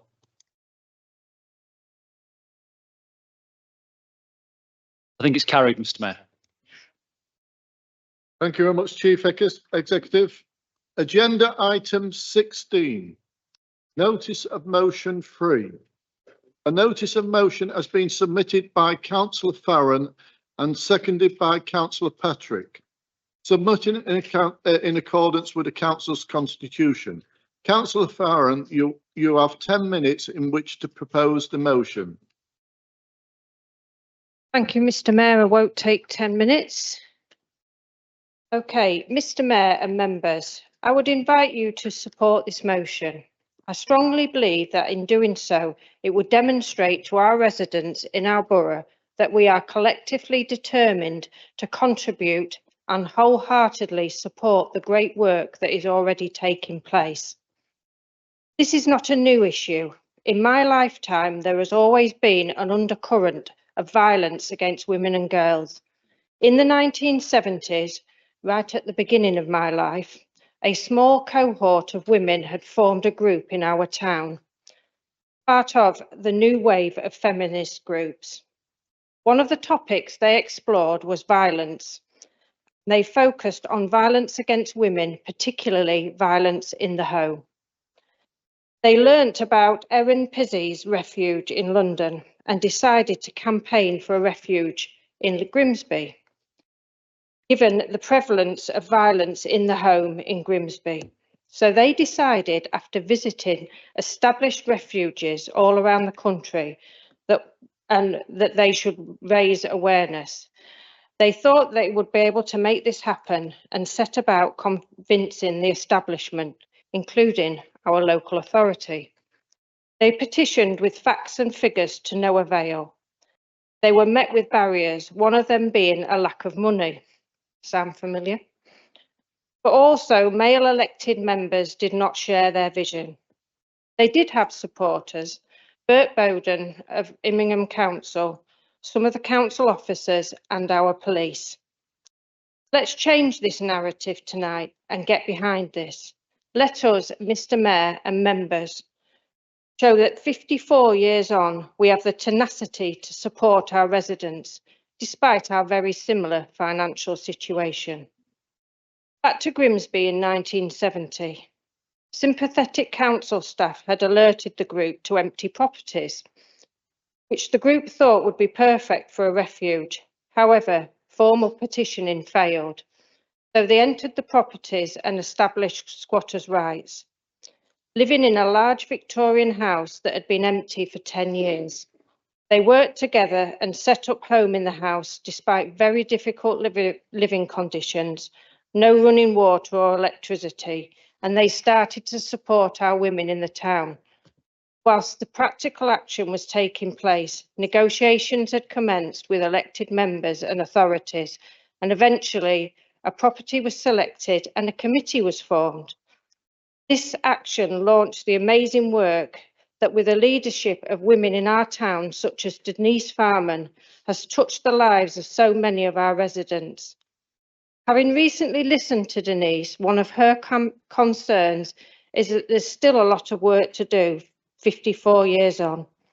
This is sad, and members, can you stand beside me tonight to demonstrate that we can collectively contribute to the status quo of equality to help our women and girls by being trailblazers like those who have gone before us and those who are still working tirelessly to bring about much needed change. Some of this much needed change is early intervention, promoting healthy relationships and inclusivity. What I am asking, Mr. Mayor and members, is can you show your support to this motion by embedding positive outcomes into your daily practice? Help us keep this issue in the forefront. Could you use your influence to network to help to change attitudes, to make this everybody's business? I think we can all agree that our fostering initiative has been very successful. One of the strands of the success here it has had a firm place in our town. This has been nothing short of inspiring. Could we, Mr. Mayor, get behind Reclaim the Night campaign with some of the vigour our colleagues have shown with the fostering campaign? Reclaim the Night has just launched. Our aim is to support the great work that is already happening in our town by others. We do not intend to try and reinvent the wheel. Our march was the launch. We already have our next event in the planning. Our mission statement is simply to provide a platform that everybody can get behind, to keep this issue at the forefront. Everyone can help with this. May I bring your focus, Mr. Mayor, to one of the statistics, which is 50% of girls surveyed said they did not feel they had been taught how to have a healthy relationship. Can we help? I think we can.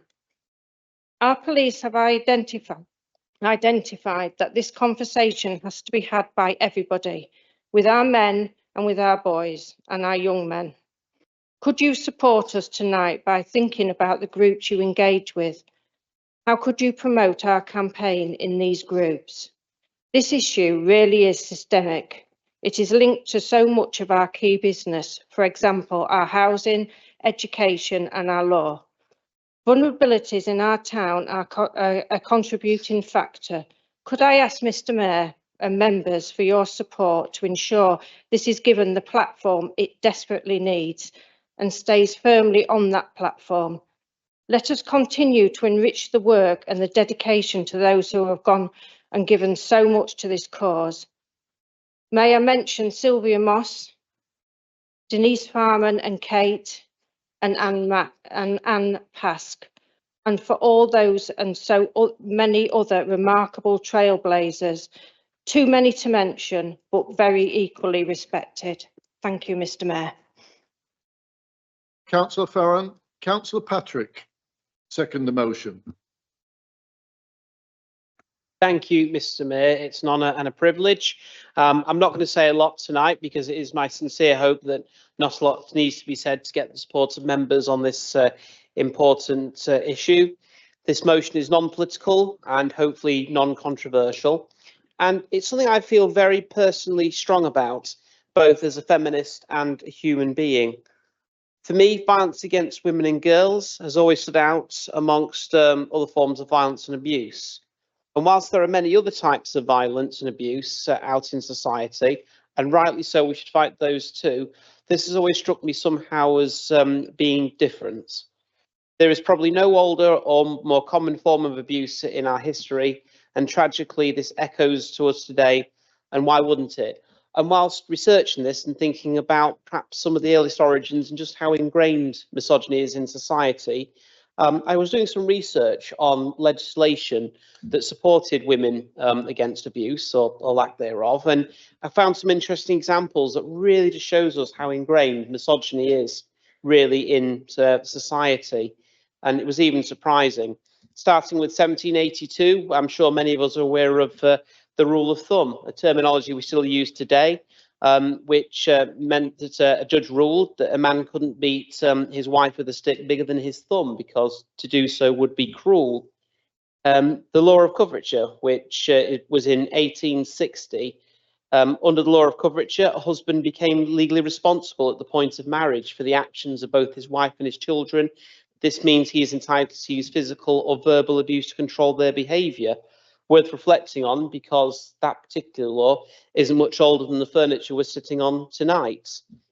The first example I found of a law actually restricting, not stopping, but restricting the right for a husband to actually beat his wife was a bylaw passed in London in 1895, which actually is quite darker still because it was a curfew against beating your wife outside of the hours between 10 p.m. and 7 a.m. because the noise was actually disturbing people trying to sleep at that time. It wasn't rape wasn't legally defined in law until 1956 when my own mother was just 2 years old, and even marital rape or rape wasn't actually criminalised until 1991, which is very much in the lifetimes of most of the members of this chamber. So the battle goes on. But I don't believe for a second that this battle is over or even close to it. As we sit here this evening, violence against women and girls will affect 1 in 4 women in their lifetime. And it leads on average to 2 women being murdered every week in this country. Accounts for 16% of all violent crime in England and Wales, and is the least likely crime to be reported to the police. And but we have more victims than any other crime On average, there will be 35 assaults before a victim calls the police. It's the single most quoted reason for becoming homelessness, and that's from statistic from Shelter. And in 2010, the Forced Marriage Unit responded to 1,735 reports of possible forced marriages. In addition, approximately 400 people take their own life each year who have attended hospital for domestic abuse injuries. In the previous 6 months, 200 of these attended hospital on the day they go to take their own life. This is a pandemic. It's happening all around us. It's the duty of us all to fight back. But I want to make just one point tonight. This is not a woman's issue. This issue belongs to everyone. And moreover, if men stopped abusing women, that would be a positive step. But it's much more than that. If we are good men, we need to do much more, not simply not be another abuser. Let's call out abuse where we see it. Let's ask the hard questions. She might be all you have. Councillor Patrick. You might save her life. Thank you, Mr. Mayor. Councillor Patrick, Councillor Shepherd. Thank you, Mr. Mayor. Violence against women and girls, including domestic abuse, is something that remains a concern for all and is in everybody's interest to tackle so we can reduce the number of victims locally. We need to ensure that sex pests and those who perpetrate violence against women and girls are brought to justice. Community Safety Partnership has recently, September 24, set VAUG as a priority. In addition, Mr. Mayor, the Council this week has applied for White Ribbon accreditation. White Ribbon is the UK's leading charity around VAUG, and accreditation, including development of an action plan, will enable the Council to consider cultural change within its systems, policies and training and development, etc., which in turn will lead to raised awareness and positive change within the workforce. Some of the activities, Mr. Mayor, that's already taken place include promotion of the Ask for Angela initiative, which licensed premises use across the borough. Promotion of the Ask for Angela initiative, which retailers in Victoria Street use. Introduction of Safer Streets ambassadors, Mr. Mayor. Patrols in Grimsby Town Centre on Thursdays, Fridays and Saturday evenings, ensuring women and girls get home safely after a night out. We've distributed over 250 personal safety key rings, Mr. Mayor, within the town centre. Stalking and harassment campaigns currently are out on bus stop signs. We use YouTube and with dedicated web page on North East Link's sites. Bystander intervention, Mr. Mayor. Briefings are delivered to local colleagues. So don't just do anything when you see it happening, intervene. Working with Links Inspire to ensure processes and policies in place to safeguard females using their facilities. Conduct focus groups with over 200 women and girls around safety. Mr. Mayor, our next steps really are review of local domestic abuse delivery arrangements via public health, revised domestic abuse strategy, the VAUG action plan via the Community Safety Partnership arrangements. Mr. Mayor, I welcome new initiatives and I compliment the VAUG agenda and support this notice of motion. Thank you much, Councillor Shepherd. I now call on Councillor Aythorpe, who submitted on notice an amendment to the motion. Thank you, Mr. Mayor. I rise to propose an amendment to this motion as outlined in the papers being distributed. Mr. Mayor, would you like me to continue or shall I wait? Okay, thank you.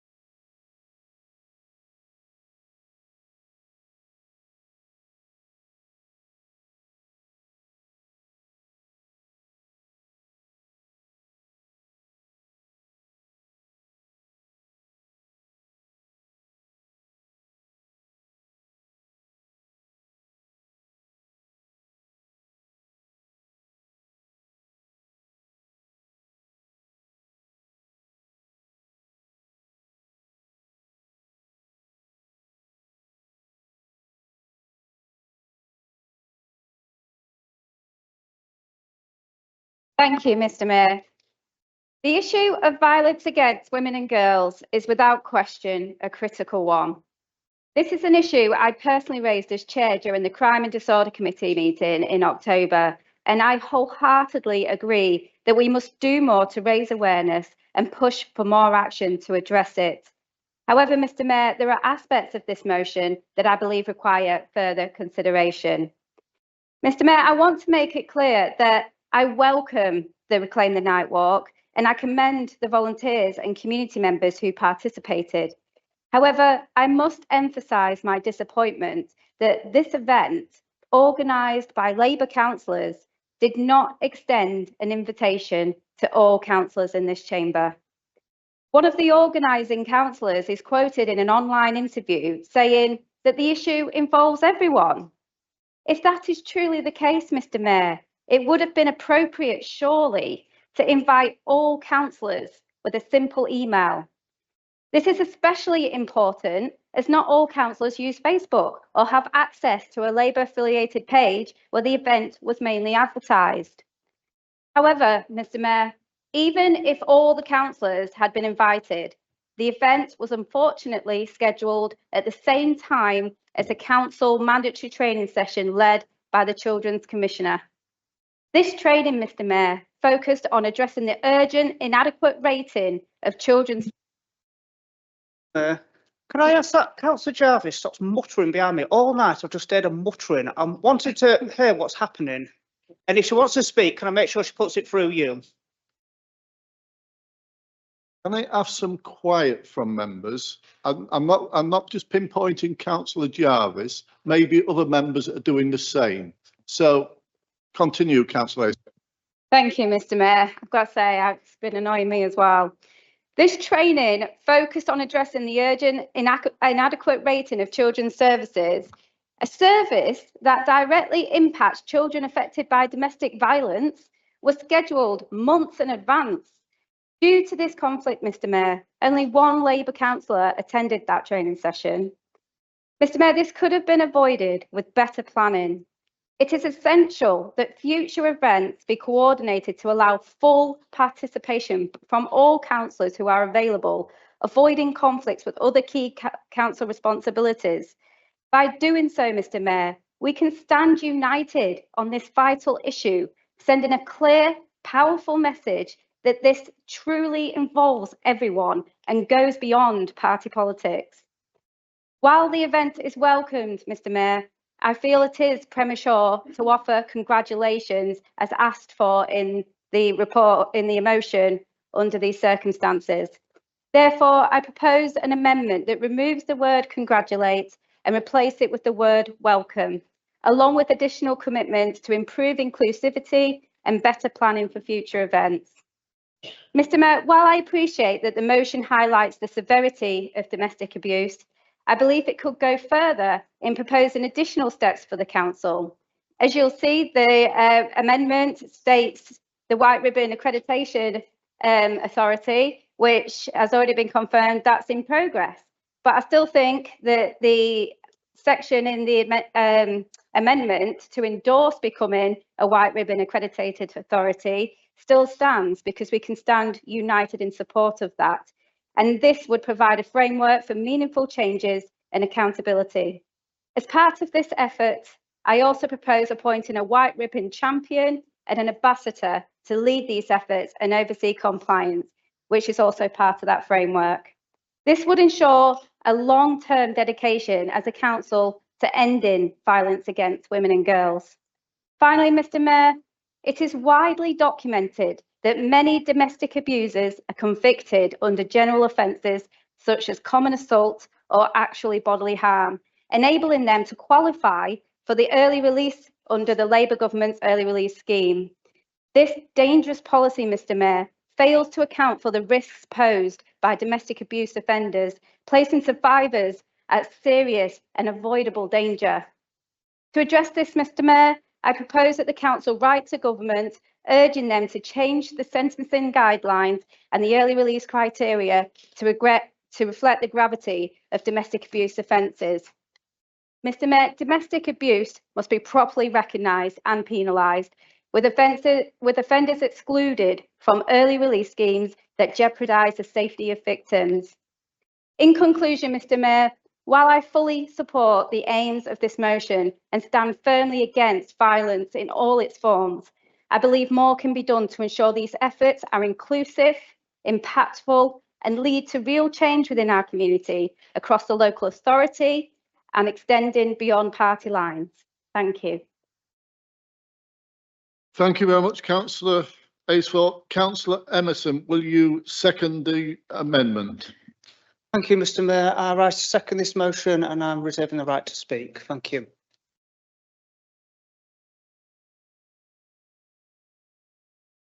I rise to second the amendment, Mr. Mayor. And Thank I you very reserve the much. right to speak, Mr. Mayor. Thank you. Yep. Any speakers on the amendment? Good morning, Mr. Mayor. Very nice to see you this morning. I'm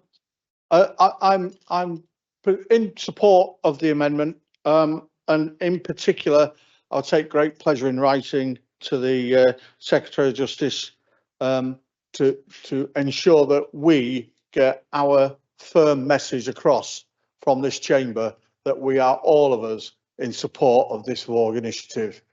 It's crucial, it's critical, it's needed, and it's something that I would urge all of us, Mr. Mayor, to agree straight away on. Thank you. Before bringing Councillor Wilson, I did have Councillor Lindley and Councillor Bonner to speak on the. Do you want to speak on the amendment after Councillor Wilson? It was a substantive motion, Mr. Mayor. Yeah, What about yourself, Councillor Bonner? No longer wish to speak, thank you.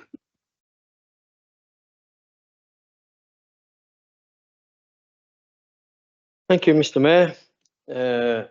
I just want to speak on the amendment. I think that the amendment needs to fall, not for the sentiment of the amendment at all, but actually, if you read it as a whole, it's adding bullet points, and it says, council resolves to, and then the bullet point, extend invitation to all councillors. The council then would have, the council would have to do that, because it's the council that resolves to do it. The council isn't actually taking in the organising authority for any future march. The same as the second point. The council resolves to ensure future reclaiming and night walks are scheduled at times. How can the council do that? It's up to the organisers to do that. I just don't see how these bullet points can actually be passed by this council and the council take over the organisation of Reclaim the Night. I don't see how that can happen. So I see the sentiment behind it. The next three bullet points, council resolves to ensure becoming a white ribbon. Yeah, we can do that. And appoint a white ribbon champion. Obviously, the council can do that. And the council can write to the Secretary of State. So those three bullet points, yeah, the council can resolve to do it. But the first two, I would say they can't really do that. So under them circumstances, I think I would have to vote against this motion, this amendment to the motion. I just read motion, that's why I said that at a particular time. So yeah, this amendment doesn't do it for me in that respect. I don't see how the council can be that involved in an organisation, a campaign organisation for the topic we're discussing. I just can't see it, so I'll have to vote against it. Thank you, Councillor Wilson. Mr. Mayor, I'd actually like to raise a point of order. First inquiry goes to the monitoring officer. Is it within the council's legal powers to actually invite persons it sees fit to an organisation like Reclaim the Night? And is it within the council's legal powers to actually insist on the Reclaim the Night movement to schedule its works at specific times, notably around the council's agenda?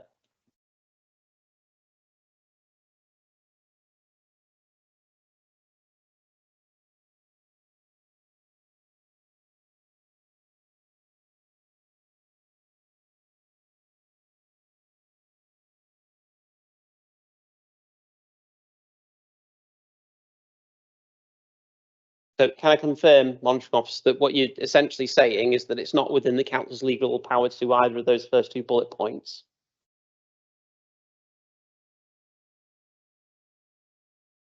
Okay, well, in that case, Mr. Mayor, my point of order is that essentially the first 2 bullet points are asking the council to vote on something which is effectively illegal because it's not within this council's powers. And on those grounds, Mr. Mayor, I think this motion actually needs to be dismissed. It's an illegal motion under the law. Thank you very much, Councillor Patrick. Point of order, Mr. Mayor. This motion went. Mr. Mayor, point of order. I've actually made a point of order. I'm Wait a looking minute, for a I've got ruling. 2 people speaking at the same time. Can you please sit down? Thank you, Mr. Councillor. Mayor. This amendment went through Democratic Services, so if there was a problem with it, surely it would have been picked up sooner. So then I could have made amendments. Okay, so the monitoring officer needs to rule on the validity of.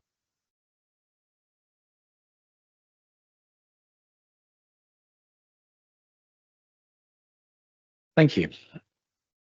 As I said earlier, I concede the point that Councillor Wilson raises, that the council is unable to become involved in the first 2 bullet points. My suggestion is that the first 2 bullet points are struck out.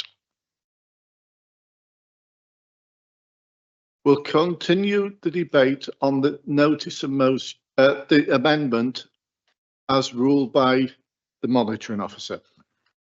Mayor, another point of order to actually raise. When I raised my point of order, the process on point of orders, as you well know, is that it would go for a ruling. And whilst I was waiting for that, another point of order was raised over that, effectively allowing a debate on a point of order. And that is not the process of how points of orders are handled. Can I have a ruling on that point of order, please? We'll yeah. So I think the monitoring officer has just ruled on your point of order, Councillor Patrick. And yes, it's not appropriate for 2 members to stand and both raise a point of order at the same time, but it is late, everyone is tired. So I would advise Mr. Mayor, if he wants to invite Councillor Aesop to raise a point of order, it needs to be valid under standing orders, but that's not been made clear yet. But your point of order has been ruled appropriately by the monitoring officer. Okay. I am trying to assist at a very late hour, and it is Friday, the 13th. Can we please get on with the debate? Councillor Patrick. Thank you, Mr. Mayor. Now that this amendment is actually legal, I'm actually quite comfortable with the last 3 bullet points and happy to support them.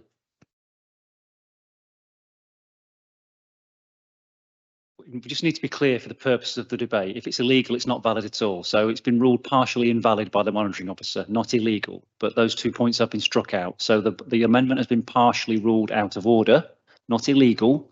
I could invite anybody to a meeting, Councillor Patrick, and I could invite an organisation to consider whether it should hold an event at a certain time. But you're quite right, I can't compel, nor can the council compel. It's been ruled partially out of order. So the 3 bullet points you've alluded to that you now support stand. But for the record, it's not illegal. We'll continue the debate, members. Any further speakers on the amendment? Councillor Lindley. Thank you very much, Mr. Mayor. I'll be very brief. I was very much in favour of the amendment, very good amendment, and then we sort of went a bit off a bit of a curveball, really. And I think it's a shame because we've got an issue here which is really, really important, and it's almost as if some people over on the far side there want to keep it for themselves. And I think, you know, they should be reaching out, and I think that's the whole point of this motion, was to reach out and to make people aware of what the situation was and to get people on board with it. And I think that was really sort of counterproductive in that respect. I will support the amendment, but it's a shame that we've been through that what we've just been through a few moments ago, Mr. Mayor. But happy to support the amendment. Councillor Lindley, any further speakers on the amendment?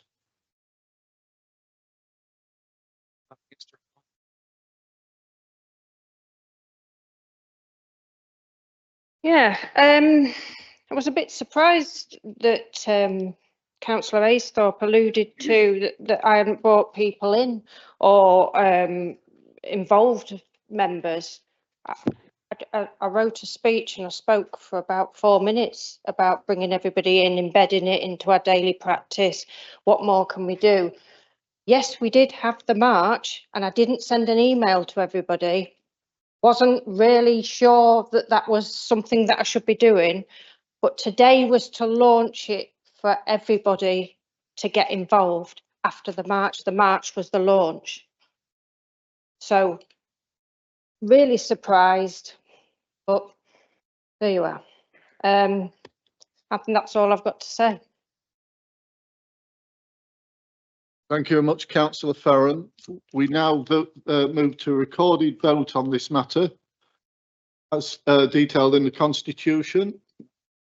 Point of order, Mr. Mayor. Yeah. Or clarification, please. If we're voting on this amendment, are we voting on? Can you please stand? Oh, I beg your pardon. Yes, sorry. Are we? Thank you for that. Are we voting on just the last 3 bullet points, or are we also looking at the changing of the wording? That's a very helpful and clear point, Councillor Morland, to be fair, at this late hour. I would suggest, Chair, that the use of the word welcome to replace congratulate is quite churlish. Well, if we're looking at such a large issue. Mr. Mayor, that Councillor Farron closed the debate in her right of reply, so that's no longer a point that can be discussed. So the amendment on the floor before members is to change that word as proposed and to strike out the 2 points that were quite rightly challenged by Councillor Patrick and to retain the 3 points that all members, I'm guessing in the chamber at this very late hour, appear to be comfortable with. So here comes a question. Looking at the group leaders, is there any dissent from that amendment, or would you rather have the vote? Just checking. Okay. You want a full recorded vote? Point of order, Mr. Mayor. I reserve the right second to speak. Am I too late? Mr. Mayor, close the debate by inviting the. Close the debate. Yeah. Okay. Thank you.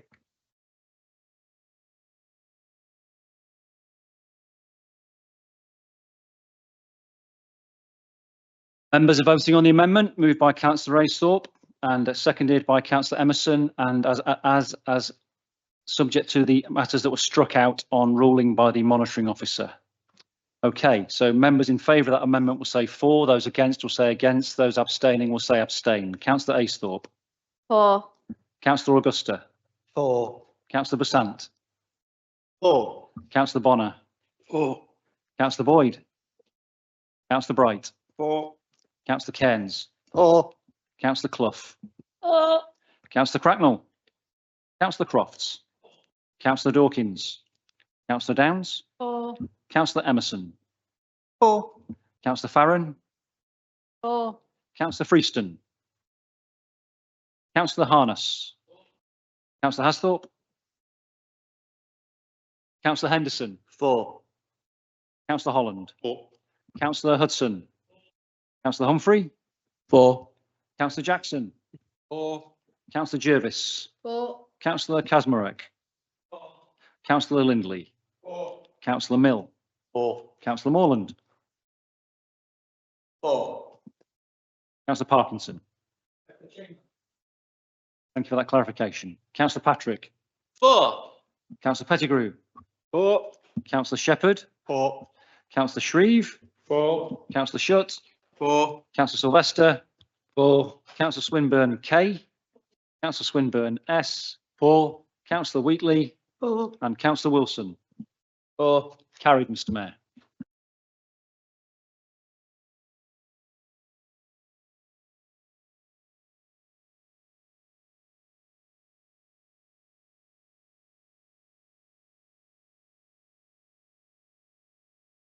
Sorry about that. Can, obviously it's now the substantive motion. Can we go straight to the vote on that? Are members happy to do that at this late time? I think they're nodding, so we go straight onto it. Okay, I'm trying to be helpful again. If the vote is unanimous, it's deemed a recorded vote because everyone's voting in favour. So I just want to check that as group leaders nod sagely at this late hour. If members are prepared to proceed on that basis, if you all raise your hands, then that's recorded as all being in favour for the avoidance of any doubt. Thank you very much. Thank you, Mr. Mayor. Carried. Well done. On to, where are we now? Questions on notice. 7 questions on notice have been submitted to this meeting. The expectation is that members will ask the questions as given on notice. To ask any supplementary question, it is limited to 1 minute only and must arise directly from the original question or reply. Councillor Augusta, please would you put your question, which is to the portfolio of the culture, heritage and the visitor economy. Does the portfolio holder plan to proceed with the project to see further redevelopment and utilisation of Barrett's recreation ground as laid out in the Council's Play Pitch Strategy 2020 to 2023? This plan would expand and diversify our sporting visions across North East Lincolnshire. We have seen success with parts of this strategy, including the tennis courts at Barrett's Rec and the facilities at Clee Fields. In the strategy, a recommendation was made to perform a feasibility study on the merger of the old Scartho Bath site and Barrett's Recreation Ground to create a sporting hub, which would be an ideal location to serve several communities from several wards, including Park, Scartho and South. It would also turn the site that was currently underutilised into a centre for the sporting community here in North East Lincolnshire. Councillor Dawkins, will you please reply? Thank you, Mr. Mayor. I won't read it back quite as fast as that. But anyway, thank you very much, Councillor Augusta, for your question. As stated rightly by Councillor Augusta, successful delivery across parts of the playing pitch strategy, the PPS, that cover investment and facility improvements over the last 4 years across, in particular, the partnership with the Football Foundation to address the shortfall in 3G pitch provision in the borough. 4 new pitches, as we know, 2 in Clee Fields, 1 in Humberston, 1 in Oasis in Winchlingham. In addition to the PPS delivery, there's been a wider investment through grant funding secured from the Lawn Tennis Association into Barracks Rec, Sussex Rec and Haverstow to improve tennis court facilities across our parks and open spaces. In relation to Barracks Rec, this was identified as a potential priority site within the existing PPS. A feasibility study was completed around merging the old Scatterbass and site and the Barracks Rec. The scheme does have potential, however, there are realities to consider around the cost of the scheme, whether grant funding can be secured to support the scheme and the viability of future operation of the site. Can it be financially sustainable? In addition, the site development plan for Barracks Rec now needs reassessment given the adjacent facility provision at Oasis at Winchlingham on its boundary that has seen the recent development of a 3G pitch. The existing PPS from 2020 is now coming to its 5-year point, therefore is due a full review, and officers have started the early stages of this work to review the existing PPS and update it over the next 12 months to develop a new PPS for North East Lincolnshire for the future. Barracks Rec will remain a focus within the review of the PPS, along with many other sites with potential to develop across the borough. As you would expect, while the PPS is in process of a full review, where supply and demand information for pitches are updated, large-scale projects are unlikely to move forward on site during 2025, and they'll be clearer from 2026 onwards on where in the borough large-scale playing pitch development should be prioritised. Thank you. Thank you, Councillor Dawkins. Do you have a supplementary, Councillor Augusta? No, Mr. Mayor. Thank you very much. We move on. Councillor Humphrey, please will you ask your question, which is to a leader of the council. Thank you, Mr. Mayor. Many residents in my ward of Scartho are paying both council tax and an open space management fee annually, the latter to a private company called Greenbelt, who state that they are the UK's leading specialist in the stewardship of public open spaces. However, many of the residents are dissatisfied with Greenbelt. They feel that the services received are inadequate via flooded paths, closed play areas, inaccessibility, etc. And the company are not viewed locally as being transparent or accountable or value for money. Those spaces remain public open spaces, but they're privately managed and charged for. How will the council leader support myself and the other 2 ward councillors in seeking to ensure that that situation is tackled? Thank you. Councillor Jackson, would you please reply? Yes, thank you, Mr. Mayor. I'm not entirely convinced that it's my role as leader of the council to be intervening in this. Councillor Shepherd, who is one of the other Scartho ward councillors, has been the lead on this and has met residents together with relevant officers of the authority. The local authority has limited levers in this, as it is a private matter between the residents and the company that charged them for the services. As a qualified lawyer, I'm sure that Councillor Humphrey knows that as well as anybody else.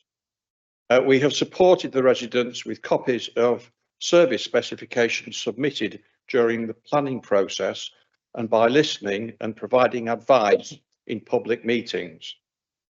As part of the local plan review, we could also look if there were policies we could implement that reduce the risk of these situations for future developments.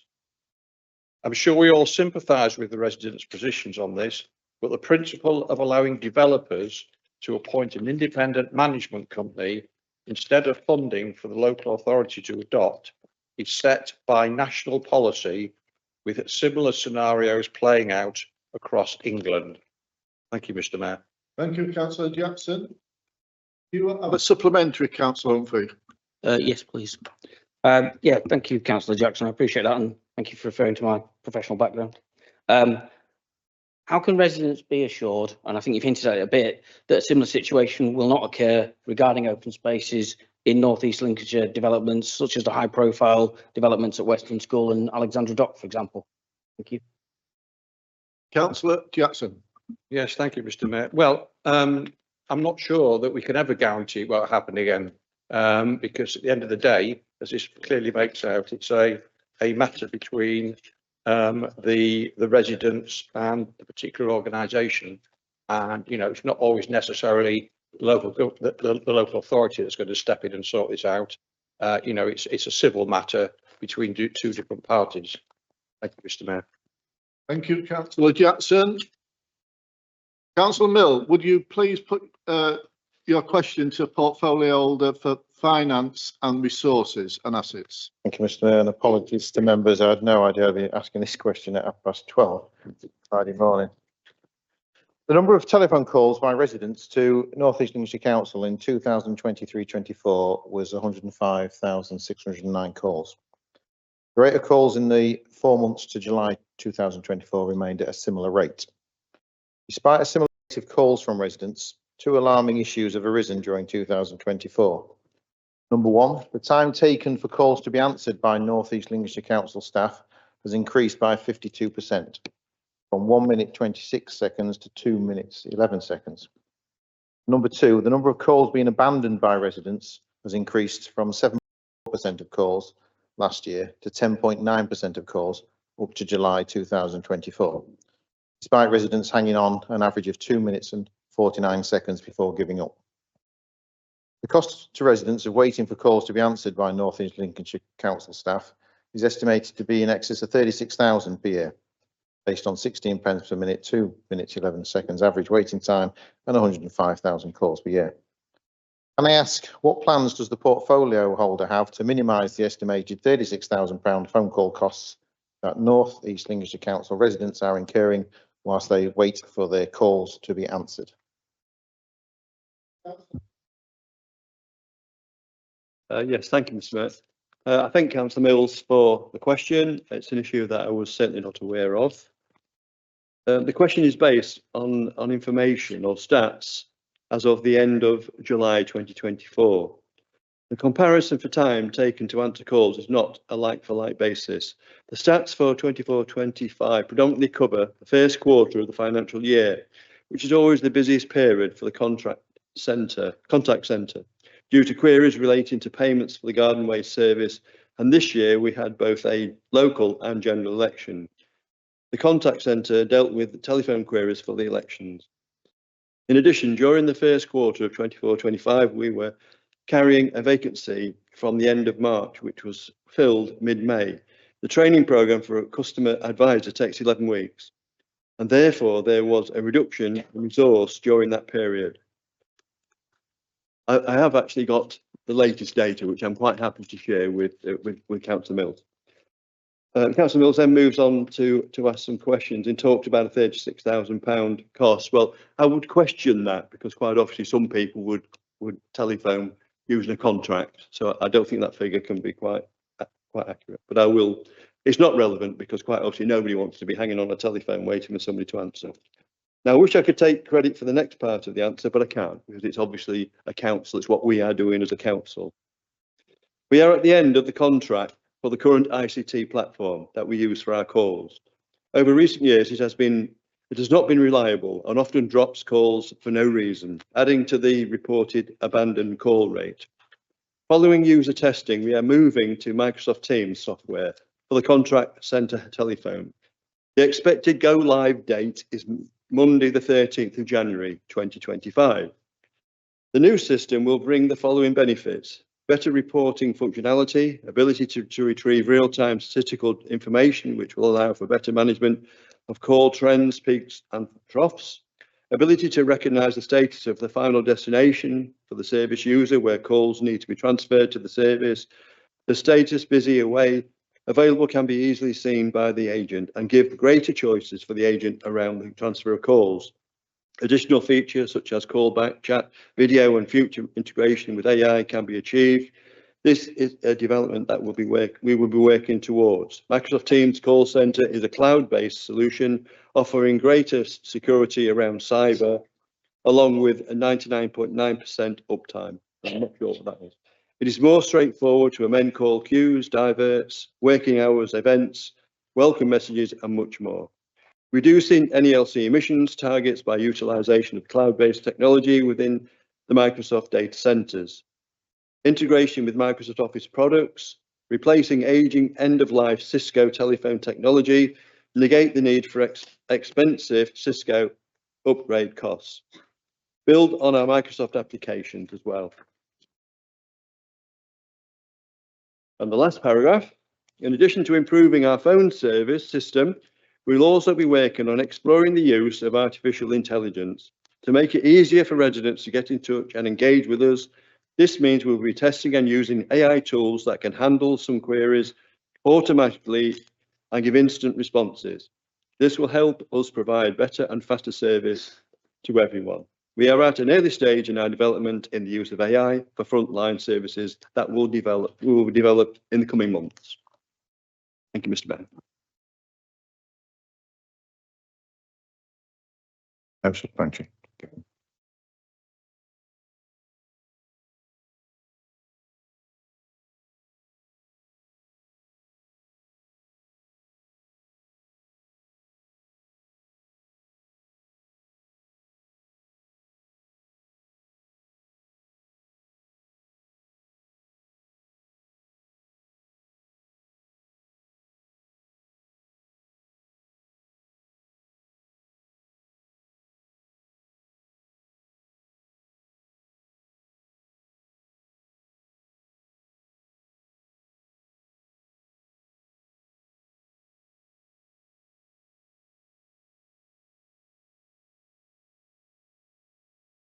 Sorry about that. Members are required to submit questions on these minutes on notice, and schedule of the questions received has been tabled.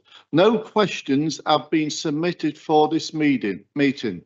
Leader, please will you move the approval of the minutes of the Cabinet and the committees of the Council as set out in the minute book en bloc?